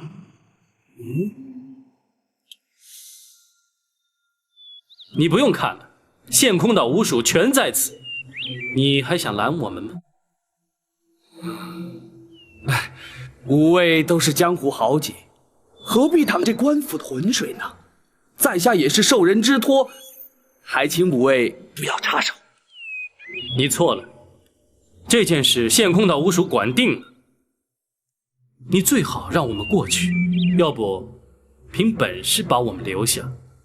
在下是拿人钱财替人消灾，不挡人财路，乃是江湖规矩。彼此日后还要再见面吗？不，像你这样只管拿钱办事，不问是非黑白，根本就是江湖败类。谁说要跟你再见？白玉堂，你不要敬酒不吃吃罚酒。白某人偏偏就是这个脾气。你五鼠再有能耐，也未必敌得过我人多势众啊！你就试试。好，一个也别放过，给我杀！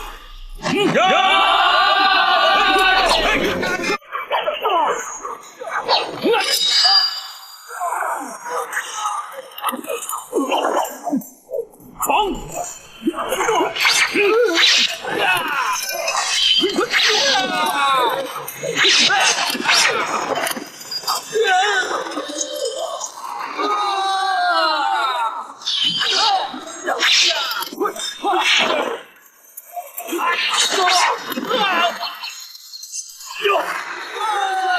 三哥开路！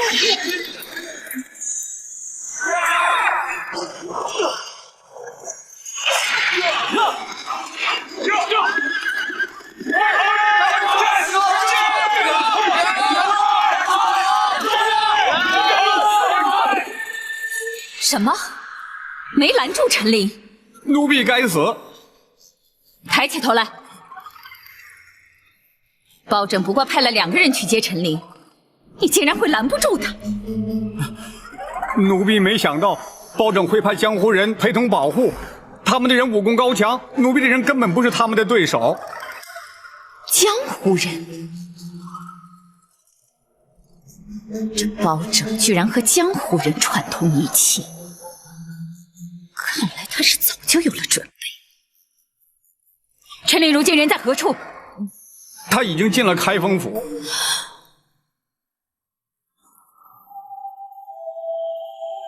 包大人，陈公公辛苦了。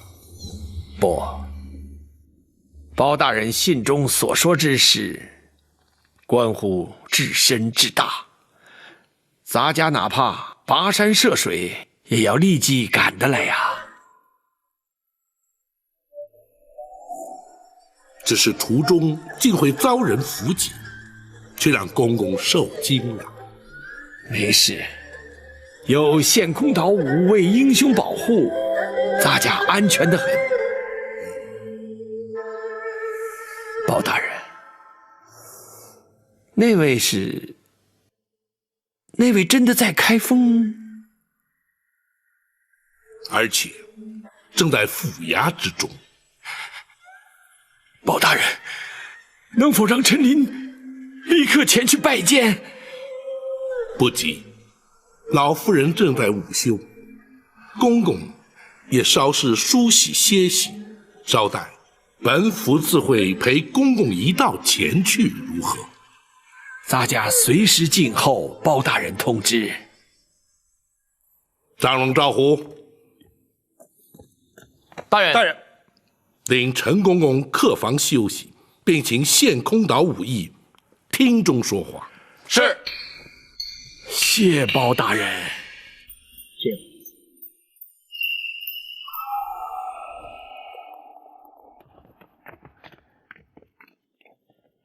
大人，如今白玉堂已将陈总管安全带到京城，大人可要带他进宫面圣？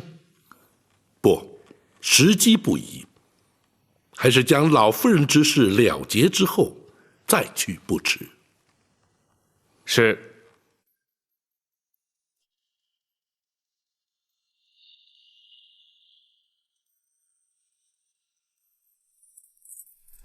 见包大人。无畏秦旗，谢包大人。陈公公安然抵京，无畏功不可没。包大人有令，草民兄弟岂敢不遵？幸喜人证无恙。包大人，包大人可知伏击拦路的是何人所指使？陈公公是本府侦办重大案件的人证，那指使伏击之人自然与本案有关，只是如今尚在查证阶段，本府不便透露。包大人办案有用得着我们草民兄弟之处，请尽管吩咐，我们定当全力以赴。对，包大人只要招呼我们一声就行。不敢有劳五位，此案牵涉太广，五位不宜介入。包大人，你也太瞧不起我们了，有我们加入，保证能帮包大人立刻破案。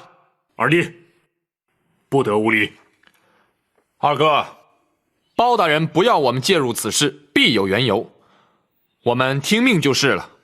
哎，并非本府不愿领情，只是无谓介入，虽然对本案有所助力，却也可能因此而引人注意，反而有碍办案，届时岂非适得其反？包大人可否听白玉堂一言？请讲。陈公公返京途中，对方伏击不成，势必会再度尝试。陈公公虽已在开封，却仍处险境。倘若仅由白玉堂一人暗中保护，既不会妨碍包大人办案，又可确保人证安全。如此一来，岂非两全其美？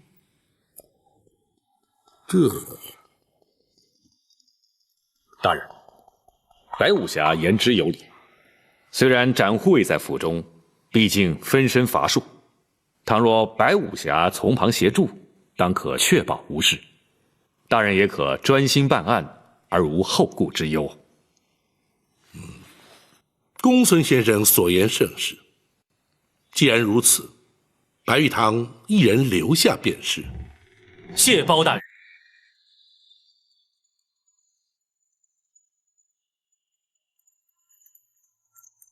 老五，你也太不够意思了！结果你一个人留下来，我们几个还得回陷空岛，什么热闹也看不了。就是啊，我们也不走。你们这是干什么？武帝留下来是对包大人办案有帮助，你们跟着凑什么热闹？武帝留下来不但对包大人有帮助，对自己也好。徐三侠毕竟看得透彻，包大人要白武侠将功赎罪，保陈公公进京，若是再能确保他的安全，日后大人在皇上面前就更好说话了。公孙先生，白玉堂此举并非只为了将功赎罪，南侠都能因包大人为官清正而仗义投身官府，白玉堂为何不能略尽心力？休说只是为了保护陈公公，便是赴汤蹈火，亦在所不辞。白武侠豪情义举，公孙策由衷佩服啊！五弟，大哥可是觉得小弟与之前大有不同？不错。以前你一直心高气傲，更不屑与官府为伍。如今看来，好，做大哥的以有你这样的兄弟为荣。小弟惭愧。好极了，老五，真有你的。二哥也就不再啰嗦了，这就乖乖的回陷空岛去。多谢二哥。哎，五位啊，五位，为防人耳目，还请白武侠与各位一起离开府衙，再悄悄转回来，方能收暗中保护陈公公之效。公孙先生顾虑周到，白玉堂谨遵台命。哈哈，告辞。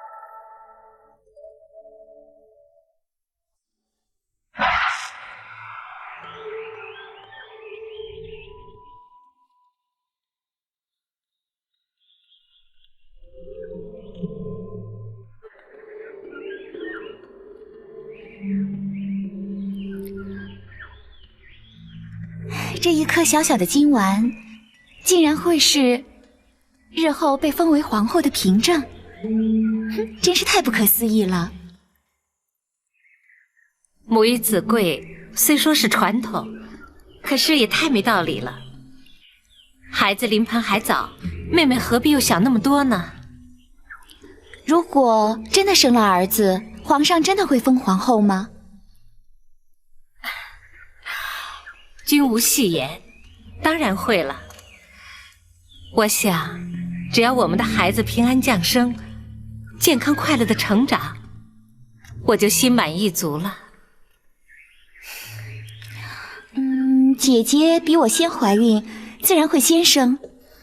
那么将来，姐姐就是皇后了。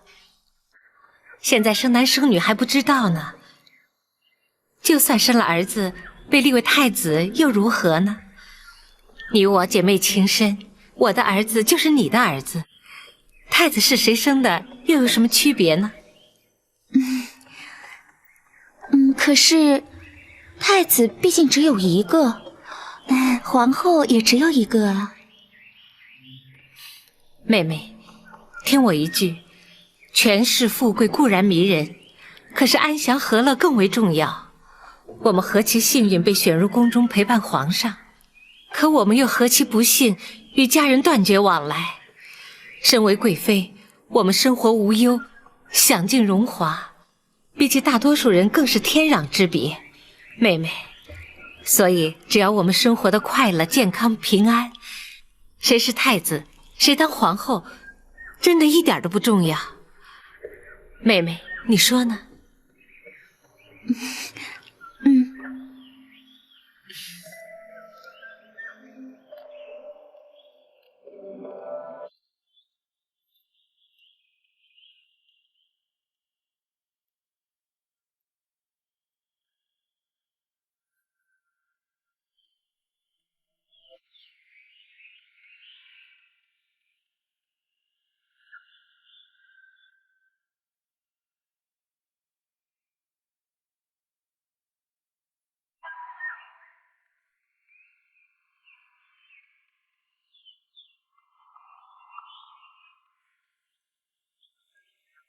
娘娘，娘娘，娘娘，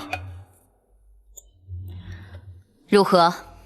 那些江湖人已经离开，开封府一切正常，并无异样。看来他们正在密谋对策，随时可能有所行动。娘娘，奴婢从头到尾的仔细想了一遍，这实在不明白他们又能对娘娘如何呀？怎么说？当年是先皇下旨赐死李妃，这火烧冷宫是总管秦凤自己干的。这狸猫换太子，只有寇珠参与其中，而寇珠却又早已命丧九泉，他们怎么追也追不到娘娘身上啊！郭淮，你跟着哀家30几年，竟然会如此懵懂？请娘娘明示。全案最为关键的一点是，当年那被换去的小太子下落何方？这如今即可断定，当年寇珠非但没有将太子掐死埋葬，反而交给了陈琳，随后他便去了八王爷府，而八王爷如今更参与此事。娘娘，那么太子当年是交给了八王爷，可是这20多年都过去了，可太子他从来没有露过面呢。如果当年那个小太子活了下来，如今该有多大岁数了？27、8岁吧。不错，正与皇上同庚。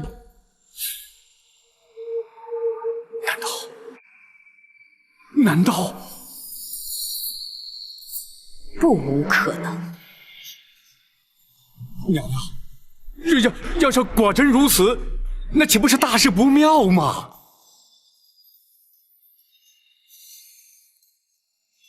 这正是事隔20年之久，李妃和陈琳会相继回到京城的主要原因。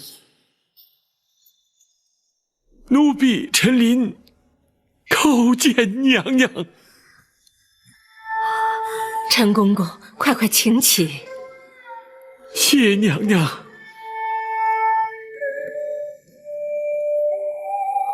奴婢安排适当，让娘娘流落民间20年，奴婢罪该万死，请娘娘恕罪。公公不要自责，当年若不是公公冒死相救，哀家又岂能活到今天？小太子如今已成为当今皇上，一旦母子团圆，娘娘的旷世奇冤便可昭雪，也不枉娘娘忍辱多年呐。若没有公公的常年护佑，皇上也不能够如此顺利茁壮成长了。赵氏一族亏欠公公的太多了。奴婢不敢鞠躬。陈公公忠心耿耿，皇上也感怀在心，否则也不会以亚父尊称吧。哎呀，陈琳一个奴才，有何德何能，敢当此尊称啊？陈公公的忠肝义胆，后世自有公平。眼前本府有若干的不明之处，还请公公示意。包大人尽管提出，陈琳知无不言，言无不尽。好，本府要问的是，当年公公奉旨赐死，却按住娘娘逃出宫去，如此重大之事，为何不向八王爷禀报？八王爷既知狸猫换太子之事，公公为何还要对他有所隐瞒呢？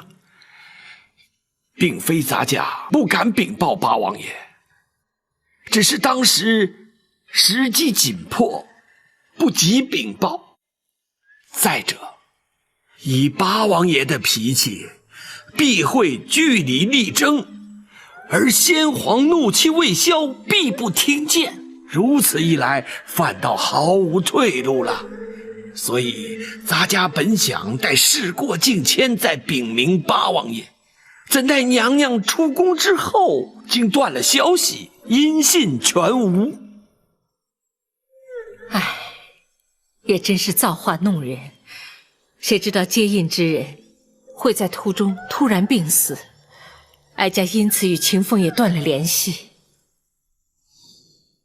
娘娘下落不明，而冷宫的一把火已将假扮娘娘的于中烧得尸骨难辨。当时并无人怀疑娘娘依然健在，斟酌再三，我只得对八王爷隐忍不说。陈公公，后来皇上继位，大权在握，陈公公因何没有伺机向皇上奏明当年往事呢？皇上不明身世真相，对刘后已有母子之情啊。且事隔多年，人事全非，单凭陈琳一人，又如何能将此事揭穿呢？万般无奈，只得告老还乡，远离京城啊。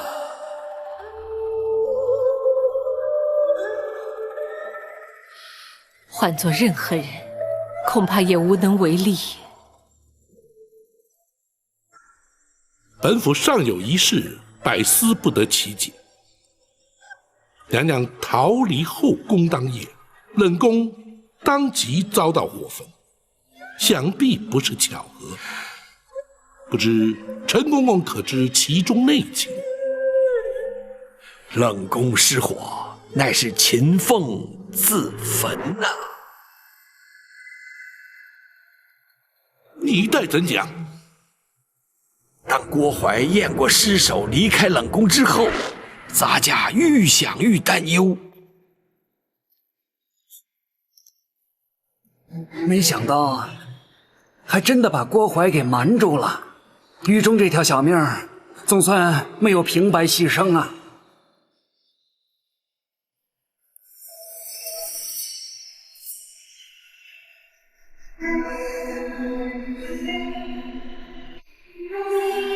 公公，还有什么问题吗？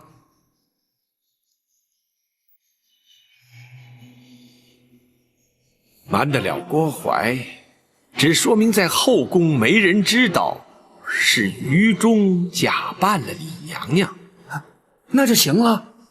明儿一早，神不知鬼不觉的就把这尸首送出宫去了。然后呢？交开封府收敛埋葬啊。问题就出在这儿啊！开封府必然依法验尸而后埋葬。于中和你我一样都是阉人，可是男女毕竟有别呀，能瞒得过府里的仵作吗？一旦仵作发现真相，必向宫中回报，郭槐还是会知道。哎，怎么办呢？嘿，公公，你有办法吗？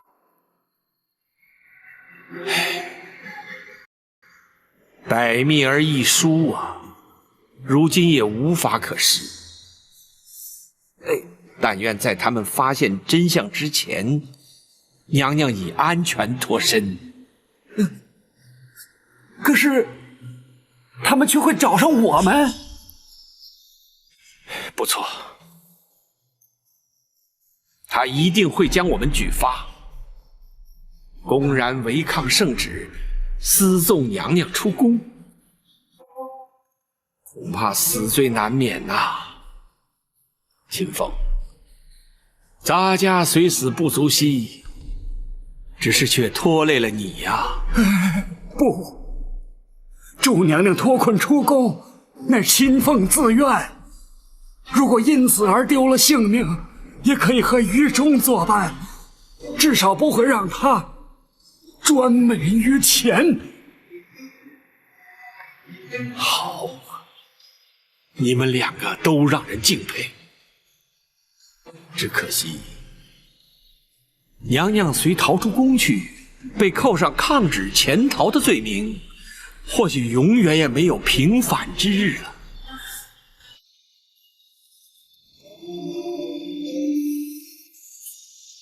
我有法子了。哦，你快说。仵作验尸必须有尸可验，如今唯一的办法就是毁尸灭迹。话虽不错，可是郭槐再三交代要你看顾尸体，一旦毁尸灭迹，他仍然会找上你，而且必会怀疑你毁尸灭迹的目的。我有把握，叫郭槐不会怀疑，也无从追查。事关重大，你必须说明用什么法子。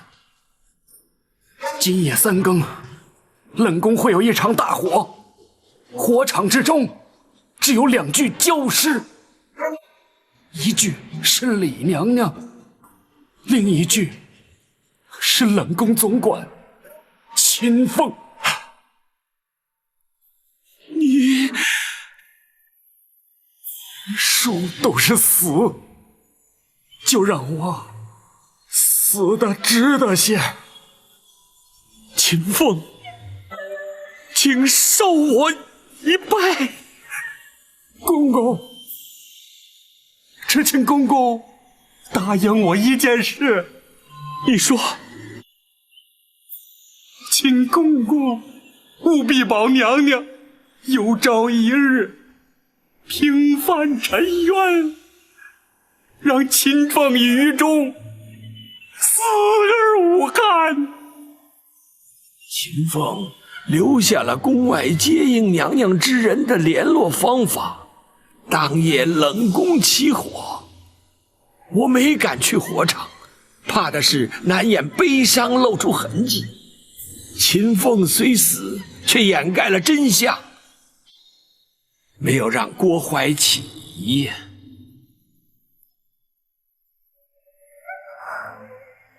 原本以为只有于中一人因我而死，谁知道连秦凤竟然也……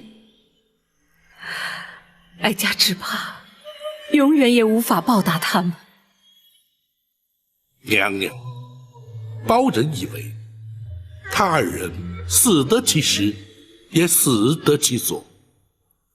娘娘若是将他们长记在心，想必他们也能瞑目了。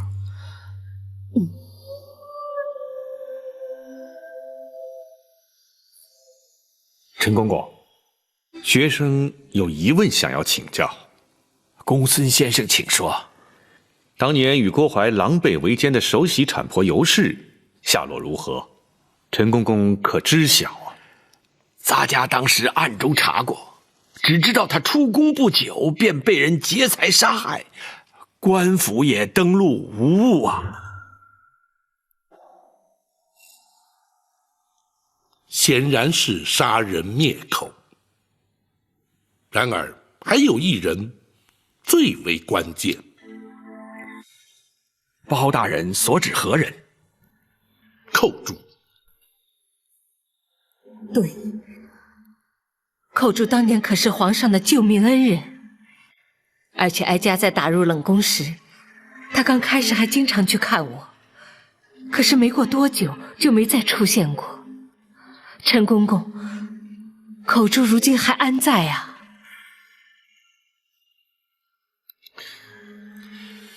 这……陈公公，寇珠可说是此案关键，对大人平反此案帮助甚大。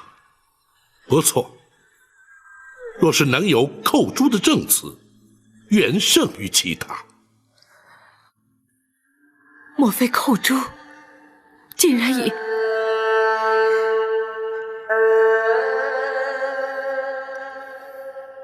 本府明白了，陈公公，寇珠的情形与此案关系重大，公公恐怕不能不说。寇珠虽然年轻，却让人敬佩啊。娘娘被打入冷宫之后，先皇迷上了丹药之术，连金华宫都许久不去。刘皇后圣诞之日，指派咱家前去送礼。离开金华宫时，竟遇见了寇珠。公公，此地无人，公公放心。寇珠，咱家不是说过你我尽量不要见面，以免起人疑窦，你为何偏要来见我？公公，情势紧急，寇珠不能不向公公禀报。发生了什么事情？这几天，寇珠常偷着去冷宫探望李娘娘，谁知道竟然被郭槐发现了。啊！你这个丫头真是的，这不是找麻烦吗？寇珠是因为不忍心叶娘娘受委屈，所以……哎，你赶快向郭槐认错请罪，任他处罚，相信不会有什么事的。不，他已经起了疑心，甚至追问我当初把太子的尸首埋在什么地方。啊？他想干什么？他打算挖出尸骸，确认无误。哎呀，这可怎么办呢？我推说记不清楚，胡乱指了几个地方。不行，这迟早会被他发现。寇珠明白，来找公公是要公公多加小心，不能把太子的去向透露出来。咱家当然不会说了，只是你，寇珠也绝对不会说。他一定会用刑逼迫，万一你熬不住酷刑，岂不是前功尽弃吗？公公，我不会给他机会。怎么说？我会尽量忍，实在忍不住，寇珠会矢口否认，以死明志，让他认为的确是冤枉了我。哎呀，你这个丫头啊！哎，公公一定要尽全力保护太子长大成人，寇珠也就心满意足了。寇珠啊！公公保重。寇珠不过是金华宫一名小小的承御侍女，竟然会有如此惊天动地的气度。陈公公，那寇珠后来究竟如何？寇珠虽然意志坚定，却令我一直忐忑不安呐。唯恐他熬刑不过，求死不能，而供出太子去向。于是每日前往金华宫打探究竟。见过陈公公。郭总管可在宫中？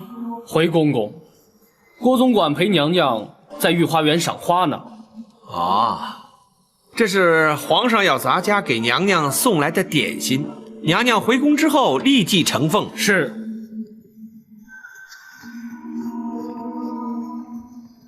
哎，怎么捡这个时辰清扫？皇上随时可能驾临，若是冲撞了圣驾，那还了得？回公公，是郭总管临时交代的。哦，为什么？昨晚有一名程昱撞柱自尽，留下了血迹，郭总管交代要立刻清洗。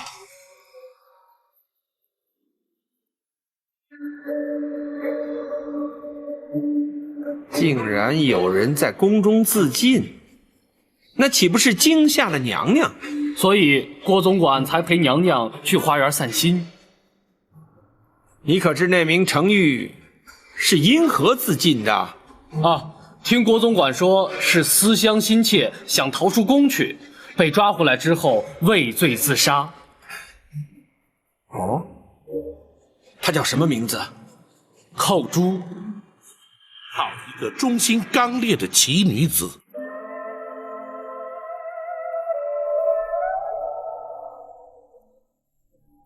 又是一条为了哀家而牺牲的无辜生命，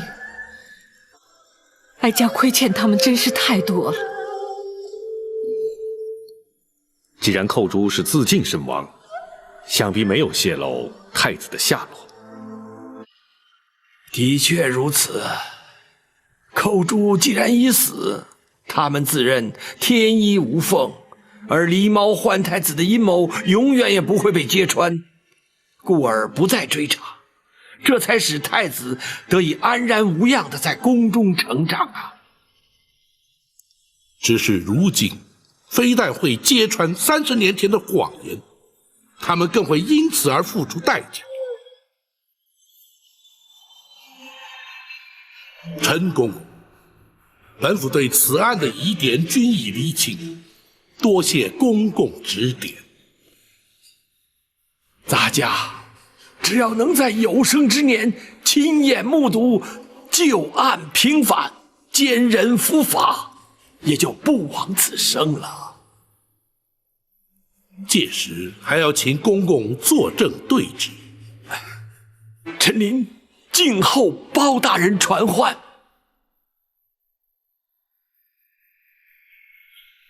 宝亲，臣在。何时才是时机成熟？回娘娘，包拯今夜详拟对策，明日开始立即招手，务必尽快还娘娘一个清白。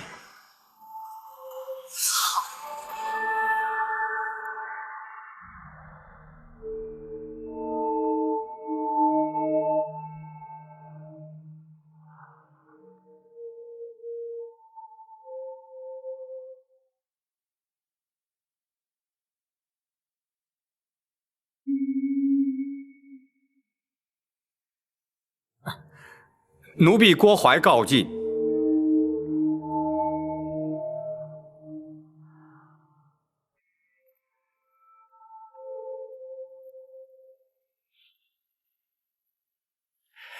娘娘，您还没安歇呢。哀家怎能睡得着啊？娘娘，奴婢已有个万全之策，请娘娘宽心。哀家不知还能有什么办法，你说。李妃陈琳若不在人世，想必八王爷也不会旧事重提。如今他们两个都在开封府，奴婢派人今夜就去把他们两个斩草除根。陈琳进京你都拦不住，更何况开封府还有展昭在。那些江湖人早已离开了，一个展昭他分身乏术，奴婢只要杀掉他们其中一个，他包拯就难以翻案了。若是刺杀不成，岂不反成了包拯的口实？那就连包拯一块杀。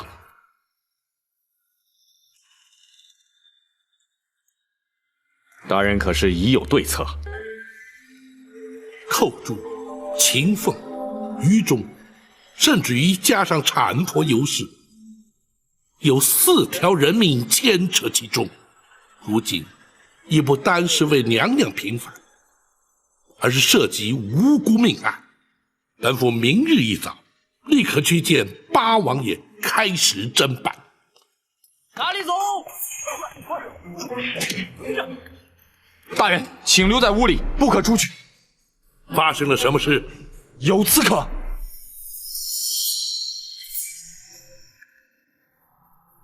站住！来是何人？有人进府行刺。老夫人放心，有我们在。老夫人，展大人就在门外，谁也休想闯进来。守住封门。是。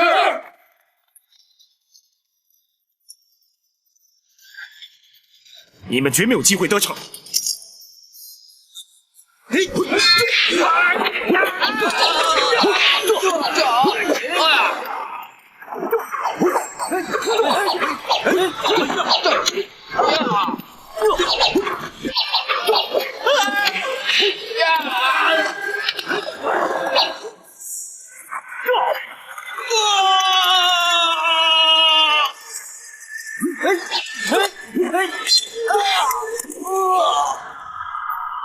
什么人前来行刺？对象是谁？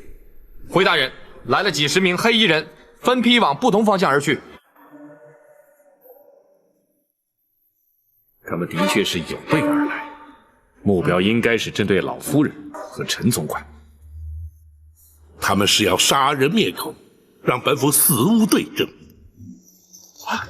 快走！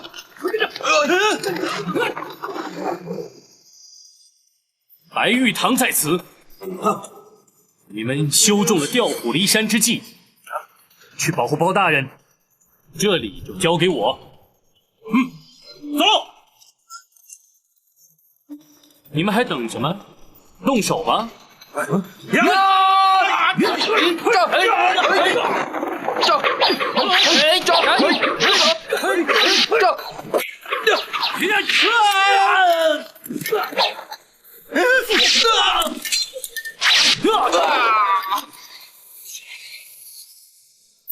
谁？是我。大人，外地的情形如何？展大人和张龙赵虎保护老夫人，白玉堂在府衙门口挡住刺客。你为何不带人前去助一臂之力？白玉堂担心刺客调虎离山对大人不利，属下已将衙役派驻在书房外。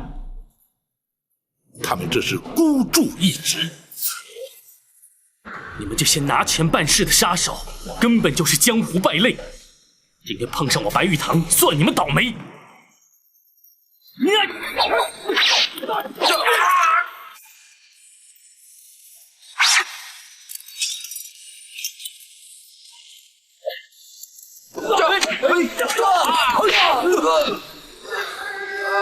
展某不想多伤人命，你们放下武器，束手就擒，或许还能免于一死。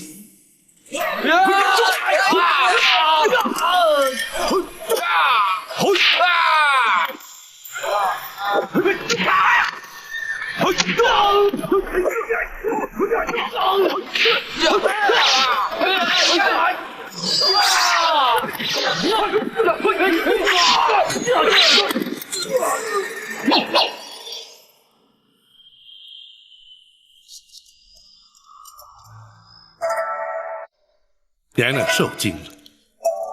哀家还好，可是他派来的人，刺客只是受雇的杀手，并不知道是何人主使。不会错，一定是太后指使的。否则无冤无仇，为什么要对我们下手呢？话虽如此，却无法证实。不过，可见太后对娘娘的身份已经不仅是怀疑，而是确认了。难道他在宫中看出了破绽？公孙先生可有看法？大人，学生以为，无论太后是如何得知娘娘的真实身份，派人拦路截杀陈公公于前，又潜进府衙行刺在后，再显示太后不择手段的意图就是阻止大人揭发狸猫换太子的旧案。不错，倘若不尽快着手侦办，只怕会有更激烈的手段出现。正是。娘娘，府衙之中有展护卫于白玉堂，足可确保安全。明日，包拯与陈公公便去见八王爷。此案若想顺利侦办，彻底平反，非八王爷不可。否则，恐怕更多的阻挠会如排山倒海而来。奴婢该死，没想到那帮杀手根本就没用。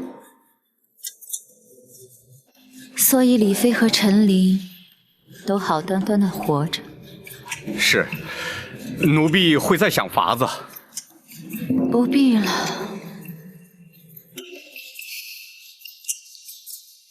这几天哀家接连着梦见寇主，看来他是向哀家索命来了。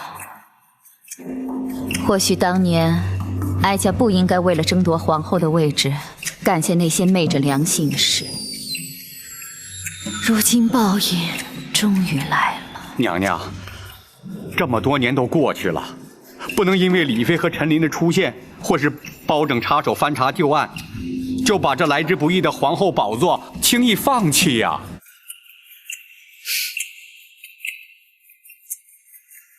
不放弃行吗？当然行啊，娘娘，你可别忘了，还有皇上啊。皇上啊，皇上对娘娘像亲生母亲一样孝敬，别说是李妃、陈琳，就算是寇珠死而复生，只要娘娘您和奴婢矢口否认，那皇上相信的，毕竟还是娘娘啊。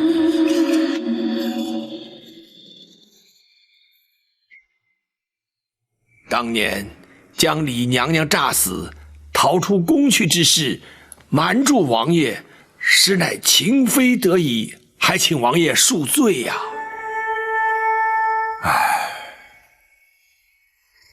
本王又岂会料得到，其中竟会有如此的曲折？那秦凤与于中的义举，着实令人敬佩，却又令人扼腕。若非如此，又怎能保住娘娘的性命？他人求人得人，换得的是天理昭彰，报应不爽。不错。那刘太后与郭槐，至今犹以为天衣无缝，可以只手遮天，却万万没有想到，这李妃尚在人间。不，他们不但知道，而且昨夜还派人前往府衙，企图行刺娘娘与奴婢呀。什么？幸亏展护卫与白玉堂均在，娘娘安然无恙。真是岂有此理！他们竟然想杀人灭口，真是无法无天了。好，本王立刻进宫，向皇上说明一切。王爷请慢。包大人，你前番要本王忍耐，等陈公公进京之后再去面圣。如今真相已明，又何须等待？王爷，并非包拯要等，而是必须先与王爷商定对策。事实俱在，只要向皇上禀明一切，又何须对策？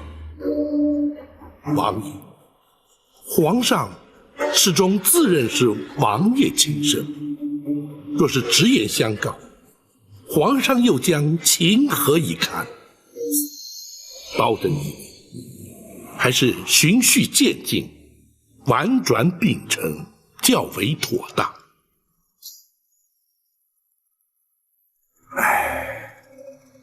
不错，如果要他立刻接受，的确也太残酷了一些。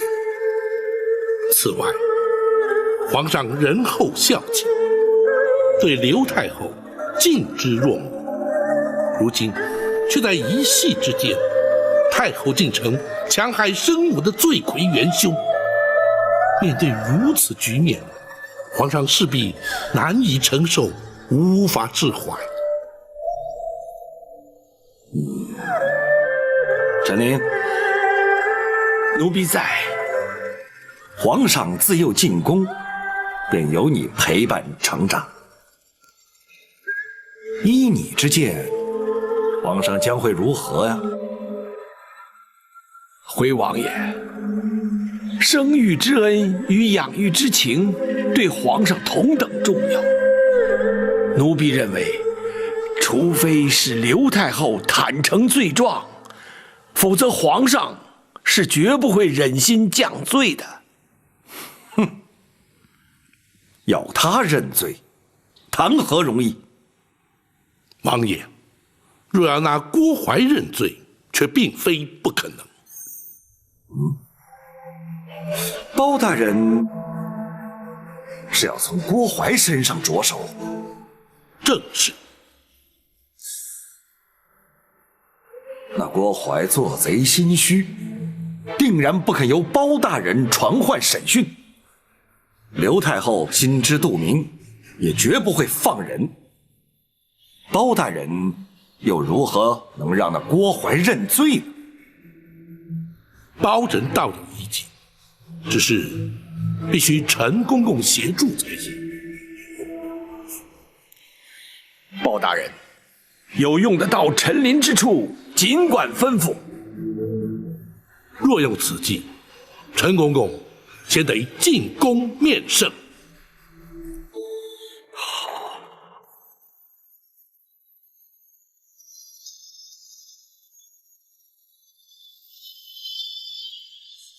亚父，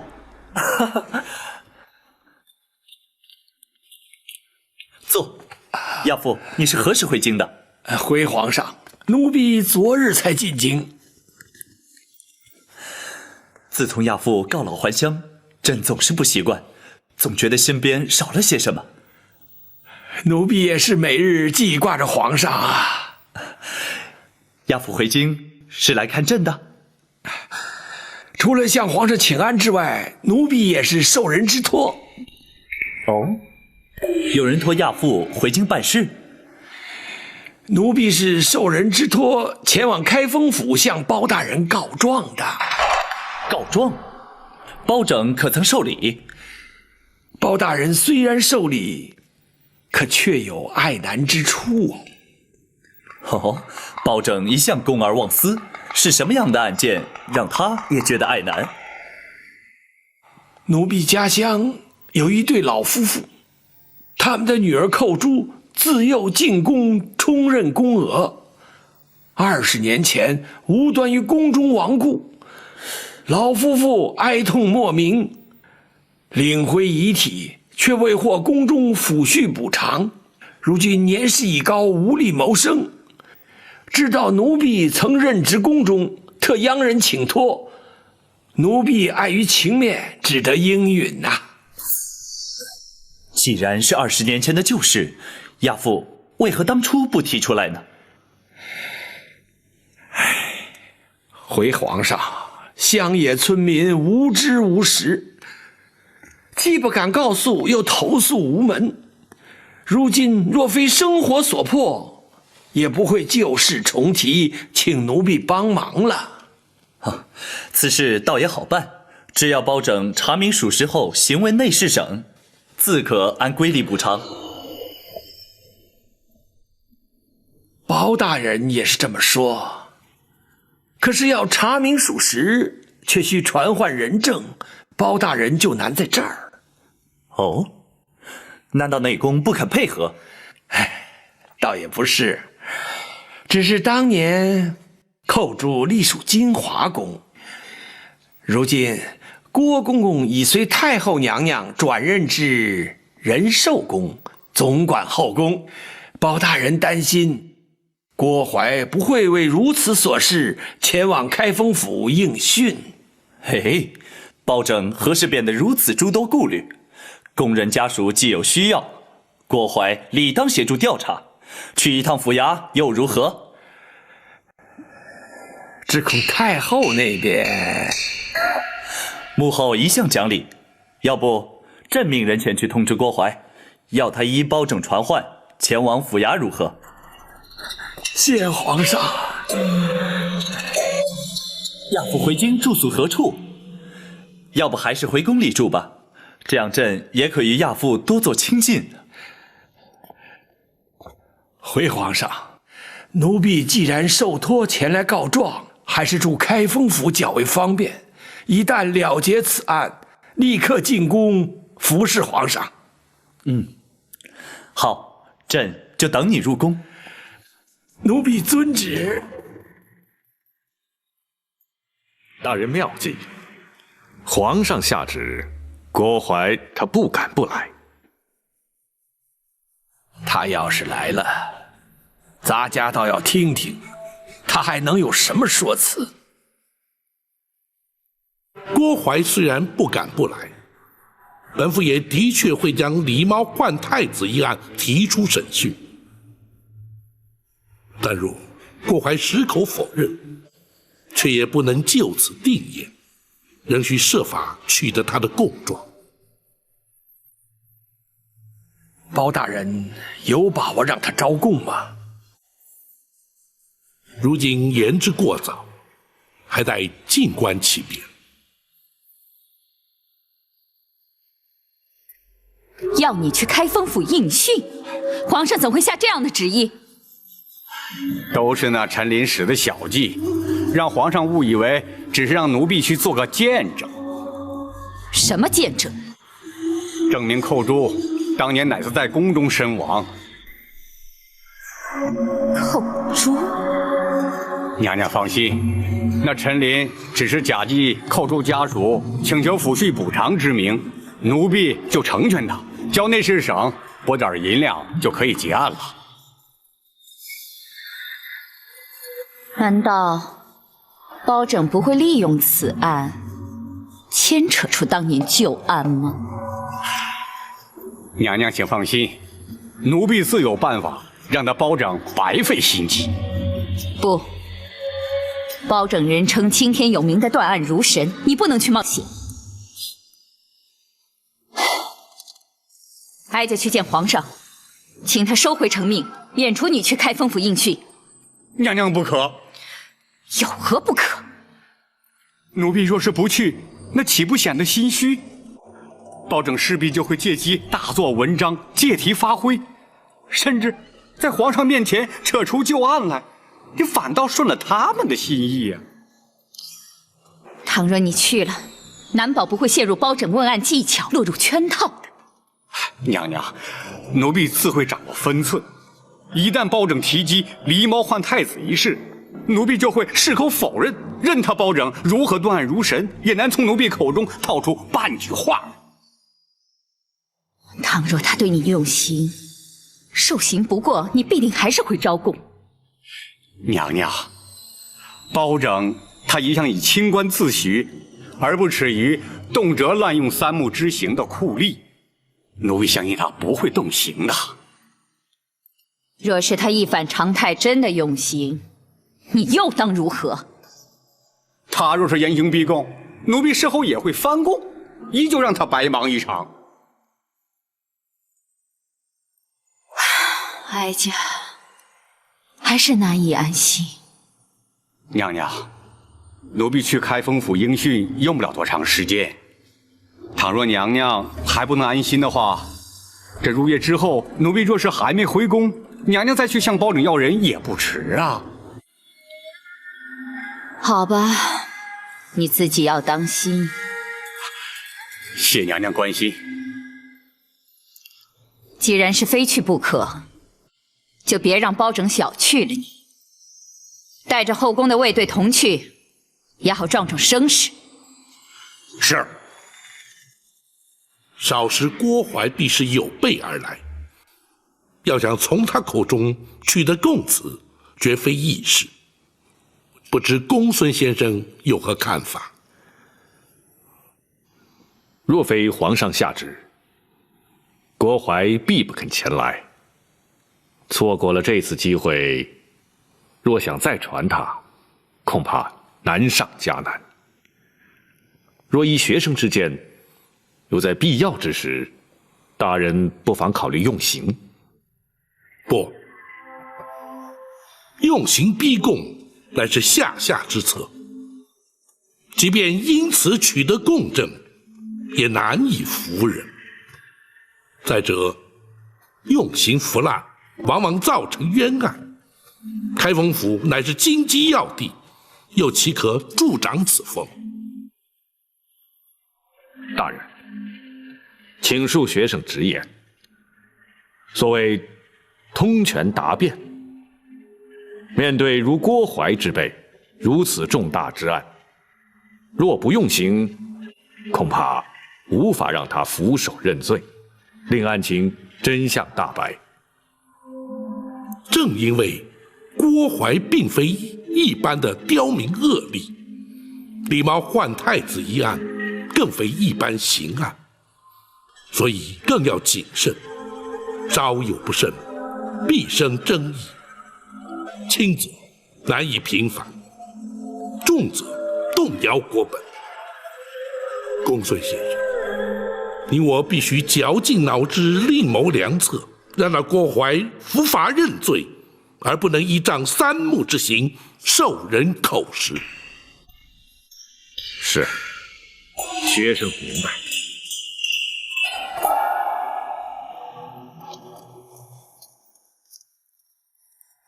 大人，包大人传召，有何吩咐？本府今日有一重大案件待审，审得清，则可平反义庄冤案；若审不清，恐连本府都将遭到牵连，难以幸免。故而急需您二人鼎力相助。白玉堂本非官府中人，本府不便透露案情。包大人不必顾忌，白玉堂不需要明白案情，大人只需要交代我干什么即可。好，老夫人的安危就由你来负责，若有其他需要，再知会于你。好，我现在就去。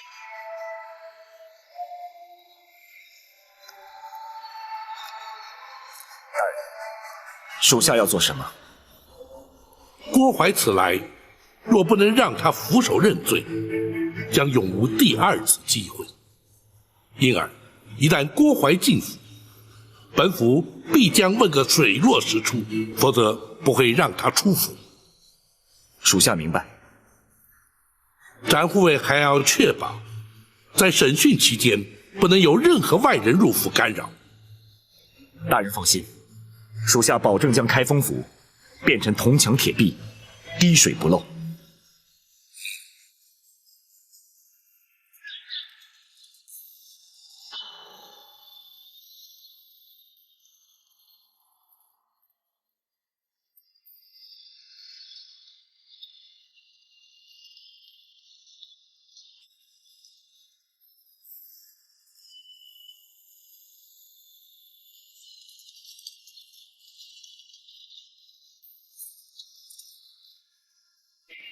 公公请。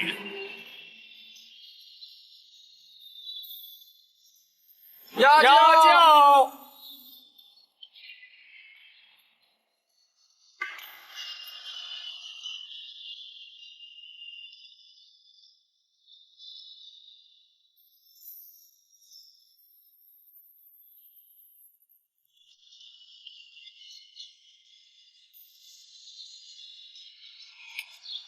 站住！来者何人？咱家是后宫的郭总管，他们是后宫的卫队，你难道看不出来？请稍后，等待通报。岂有此理！咱家是奉圣旨而来，岂能在这里等什么通告？郭总管，久违了。展护卫。展护卫，郭总管奉旨而来，怎可怠慢？是，郭公公，请。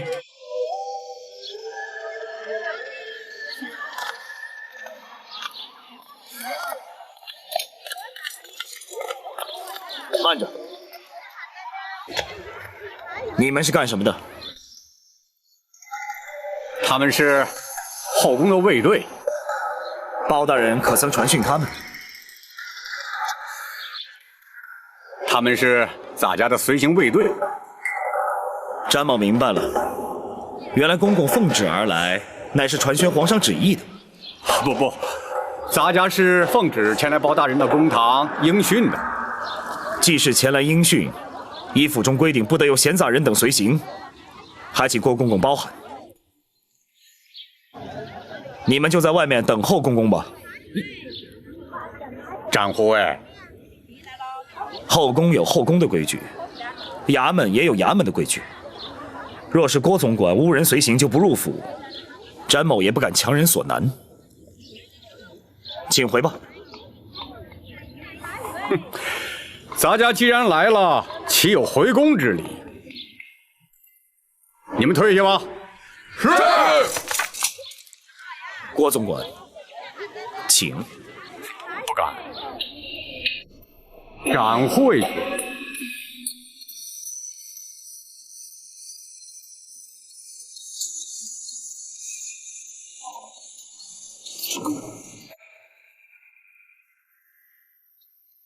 郭公公亲临开封府，协助本府审案，在此谢过。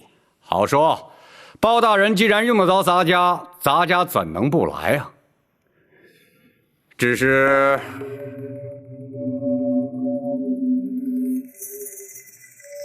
如何？陈公公为了一点小事就惊动圣上下旨，是不是有点小题大做了？郭公公言重了，咱家只是向皇上请安了。皇上问起为何进京，咱家岂敢隐瞒？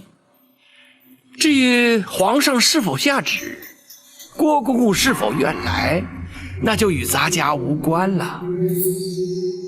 哼，你明知咱家若是不来，就是有抗旨之罪，又何必故作姿态呀？如今郭公公既然来了，又何必多做计较？再者，既是昔日工人家属来告，郭公公于情于理都该施以援手，助其脱困。不知郭公公以为然否？那是当然，咱家就是为此而来呀。本来就不该惊动皇上下旨啊。那好，公孙先生，学生在。相关事政可曾齐备？回大人，都已经准备好了，就待大人升堂了。且慢，郭公公可有见教？包大人，虽然是20年前的旧案，咱家也会证明确有其事。只要开封府行文内侍省，咱家让他们拨款抚恤慰问家属，即可结案。包大人就无需再升堂审讯了。郭公公此言差矣。凡事没有规矩，何以定方圆？若不经过堂训，如何立案？如何成案？又如何结案？本府向来依法行事，又岂能私相授受，草草结案？这稍时公堂之上自有堂规，为厘清案情，同有失礼得罪之处，还请2位公公不要见怪。包大人，公堂之上所言皆是公事，咱家自然绝无异议。咱家既然是应讯前来，那当然是应该由包大人说了算。那好，既然如此，王朝马汉张龙赵虎在，传令升堂。是。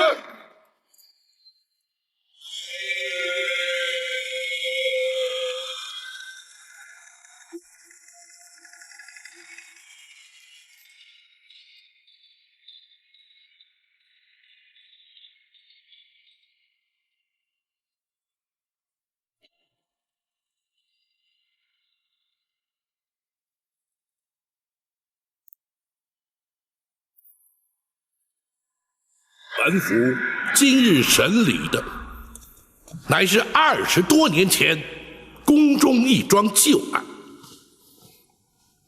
前内侍省首领太监陈琳，受苦主家属委托，是为原告。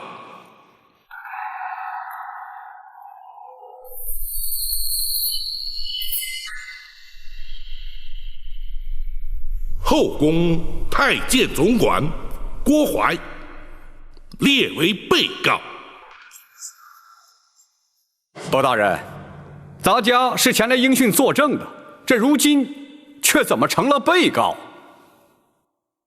苦主寇珠当年身亡之时，任金华宫承御之职。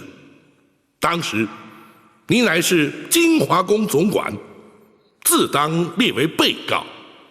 包大人，原告未必有理，被告未必有罪，你又何必担心？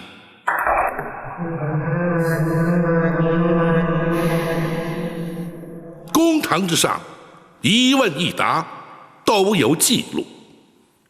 两位既是原告、被告身份，本府不用官称，而直呼其名，还请担待。陈琳，包大人，你状告何事？仔细说来。多年前，金华宫承御寇珠无端身亡，金华宫却未依公例慰问家属，发放恤金。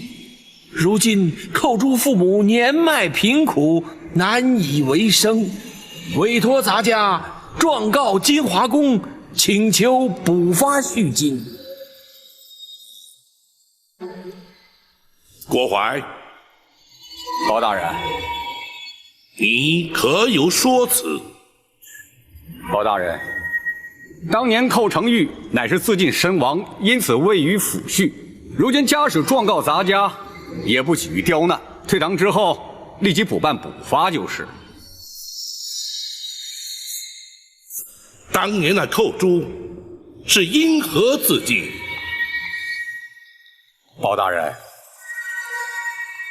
这已是20年前的旧事，又何须再提？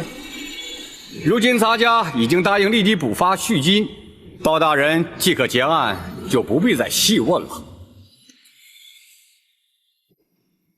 不，恤金虽是由后宫发放，却也是民脂民膏，朝廷公堂，当发就发，不当发又岂可胡乱发放？若是不能问明缘由，本府又如何结案？包大人啊，郭淮，那寇珠究竟是什么原因自尽身亡？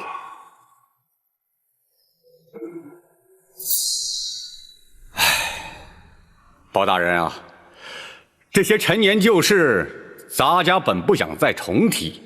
既然包大人执意要问，咱家也就只好实话实说了。当年寇珠不耐宫中寂寞，思念家人，竟然逃出宫去，却被抓了回来。你这是干什么呀？啊！后宫戒备森严，你当真就以为能逃得出去吗？啊！现在倒好，被抓了回来，你让咱家怎么办呢？公公，寇珠实在是太思念家人了，请公公大发慈悲，让寇珠回去吧。宫门深似海，入得出不得，不到年迈退休，谁也休想离开，就连咱家也不例外。咱家就是想帮你，也帮不上啊。寇珠实在是不能再待在宫中了，否则一定会发疯的，请公公成全。福珠啊，咱家实在是爱莫能助啊，你就尽量忍耐些吧。这2天，咱家也不怕你差事，你好好休息啊。这一回逃宫之罪，咱家也不再追究，你要好自为之啊。公公，寇珠已经不能再忍了。公公如果不帮我离开，你打算如何？我就不活了。哎呀，寇珠啊！可怜呐，一条年轻轻的生命就这样香消玉殒了。咱家实在是不想再提呀。郭淮，你简直是信口雌黄。陈琳，本府问案，不得任意开口。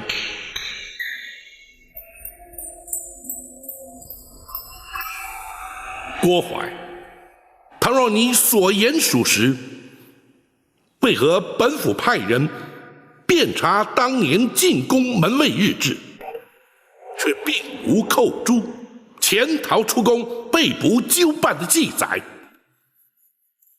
包大人查了门卫日志，本府审案之前当然要查。回本府问话。当时咱家唯恐坏了金华宫的声誉，刘妃娘娘，也就是当今太后，一向最重公誉，咱家是怕被责罚，所以要求门卫隐瞒不报。哦，是吗？倘若包大人因此而追究咱家失职，咱家坦诚不讳，只是该由内侍省惩处，这开封府似乎就无权干涉吧。不错，本府的确无权干涉。然而，那寇珠身亡之后，遗骸却必须送出宫去，交开封府验尸定验。本府直司开封府府尹，恰恰有权干涉。公孙先生。是。历年来，开封府文书案卷均有归档移交。经查，金华宫程昱寇珠，乃是因为头骨遭撞击破裂，流血致死。那的确是他自己撞的。郭槐，目前并无人认为寇珠是他杀，你又何必急于解释？是咱家多言了，包大人勿怪。公孙先生说下去。是。验尸单上明白记载，尸身上有多处外伤，疑似遭皮鞭抽击所致。显见，死者在生前曾遭人施以鞭刑。哦，包大人，这寇珠身上为何出现鞭痕，咱家实在不知啊。或许是旧伤痕遭仵作误判所致啊。就你适才所述，当年你非但未曾责罚寇珠，甚至对他安慰有加，更遑论对他用刑了。的确如此，包大人明鉴。启禀大人，尸单上还另有记载。说。是。从血渍的情形以及伤口来研判，仵作断定，鞭伤与头骨破裂致死，乃是同一时间造成。不可能！郭槐，本府倒要听听你作何解释。包大人，咱家的确没有对他用刑，或许是仵作验错了。你或许不知官府中的规矩，本府不妨告知于你：仵作验尸程序周密，除仵作本人，还需有相关衙差从旁见证，签押为凭。入殓之前，更有他人复验，一切无误之后，方可结案。其所以如此繁复，原因无他，只因人命关天。你说仵作验错，本府却可断言，在经济重镇的开封府，几乎全无可能。包大人，适才，你为何要言谎？你为何要对寇珠施以酷刑？他可是受刑不过，宁可求死。你又为何要以酷刑将他逼死？凡此种种，原因究竟何在？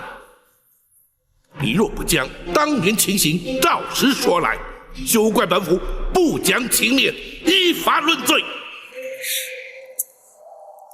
包大人啊，这事隔20多年，咱家实在是记不清啊。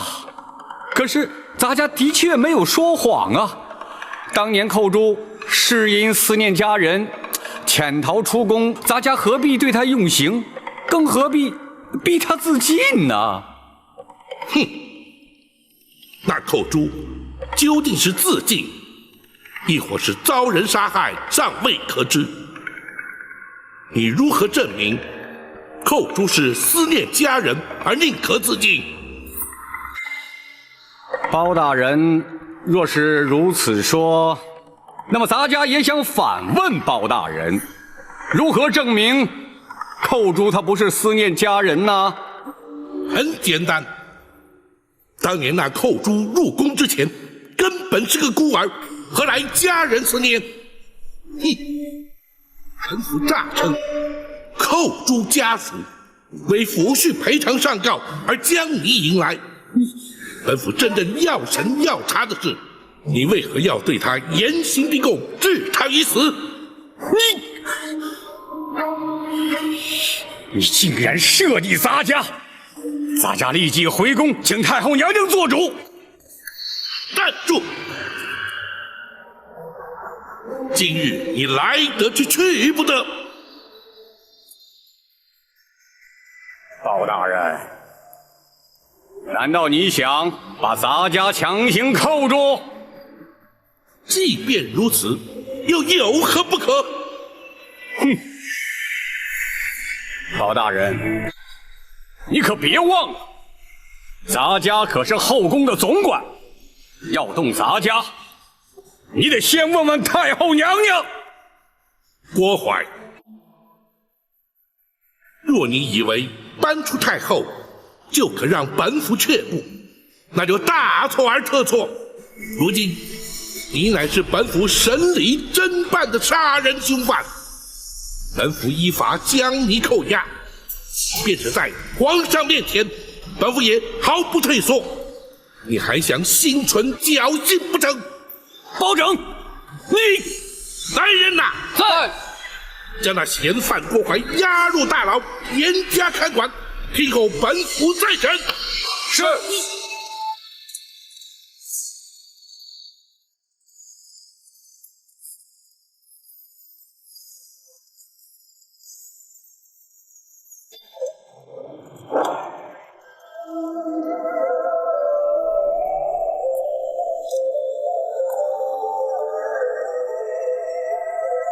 郭槐郭总管应包大人之邀，留在府衙继续聆讯。你们可以先回去了。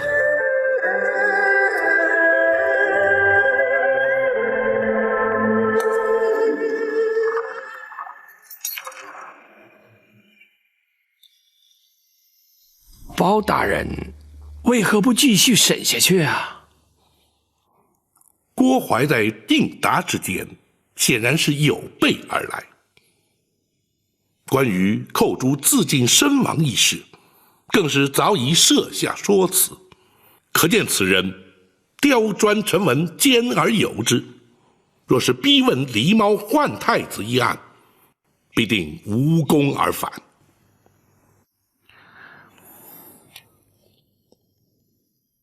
大人将他以杀人嫌犯关押在大牢之后，采用的乃是攻心之策。一旦他身陷困境，或有可能慌乱失措，从而突破其心防，促其认罪。哦，此举能有效吗？当然有，然而却要请陈公公辛苦一趟。包大人要咱家做什么？本府要请陈公公去大牢探监。公公请。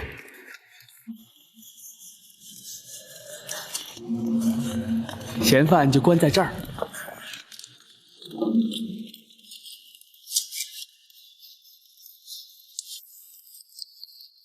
老头，你们先出去，让咱家和他单独谈谈。是。走吧。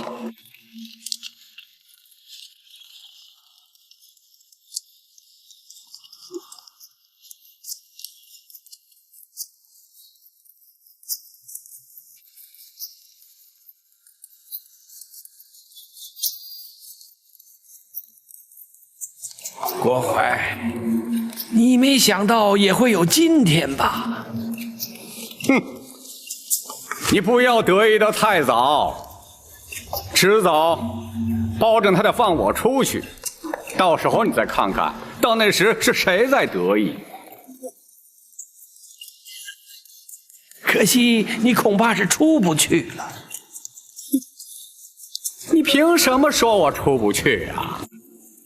凭你是害死寇珠的凶手。寇珠分明是撞柱自尽，谁能证明我是凶手啊？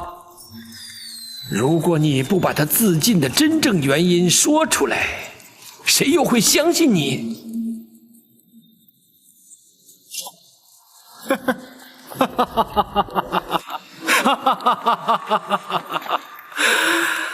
呀，陈琳呐，陈琳，我看你是白费心机了。此话怎讲？你在皇上的面前编造谎言，把我骗了。包大人又煞有介事的升堂审问，这目的不就是想变着法儿的把话从我口里套出来吗？哼！你想我会开口吗？啊？从你口中套出什么话来？哼！彼此心照不宣，你又何必佯装不知啊？好，既然如此，我们就把话说明白。当年狸猫换太子，逼死寇珠，诬陷李贵妃的来龙去脉，点点滴滴，包大人都已查明。你若不据实供认，包大人是不会放你出去的。哼！只要我矢口否认，他又能奈我如何呀？他既然知道当年的来龙去脉，就更该知道太后娘娘是绝不会让他为所欲为的。哼！一旦太后插手向他要人，他敢不给吗？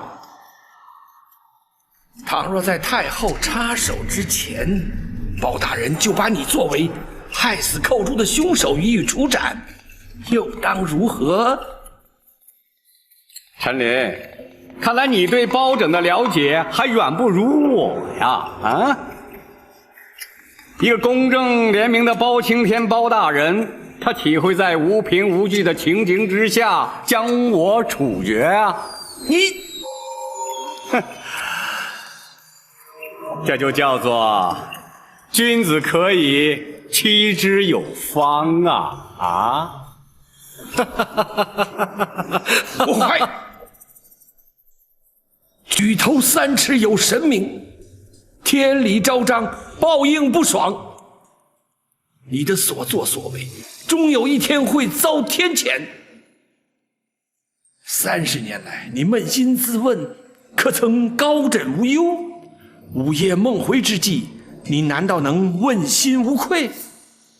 那些因你而惨死的冤魂，可是夜夜前来向你索命。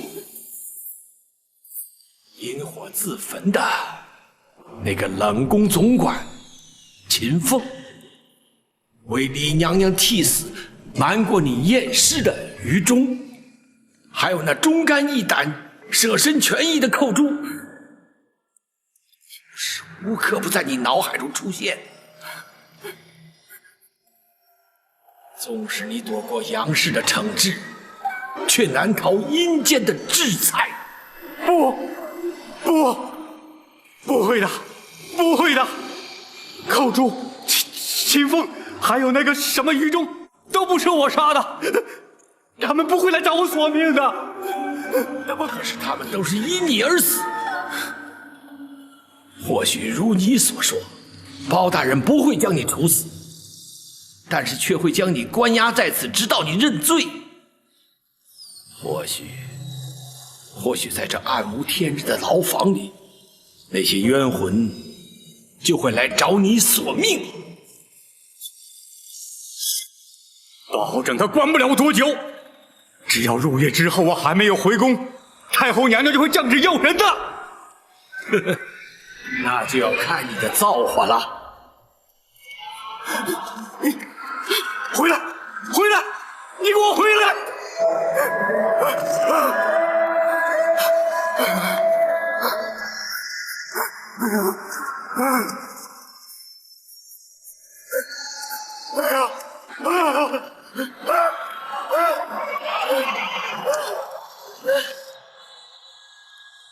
哦，他竟然料到本府在无凭无据之下，不会将他处决。大人，倘若他有如此想法，恐怕就不会因心生惧怕而招供。大人还需另觅他法才行啊。不过，郭淮虽刁钻狡猾，却深信鬼神之说。咱家提及寇珠的冤魂会来向他索命，似乎他颇为在意。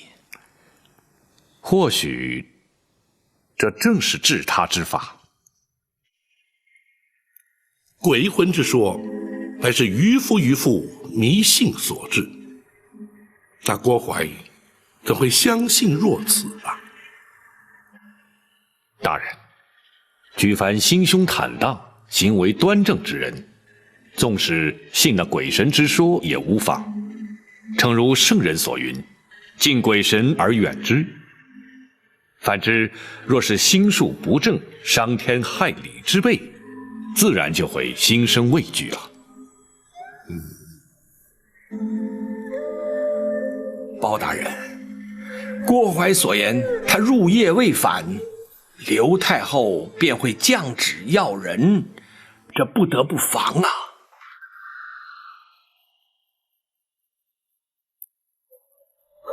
公公无需担心，本府已有万全准备。哦，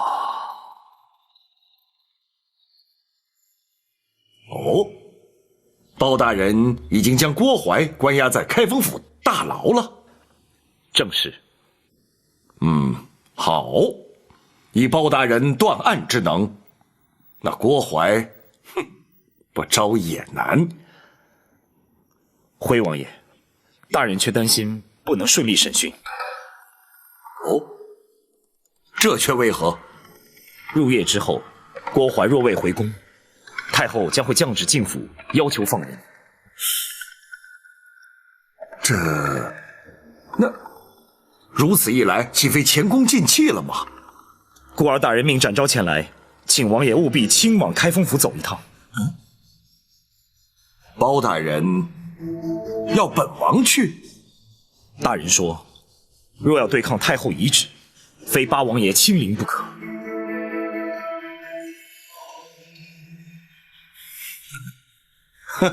好，本王明白了。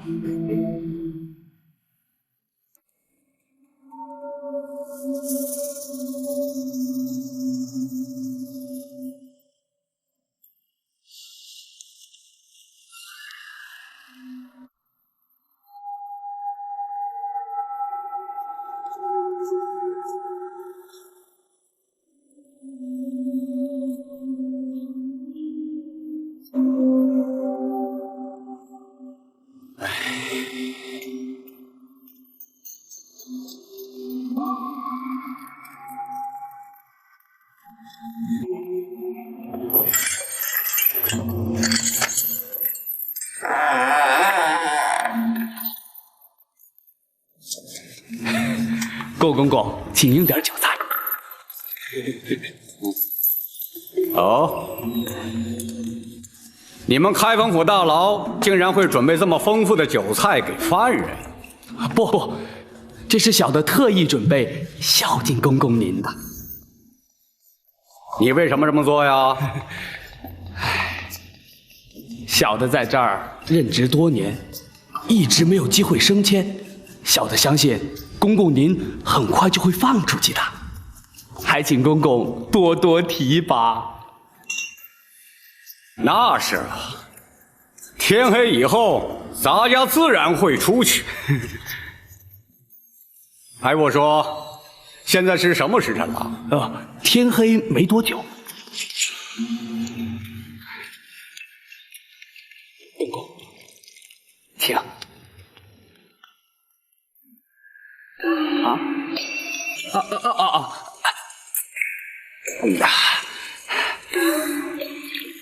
公公，这回可以放心喝了吧？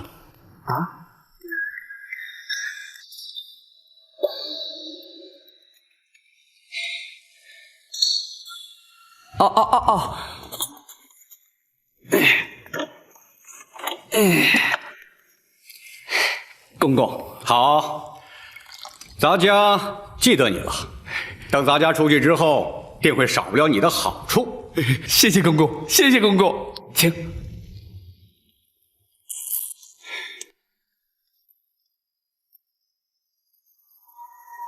娘娘。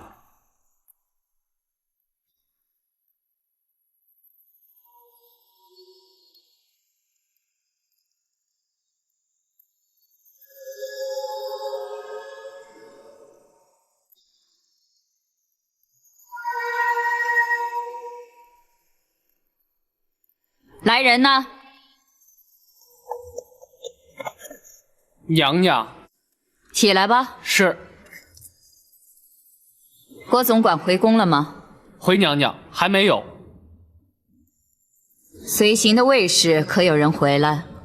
都回来了，说是包大人还要留着郭总管在那儿继续审讯。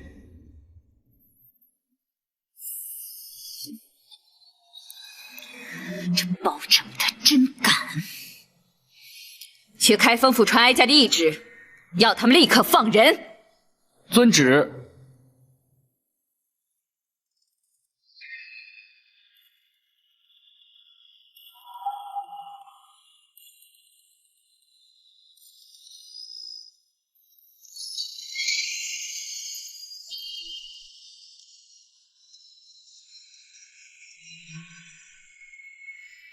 你是来要人的？奴婢啊，是奉太后懿旨来接郭总管回宫的。本王在此做主，将郭槐留下，一切回宫去吧。奴婢可是奉了太后的懿旨啊！大胆！这奴才竟然顶撞本王！奴婢不敢，只是回去接不回郭总管，无法向太后交旨啊。好，本王就让你回去有个交代。展护卫，先皇御赐金简在此，所到之处，有如先皇亲临。万岁万岁万万岁！本王在此待先皇降诏，郭槐留在开封府听审，不得阻挠。奴婢遵旨。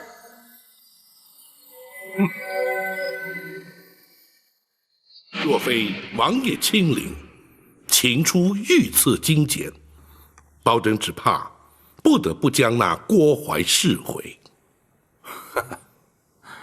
包大人总算有用得着本王的时候了。包拯不敢。刘太后必定不肯善罢甘休，甚至会惊动皇上。不妨事，本王就留在这开封府，直到包大人取得郭槐的供状。多谢王爷。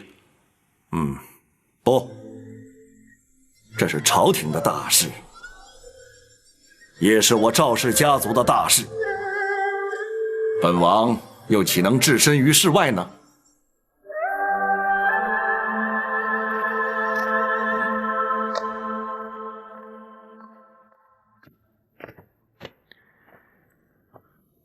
启禀大人，学生已经全部安排妥当了。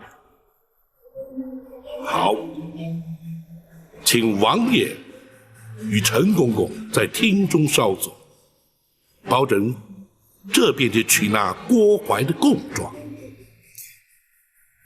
包大人打算？王爷，包大人打算夜审郭淮。哦，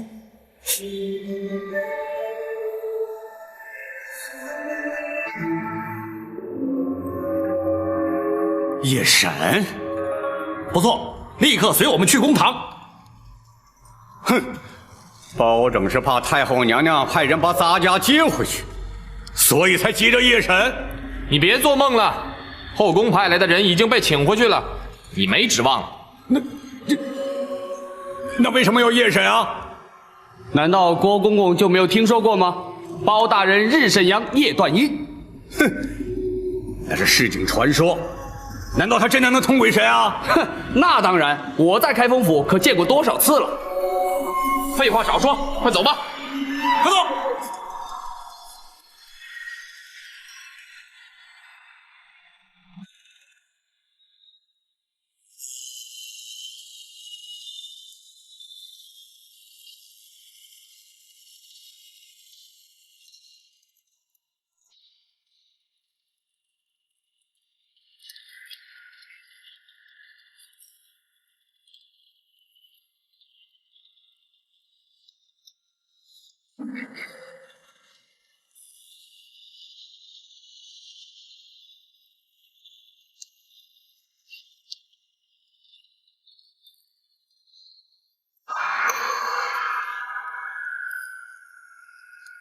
郭淮，20年前，你任金华宫总管之职，买通产婆尤氏，以狸猫换取太子，大称玉成宫李贵妃产下妖孽，指使程昱寇诛，掐死太子，埋藏金水桥下，意图使刘贵妃之子入主东宫。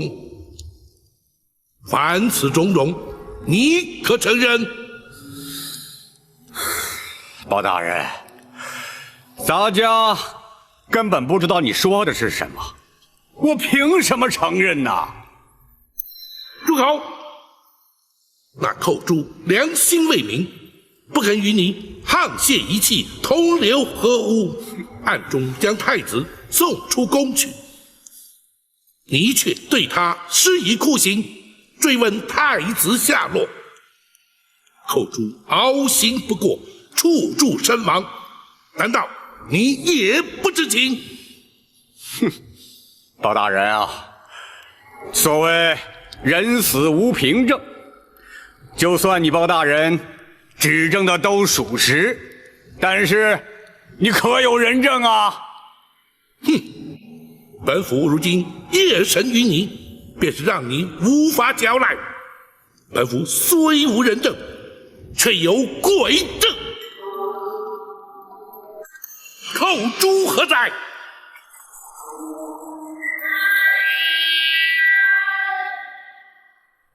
冤魂寇诛，叩见包大人。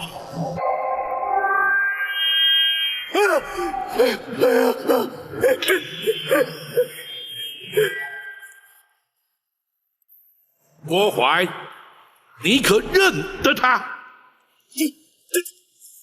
他才是寇诛！啊不，他不是寇诛，寇诛已经死了。他一定不是寇诛。哼，是与不是，待本府问过之后，你自会明了。寇诛，寇诛在。当年那郭淮是如何要你将太子谋害，又是如何对你严刑逼供，逼问太子下落？你且一一说来。是。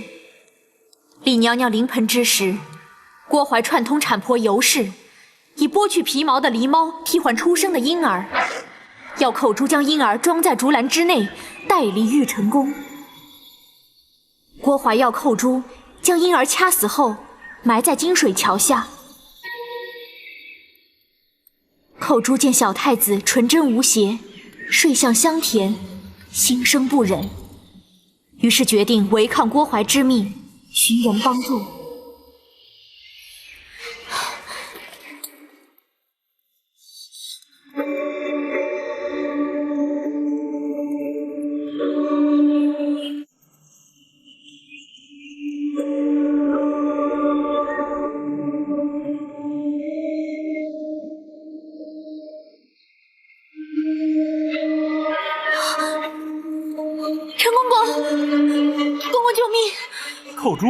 当时你可是将小太子交于陈琳带出宫去。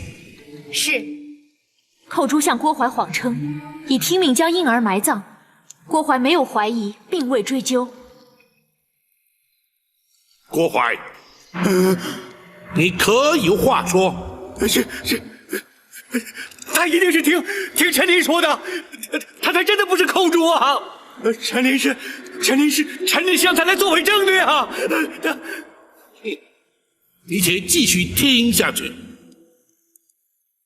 寇珠，既然那郭淮并未追究，却又为何在对你施以酷刑，追问小婴儿的下落？回包大人，李娘娘被打入冷宫之后，寇珠明知她是遭郭淮陷害，却不敢明说，更不敢透露小太子的情形。你为何不说？寇珠唯恐说出实情，小太子假死，会被郭淮发现。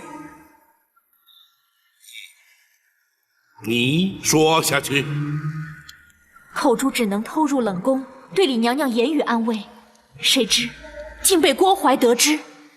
寇珠虽搪塞其词，郭淮却对小太子之事起了疑心。然后呢？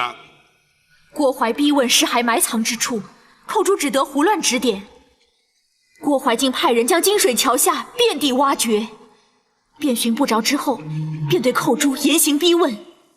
寇珠谎称慌乱之中记忆不清，郭淮不予置信，继续用刑。寇珠唯恐受刑不过，说出太子下落，只得撞柱身亡，以死明志，让他们误认寇珠所言事实。这件事情，你怎么会知道啊？你抽在我身上的鞭痕犹在，我撞柱身亡的血迹未干。你虽然派人刷洗金华宫的殿柱，却洗不尽你心中的梦魇。如今，寇珠要借包大人夜审阴司之辩，向你索命，以解我20多年的心头之恨。郭淮，还我命来！别过来！别过来啊！还我命来！郭淮，包大人啊！你寇珠，阴阳末路，人鬼殊途，你不可接近生人。包大人，寇珠要将郭淮带到阴间，交由阎王处置。不，那郭淮既在人世，就该有阳间的律法制裁。郭淮，包大人，你可先不让他过来呀！制裁寇珠所言，你可认罪？认，我承认呐。可那些事情都是刘娘娘的主意啊。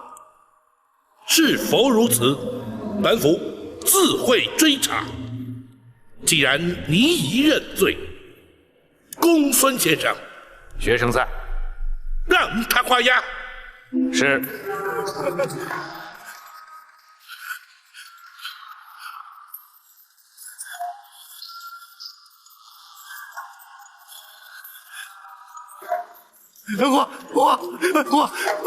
我画呀！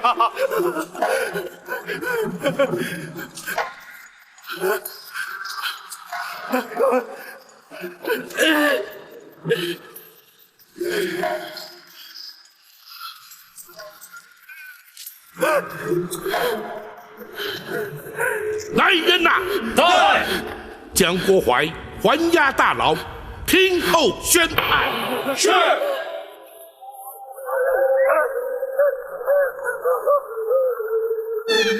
包大人果然高明，郭淮如此狡诈，还是难逃法网，签下了供状。惭愧，包拯向来不信鬼神之说，如今却要假借鬼神之名，让那郭淮认罪伏法。那是郭淮咎由自取，若不是他多行不义，又怎么会疑心生暗鬼呢？陈公公所言极是。倘若他光明磊落，毫不心虚，便是扣诸鬼魂，当真出现，也全然无惧，又岂在乎装神弄鬼呀？那名假扮寇珠的女子，她来自何处？又怎会让郭淮如此深信不疑呢？那全仗着公孙先生巧妙安排。回王爷，学生是由京城优人戏子中挑选一名颜貌体态与寇珠较为相似之女子，再根据当年仵作验尸单所描述的，为她稍作易容装扮，并以假血涂面。那又怎么能让那郭淮认不出来呢？学生事先安排，命牢头送酒菜给郭淮。大人夜审之时，郭淮已有5分酒意。同时，学生并令牢头宣称，大人有日审阳、夜断阴之能，再加上公堂之上昏暗不明，那郭淮心中忐忑之际，自是无法辨认。话虽如此，一旦言语交锋，旧事重提，那女子又如何应付？王爷，那就非奴婢不可了。哦，你也参与其中？奴婢将当年寇珠所言一一转述给那女子，并提示寇珠的言谈举止，让那女子学习。郭淮又岂能分辨呢？若不如此，郭淮不会轻易落入圈套。他万万没有想到，寇珠在受刑自尽之前，会与陈公公通过信息。如今有了郭淮的供证，咱们就立刻进宫面圣吧。王爷不急着进宫，倘若包拯所料不差，皇上应该很快就会主动宣召。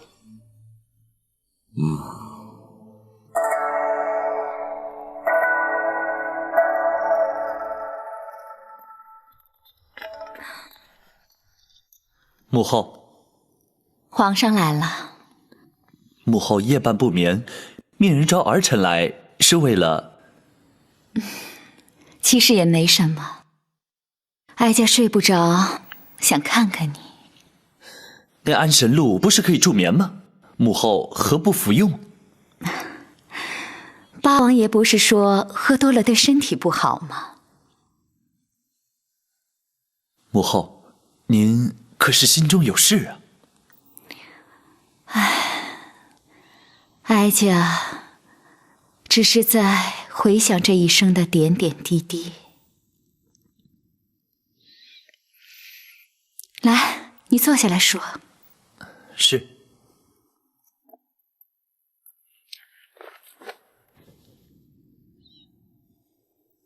哀家14岁，以才女之名被选进宫来，和后宫所有被选来的女子一样，过着宫墙内与世隔绝的日子。直到被先皇宠幸，升为贵妃，才见到了天日。后宫佳丽3000，其实却耽误了多少女子的青春啊！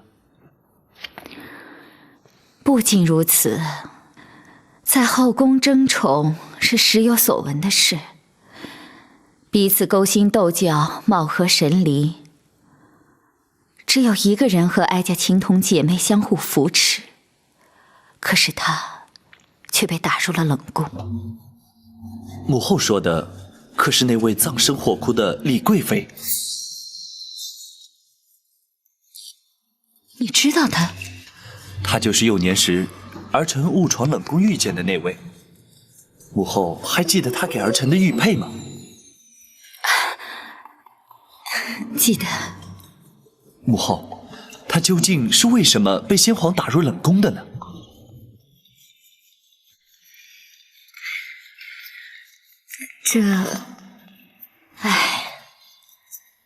在后宫，一旦失宠，可以有千百种的理由。母后说的不错，所以儿臣才要郭淮废除冷宫，重修宫院。无论如何，母后要比他幸运的多了。不错，陈皇后去世之后，母以子贵，哀家被先皇立为皇后。可是太子却在6岁那年不幸染病身亡。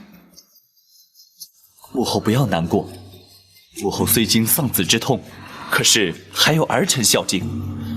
如今贵为大宋朝的皇太后，那些不愉快的日子是不会再来了。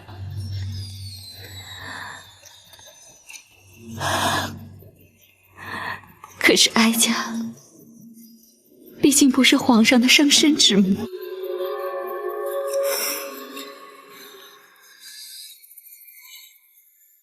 哀家最担心的是，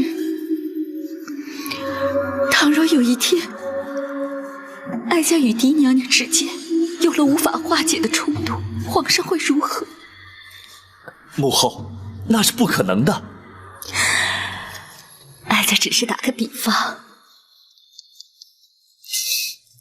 如果真有那么一天，皇上会如何？如果真有那么一天，儿臣必定会痛苦万分，左右为难。生育养育实在难分轻重。不，儿臣不会让这样的事发生。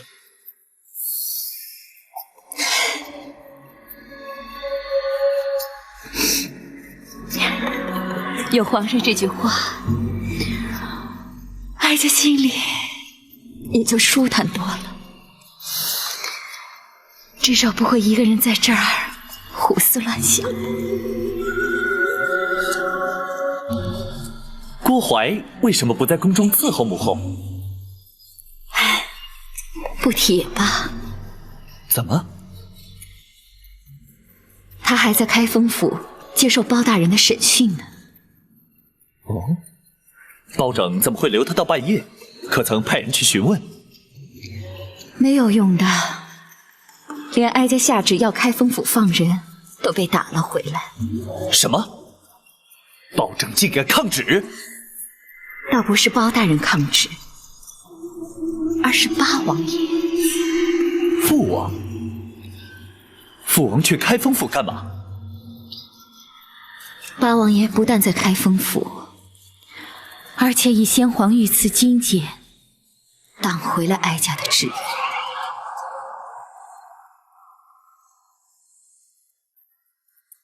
皇上派人前来下旨，要大人连夜进宫。果不其然，展辉，皇上只宣包大人一人进宫。回王爷，正是。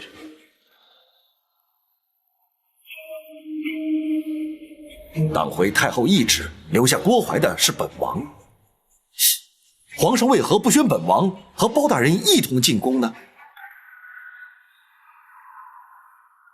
想必是皇上不便与王爷父子相争，召包拯进宫，皇上才好问明实情。王爷，包拯此去，会将此案实情禀奏皇上，不知王爷是否同意？也罢，是该到了让他明白真相的时候了。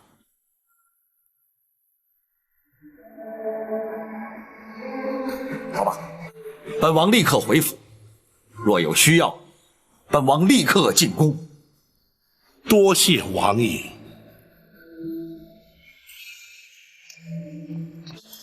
什么？郭淮招供了？是。包拯已将他关押大牢，娘娘的冤屈已经可以确定获得平反。好，这一天终于来了，伯亲，臣在。哀家什么时候能够见到皇上？臣奉旨连夜进宫，会将全案实情向皇上禀明。娘娘，请等候包拯回禀。哀家就等你回来。娘娘今夜尚未诊治，请容学生为娘娘施针。好，好。娘娘小心。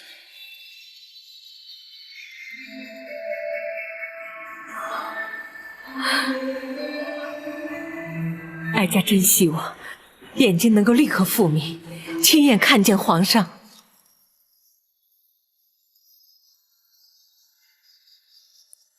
究竟是怎么回事？郭槐去开封府只是作证，你为何不让他回宫？回皇上，郭槐设计一桩重大阴谋，犯下重大刑案，臣乃是依法关押。哼，岂有此理！无论他犯下何等重罪，太后遗旨既已下达开封府，你怎敢抗旨不遵，拒不放人？甚至还要父王请出先皇的御赐金简。皇上可知，八王爷从不干涉朝政，亦不曾插手任何案件。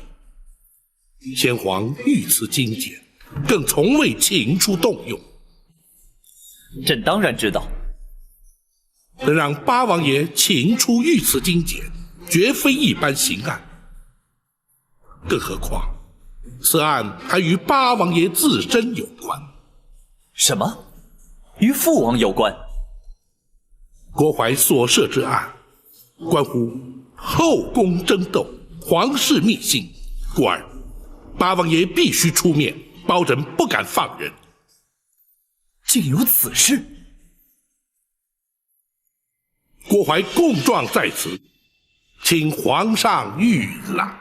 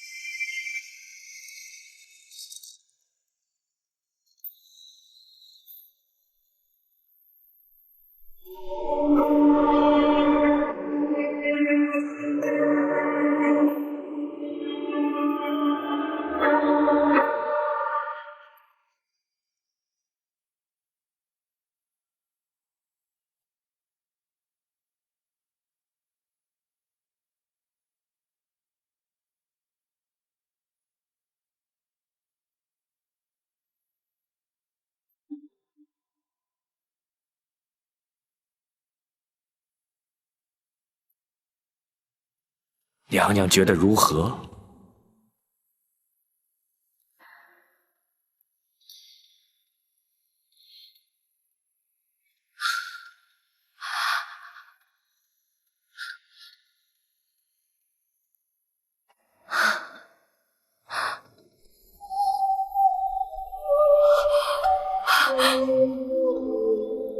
我看见了，我看见了。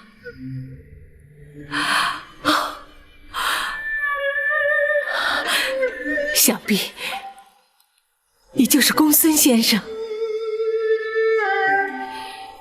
学生正是公孙策。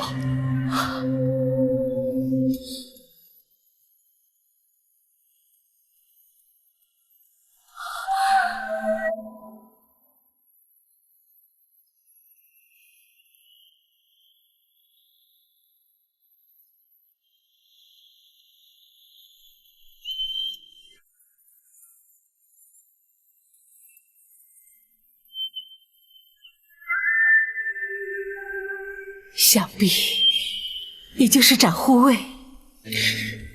恭喜娘娘双目复明。公孙先生的医术可真称得上是华佗在世啊！不敢当娘娘谬赞。娘娘双目出狱，还请尽早安歇吧。不，哀家要等包大人回来，哀家要立刻进宫去见皇上。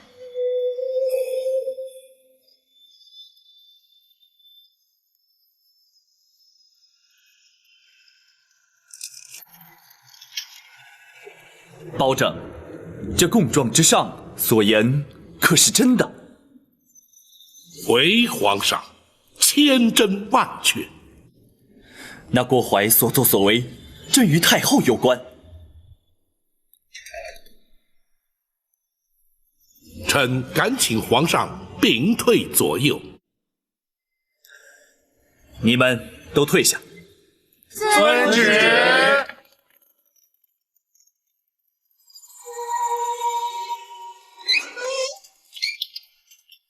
你说。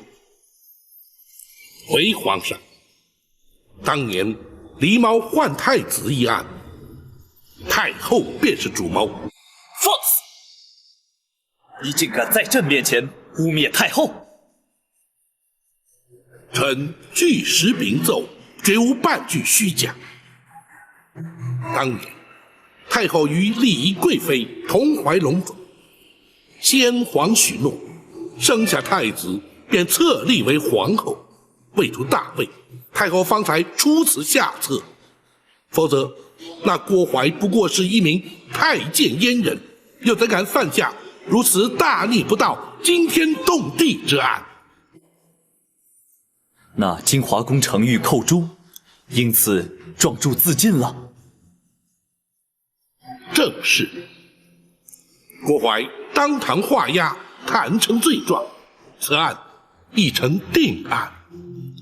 然而，在这供状之中，并未提及寇诛他舍命救出的婴儿，下落何方啊？回皇上，寇诛将婴儿交给了陈陵陈公公，藏在宫盒之内，夹带出了后宫。啊，然后呢？这……难道那婴儿未能逃过此劫？不，婴儿安然无恙，被送进了南清宫八王爷府。什么？那如今婴儿安在？八王爷以皇子之名，将婴儿留在王府之内抚养。且慢，算起来，那婴儿与朕同庚，朕只有长兄，并无幼弟，何来以皇子之名留在府中抚养之说？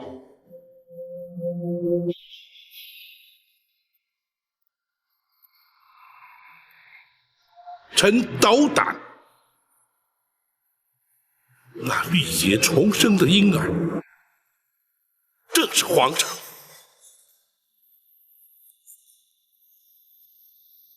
你说什么？当年八王妃狄娘娘也同时有孕在身，却不幸早产夭亡，而且未及呈报。八王爷深知此案兹事体大，为掩人耳目，才假称皇上是狄娘娘所生。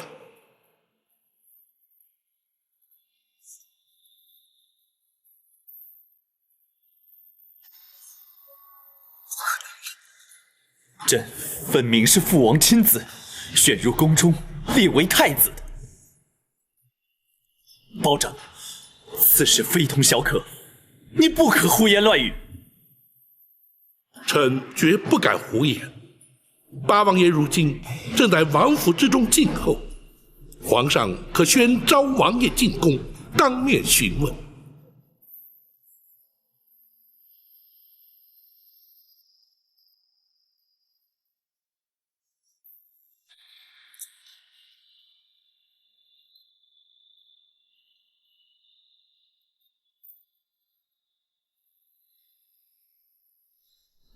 如此说来，朕幼年之时在冷宫遇见的那位娘娘，竟然是朕的生母。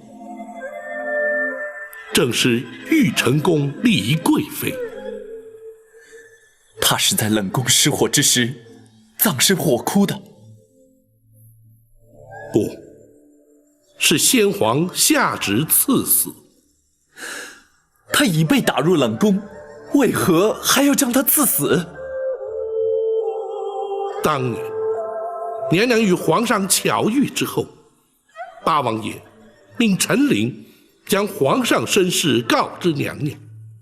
自此，娘娘夜夜焚香，为皇上祈福。谁知却被郭槐得知，而刘太后更借此向先皇诬告。诬告什么？诬告李贵妃以邪术诅咒先皇。先皇大为震怒，于是下旨赐死。啊，你是说他是因太后而死？皇上，刘娘娘是为了斩草除根，永绝后患。然而，吉人自有天相，李娘娘必死，而却未死。此话怎讲？陈琳奉旨赐死，不忍执行。太监于忠舍命权中，自请替死。冷宫总管秦凤自焚灭迹，瞒过郭槐，娘娘方得死里逃生，远离京城。他如今人在何处？皇上可还记得包拯那位失散多年的远房表亲？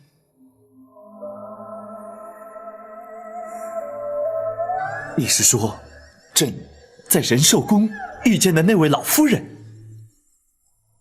皇上，那位双目失明的老夫人，正是当年的李贵妃，皇上的生身之母。那失明双目，就是因为思念皇上，终日以泪洗面，而活活哭下。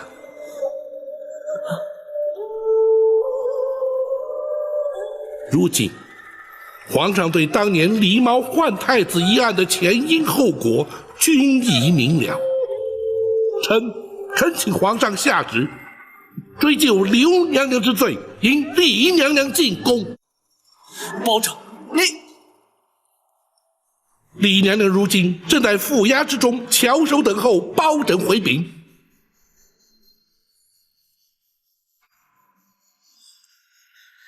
你让朕再想一想。皇上可是不信包拯之言？朕不是不信，只是太后对朕有20年的养育之情。皇上此言差矣。刘娘娘虽对皇上有多年养育之情，李娘娘却对皇上有10夜怀胎之恩。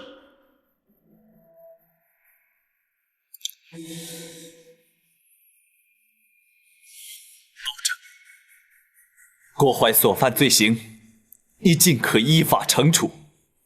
我皇家之事，你就不要再插手管了。皇上念养母之恩情，而置生母于不顾，传至天下，岂不让黎民百姓斥为不孝？包拯天威人臣，又岂能不闻不问？住口！包拯，你不过是小小的开封府尹，是谁给你如此大的权限？朕不让你管，你就不准再管。来人呐！在。将包拯轰出宫去。遵旨。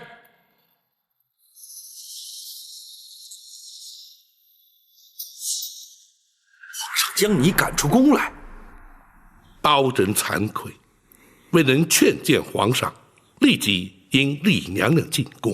啊，不，这怨不得包大人，不过也怪不得皇上。王爷，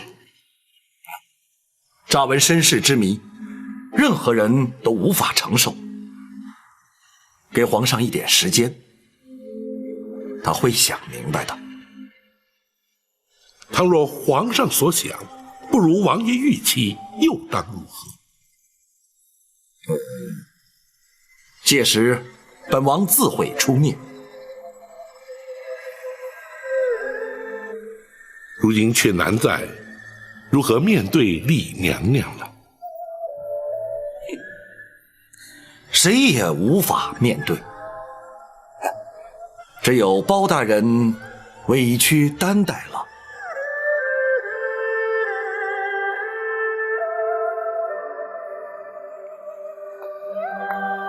大人已将全案禀奏皇上了。郭槐可由本府依法处断。啊，那太后和李娘娘呢？詹护卫在。如今郭槐已被关押，娘娘的安全也已无虞，就让白玉堂先回陷空岛。他毕竟是个江湖人，不让他知道此案的内情比较好些。大人要他戴罪立功，为何不带他进宫面圣？暂且不要，待此案所引起的余波平静之后再议。是。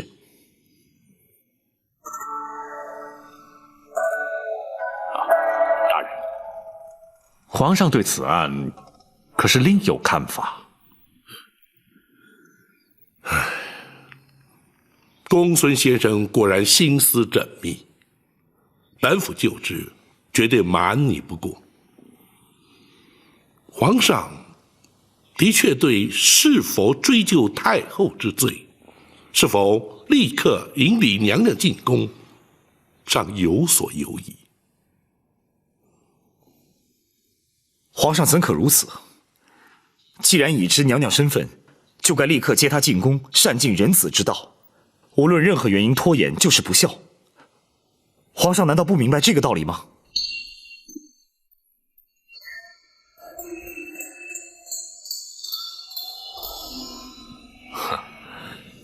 或许对皇上而言，生育养育同等重要，而难以取舍。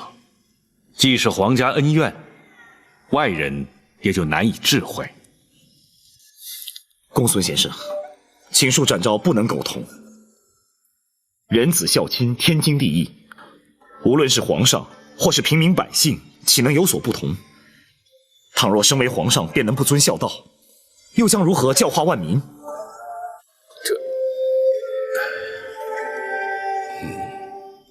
展护卫言之有理，本府定会向皇上据理力谏。然而，此刻却必须向娘娘回禀，倒让本府颇觉无奈。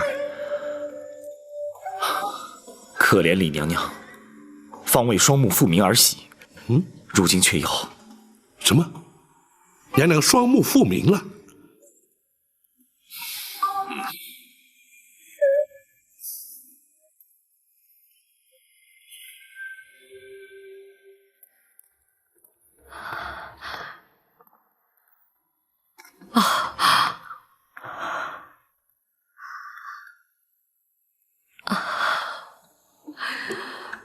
宝琴的形象面貌与哀家心中想象的很是接近。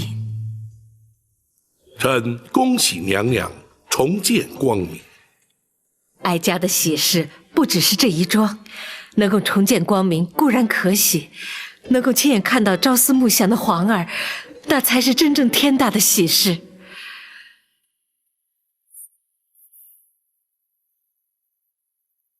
宝琴，臣在。哀家何时能够见到皇儿？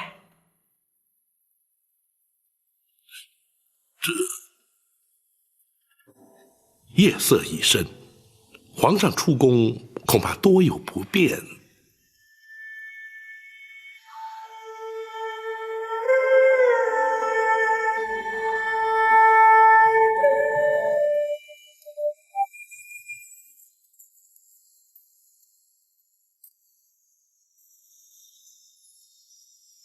那好，既然皇上不便出宫，那你带哀家进宫如何？娘娘还是等到天明之后。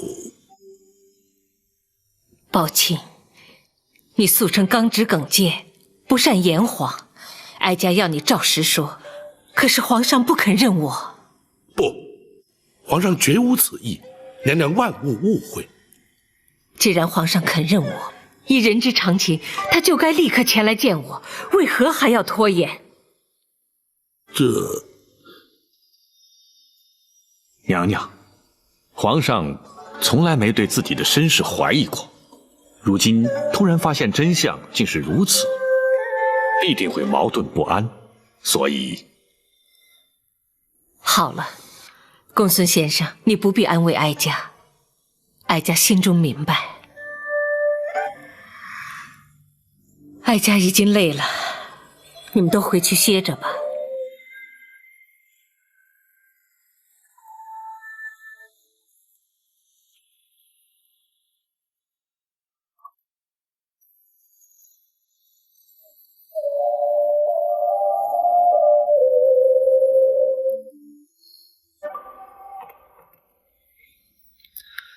我以后真的要当皇帝吗？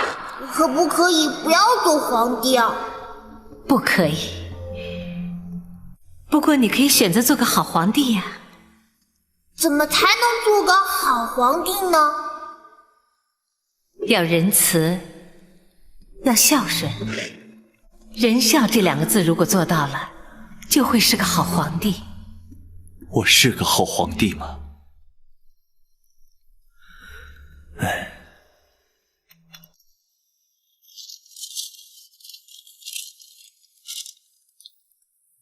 如果真有那么一天，皇上会如何？如果真有那么一天，儿臣必定会痛苦万分，左右为难，生育养育实在难分轻重。儿臣不会让这样的事情发生的。唉。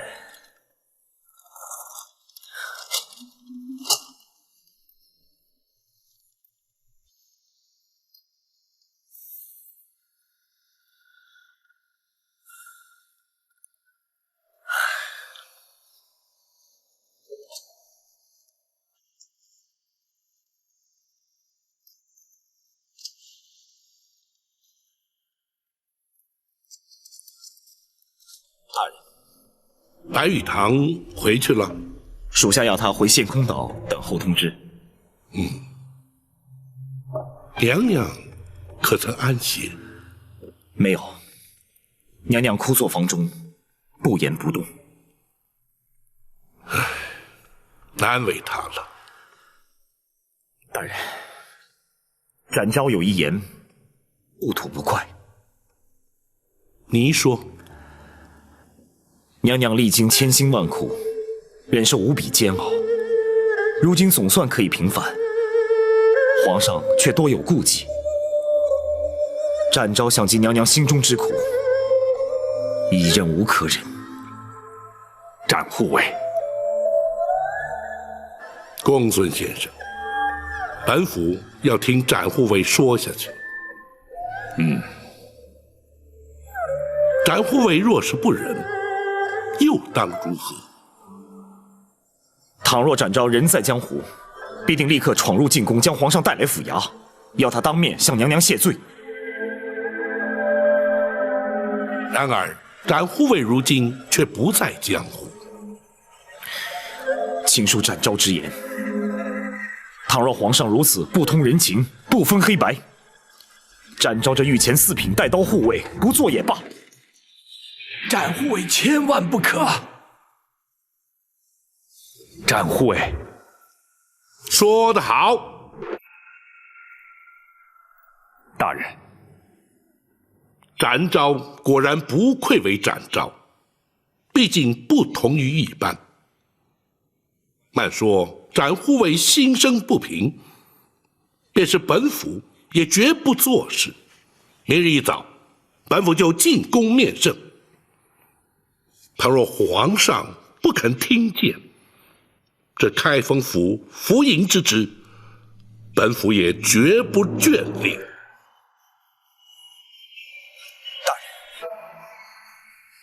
本府虽不若展护卫可以重返江湖，但若回到泸州老家，耕读一生，又有何不可？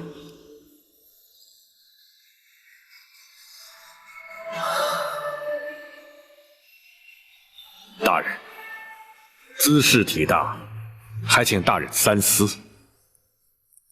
公孙先生，我辈读书之人，入世所谓何来？若不能分清黑白，据理力争，又如何整生民于水火，解百姓于倒悬？今日不能为娘娘平反，明日又如何为百姓洗冤？与其谈高官厚禄，而唯唯诺诺，尸位素餐，不宁求公理正义，而轰轰烈烈侵蚀流民。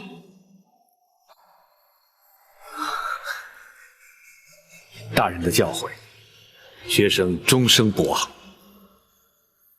唉，倘若朝中文武皆如包大人一般，又何愁朝纲不正，宋氏不兴呢？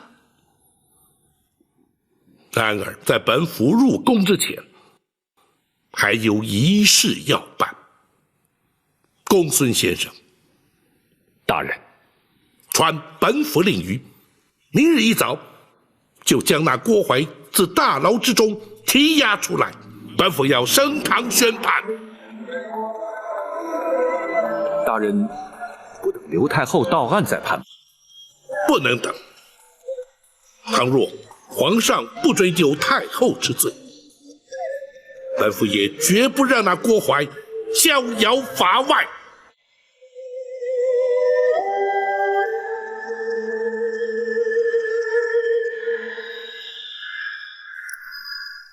堂下听判。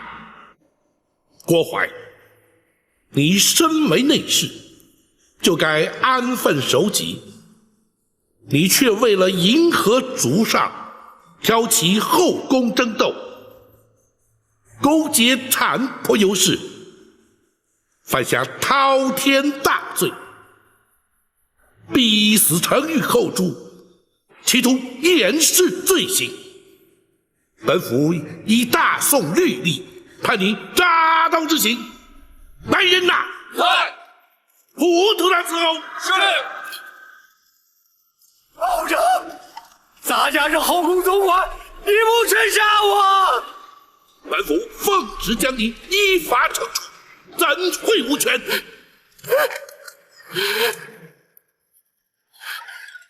开！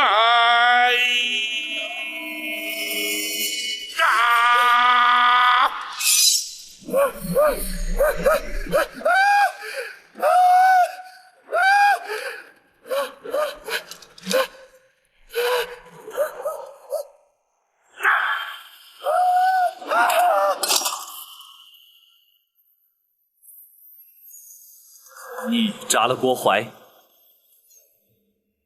回皇上，郭槐罪不可赦，臣是依法而行。你是生怕朕不再追究太后之罪，会连郭槐也或免刑，才速审速决，将他正法？皇上明鉴。朕说过，只要你不管太后之事，郭槐任你处置。启奏皇上，臣不能不管。你当真不肯撒手，非要管我赵家私务？你可知道昨夜朕在生育之恩与养育之情之间的矛盾挣扎是彻夜难眠？难道你非要逼朕不可吗？皇上，李某换太子一案，绝不仅是赵家私务，而涉及皇室道统、大宋国祚。废刘太后而因李娘娘，也绝不仅是皇上私情，而关乎人心教化、社会伦常。皇上自诩以仁孝治国，若是己身不正，又将何以正人？包拯纵有天胆，也不敢逼迫皇上。然而，如今刘太后已是罪证确凿，皇上若是不下旨将他治罪，恐将难渡天下悠悠之口。包拯，难道你就不怕朕革了你的官职？皇上莫说要臣的顶上无上，便是要臣的项上人头，臣也绝不能让皇上背负着不孝的千古骂名。包拯，你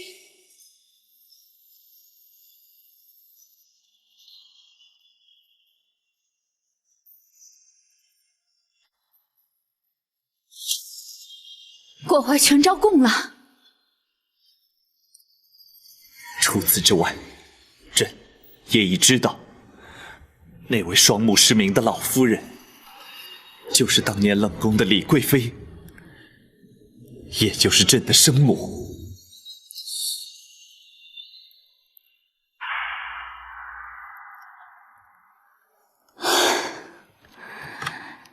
30年的梦魇，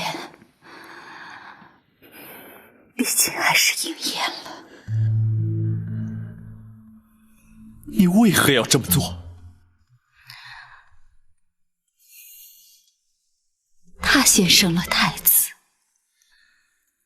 先皇就立他为皇后，或许是为了争夺皇后之位，或许只是出于妒忌。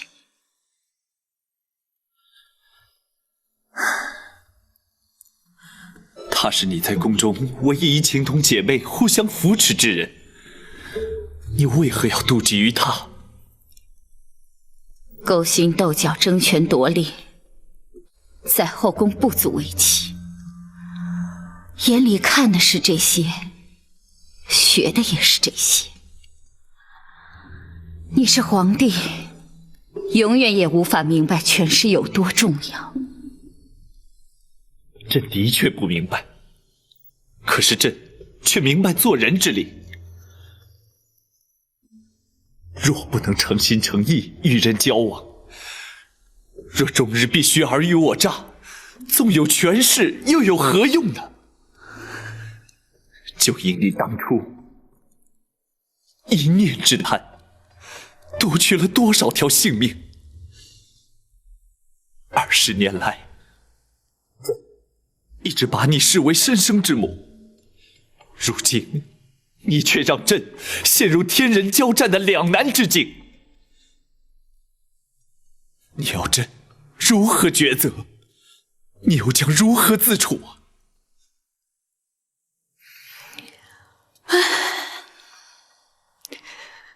早知今日，何必当初呢？皇上既然到此将一切说明，想必已有所决定了吧？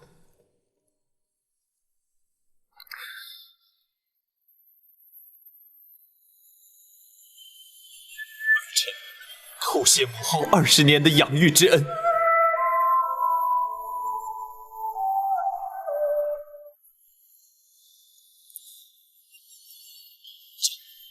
会亲往开封府迎接朕的生身之母入宫。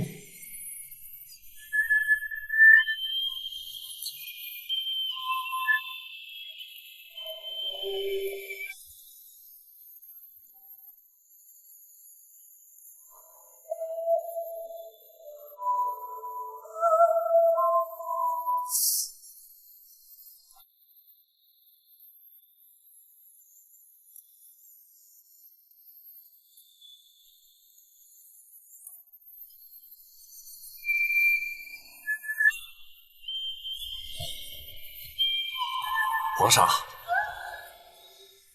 父王，皇上，如今身世已然大白，本王不再是你的父王，而是你的皇叔了。奴婢叩见皇上。亚父请起。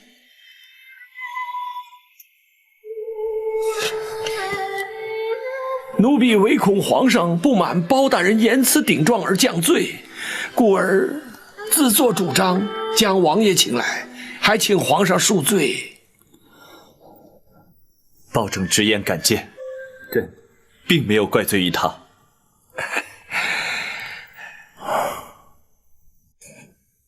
皇上如今作何打算啊？朕一名包拯将太后官服带回府衙，朕稍后便去接驾。皇上圣明啊！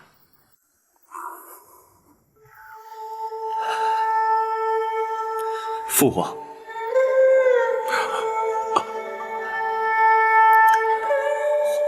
皇叔，你可知道，朕此刻的心情是五味杂陈，百感交集。本王明白，皇上心中之苦，无人能够体会。然而，皇上，你必须要坚强啊！皇上，皇上，太后，太后，太后怎么样了？你快说呀！太后她悬梁自尽了。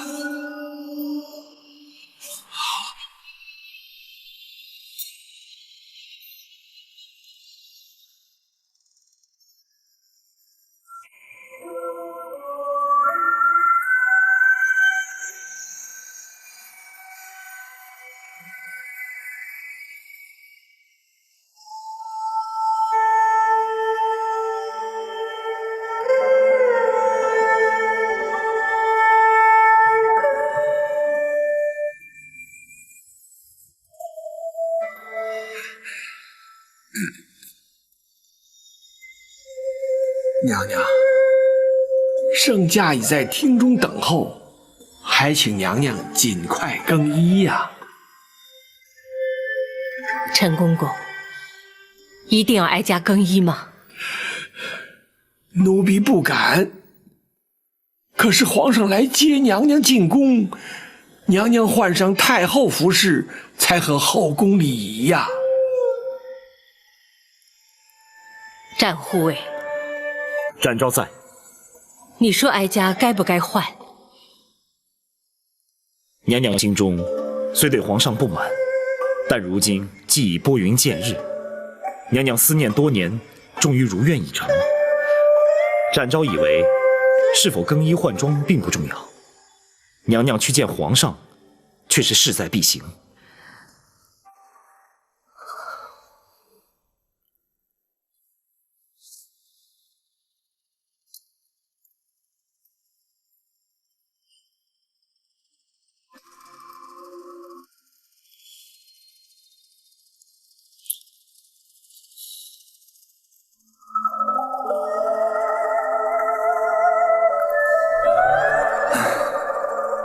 朕言知此时才来，太后必定心生不悦，还望皇叔、包卿替朕多美言几句。母子连心，皇上也无需太过担心了。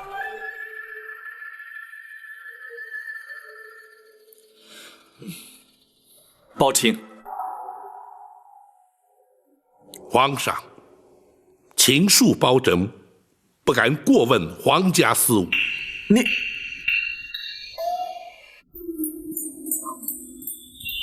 包大人，连皇上所言都能够让你记仇的话，这可不是为人臣子之道了。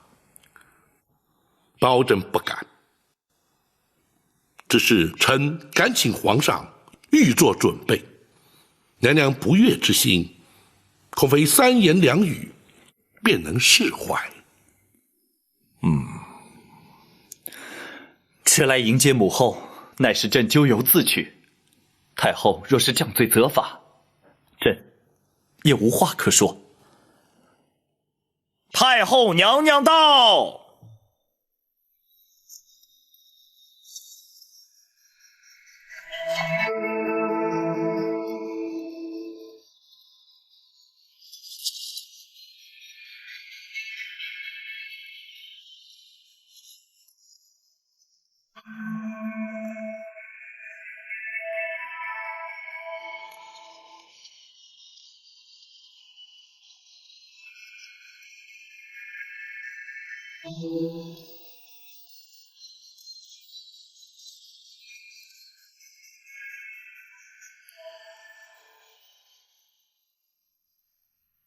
陈琳，先扶娘娘坐下，有什么话慢慢说。是。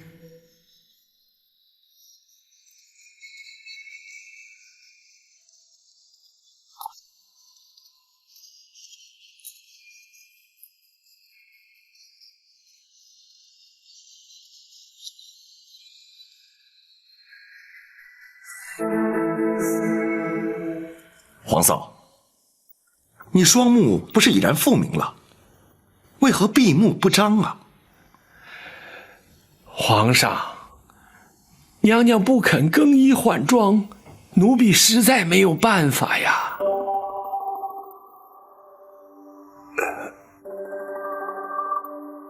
皇嫂，你有何不满，尽管直说，别让皇上尴尬，也免得让大家为难呐。八贤王，并非老身有意刁难。既然皇上不肯认我，我又何必看他？母后，且慢。如今已是我不认你了。在母子未相认之前，老身不以皇家自居，你也休要以母后相称。皇叔，皇嫂，皇上若是不肯认你，又怎会亲临开封府来接驾呢？你就看在本王的薄面上，原谅于他。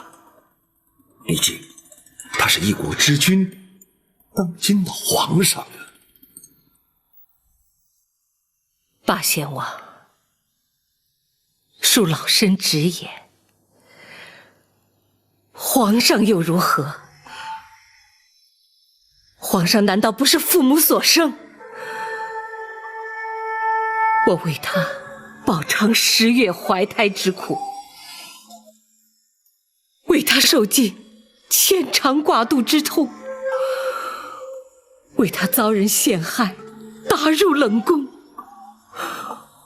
为他先皇下旨，白绫赐死，为他流落街头，忍辱偷生，为他流干了眼泪，哭瞎了双眼。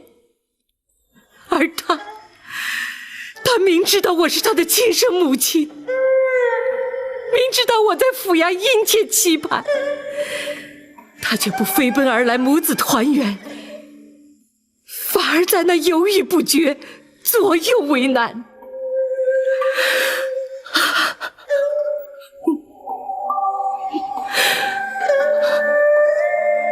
此情此景，怎么不叫人痛心疾首？老身又怎么能够原谅他呢？儿臣该死，让母后饱受折磨，儿臣罪该万死。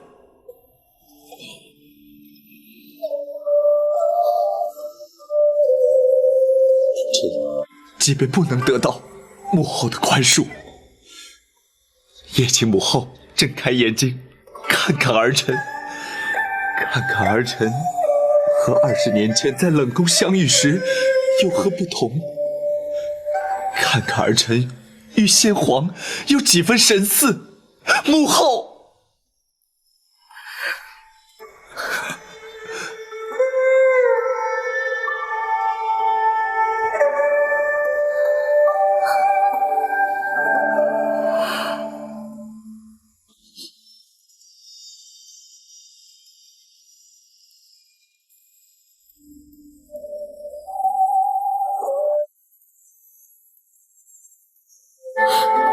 母后，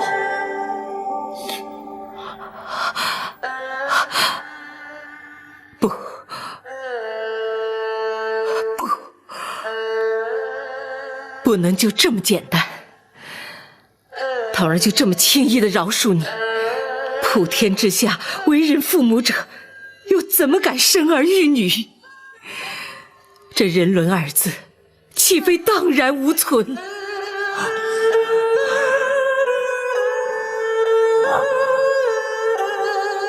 皇嫂，你要如何才肯认他？要如何责罚他？你才肯原谅他？儿臣愿意接受母后任何惩罚。在母子相认之前，老身只是一介平民。包大人，包拯在。倘若民间百姓犯了不孝之罪，该是如何惩罚？娘娘，不论如何惩罚，若要想老身认他，除非包大人先依法办他个不孝之罪。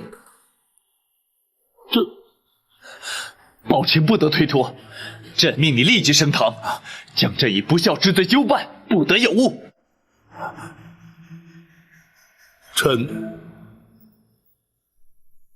臣遵旨。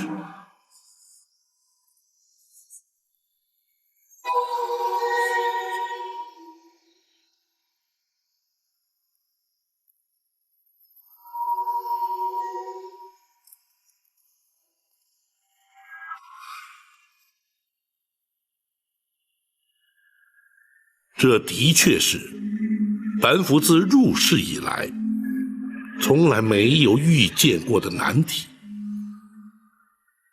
也是自古以来从未出现过的情景。大人真的无法推辞吗？无法推辞。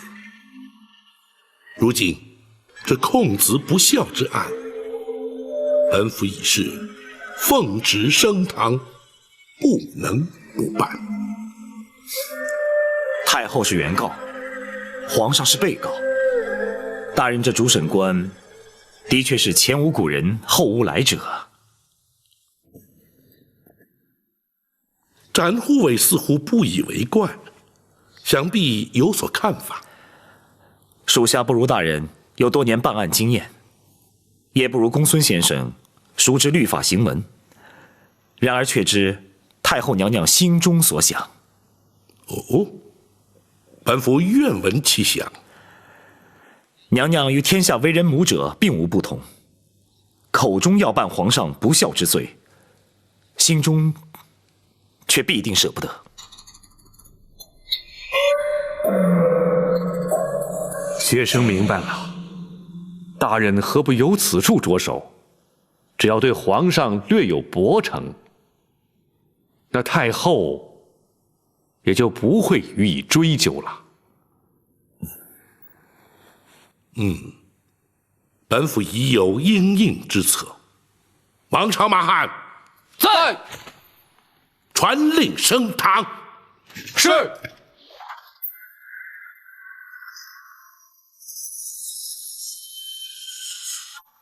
开封府府尹包拯叩见皇上。平身。谢皇上。叩见娘娘王爷。包大人请起。谢娘娘。来人呐！在。升堂。是。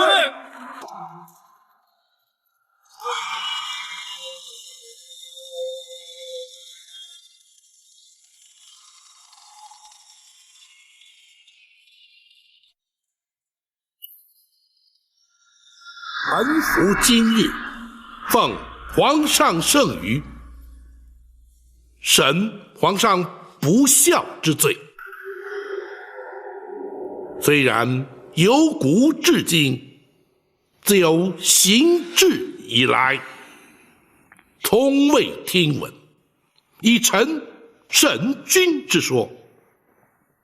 然而，王子犯法，与庶民同罪。律法之前，无贵贱之分。本府便以大宋律例论罪判刑。公孙先生，学生在。若依本案实情，该当何罪？该判何刑？回大人，弃亲不养，知亲不问，遇亲不认，事亲不孝，一律可判拘禁、苦役、罚银、杖击之刑。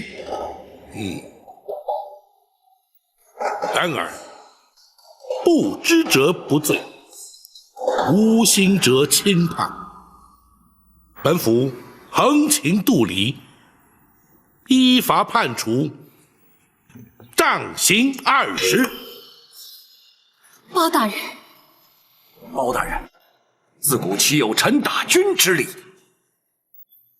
本府也知，绝无以臣打君之理。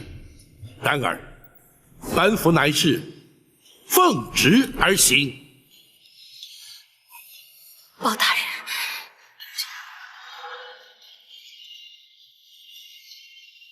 皇上，无妨，包卿，你就依法行刑吧。臣遵旨。来人呐！在。为皇上宽衣脱袍。是。不得无礼。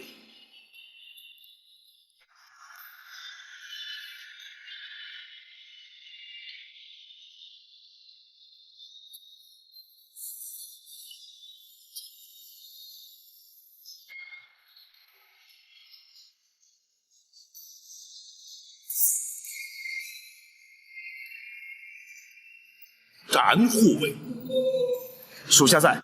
待本府行刑。遵命。自古以来，臣不打君，本府奉旨，不得不打。王朝马汉灯笼照虎，在。将龙袍押上堂来。是。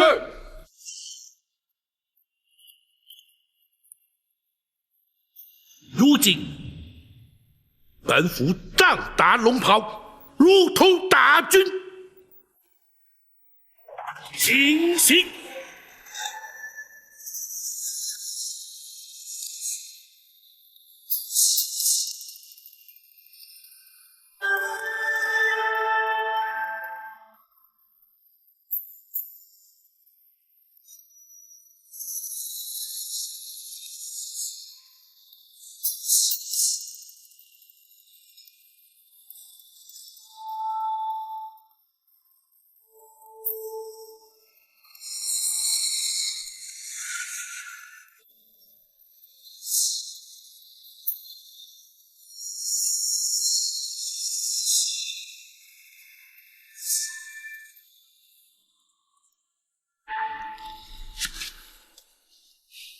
若非包卿机智，恐怕朕要出尝这杖刑的滋味了。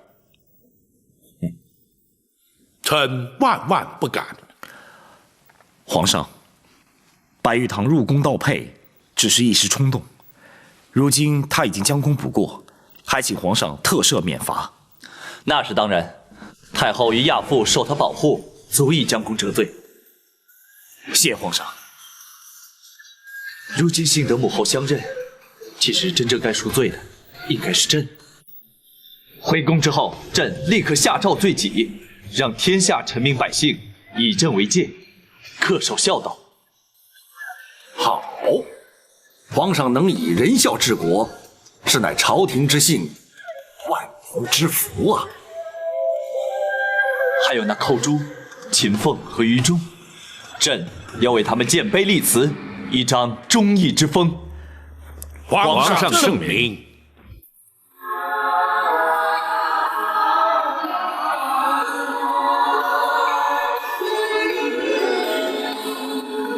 真心好，就从未被看到，不需要拒绝人意。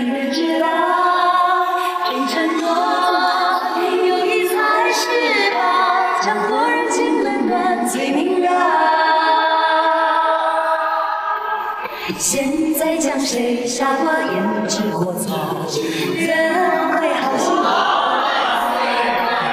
人生不是不算少。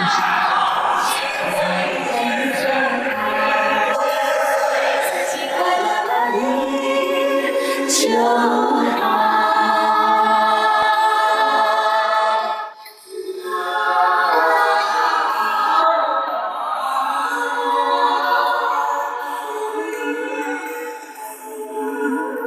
强出头不服输，自寻烦恼。天外有天比你高，大富贵比不上身体好，无忧无虑品尝心到老。看得透，想得开，别爱计较，宽宏大量，开口笑。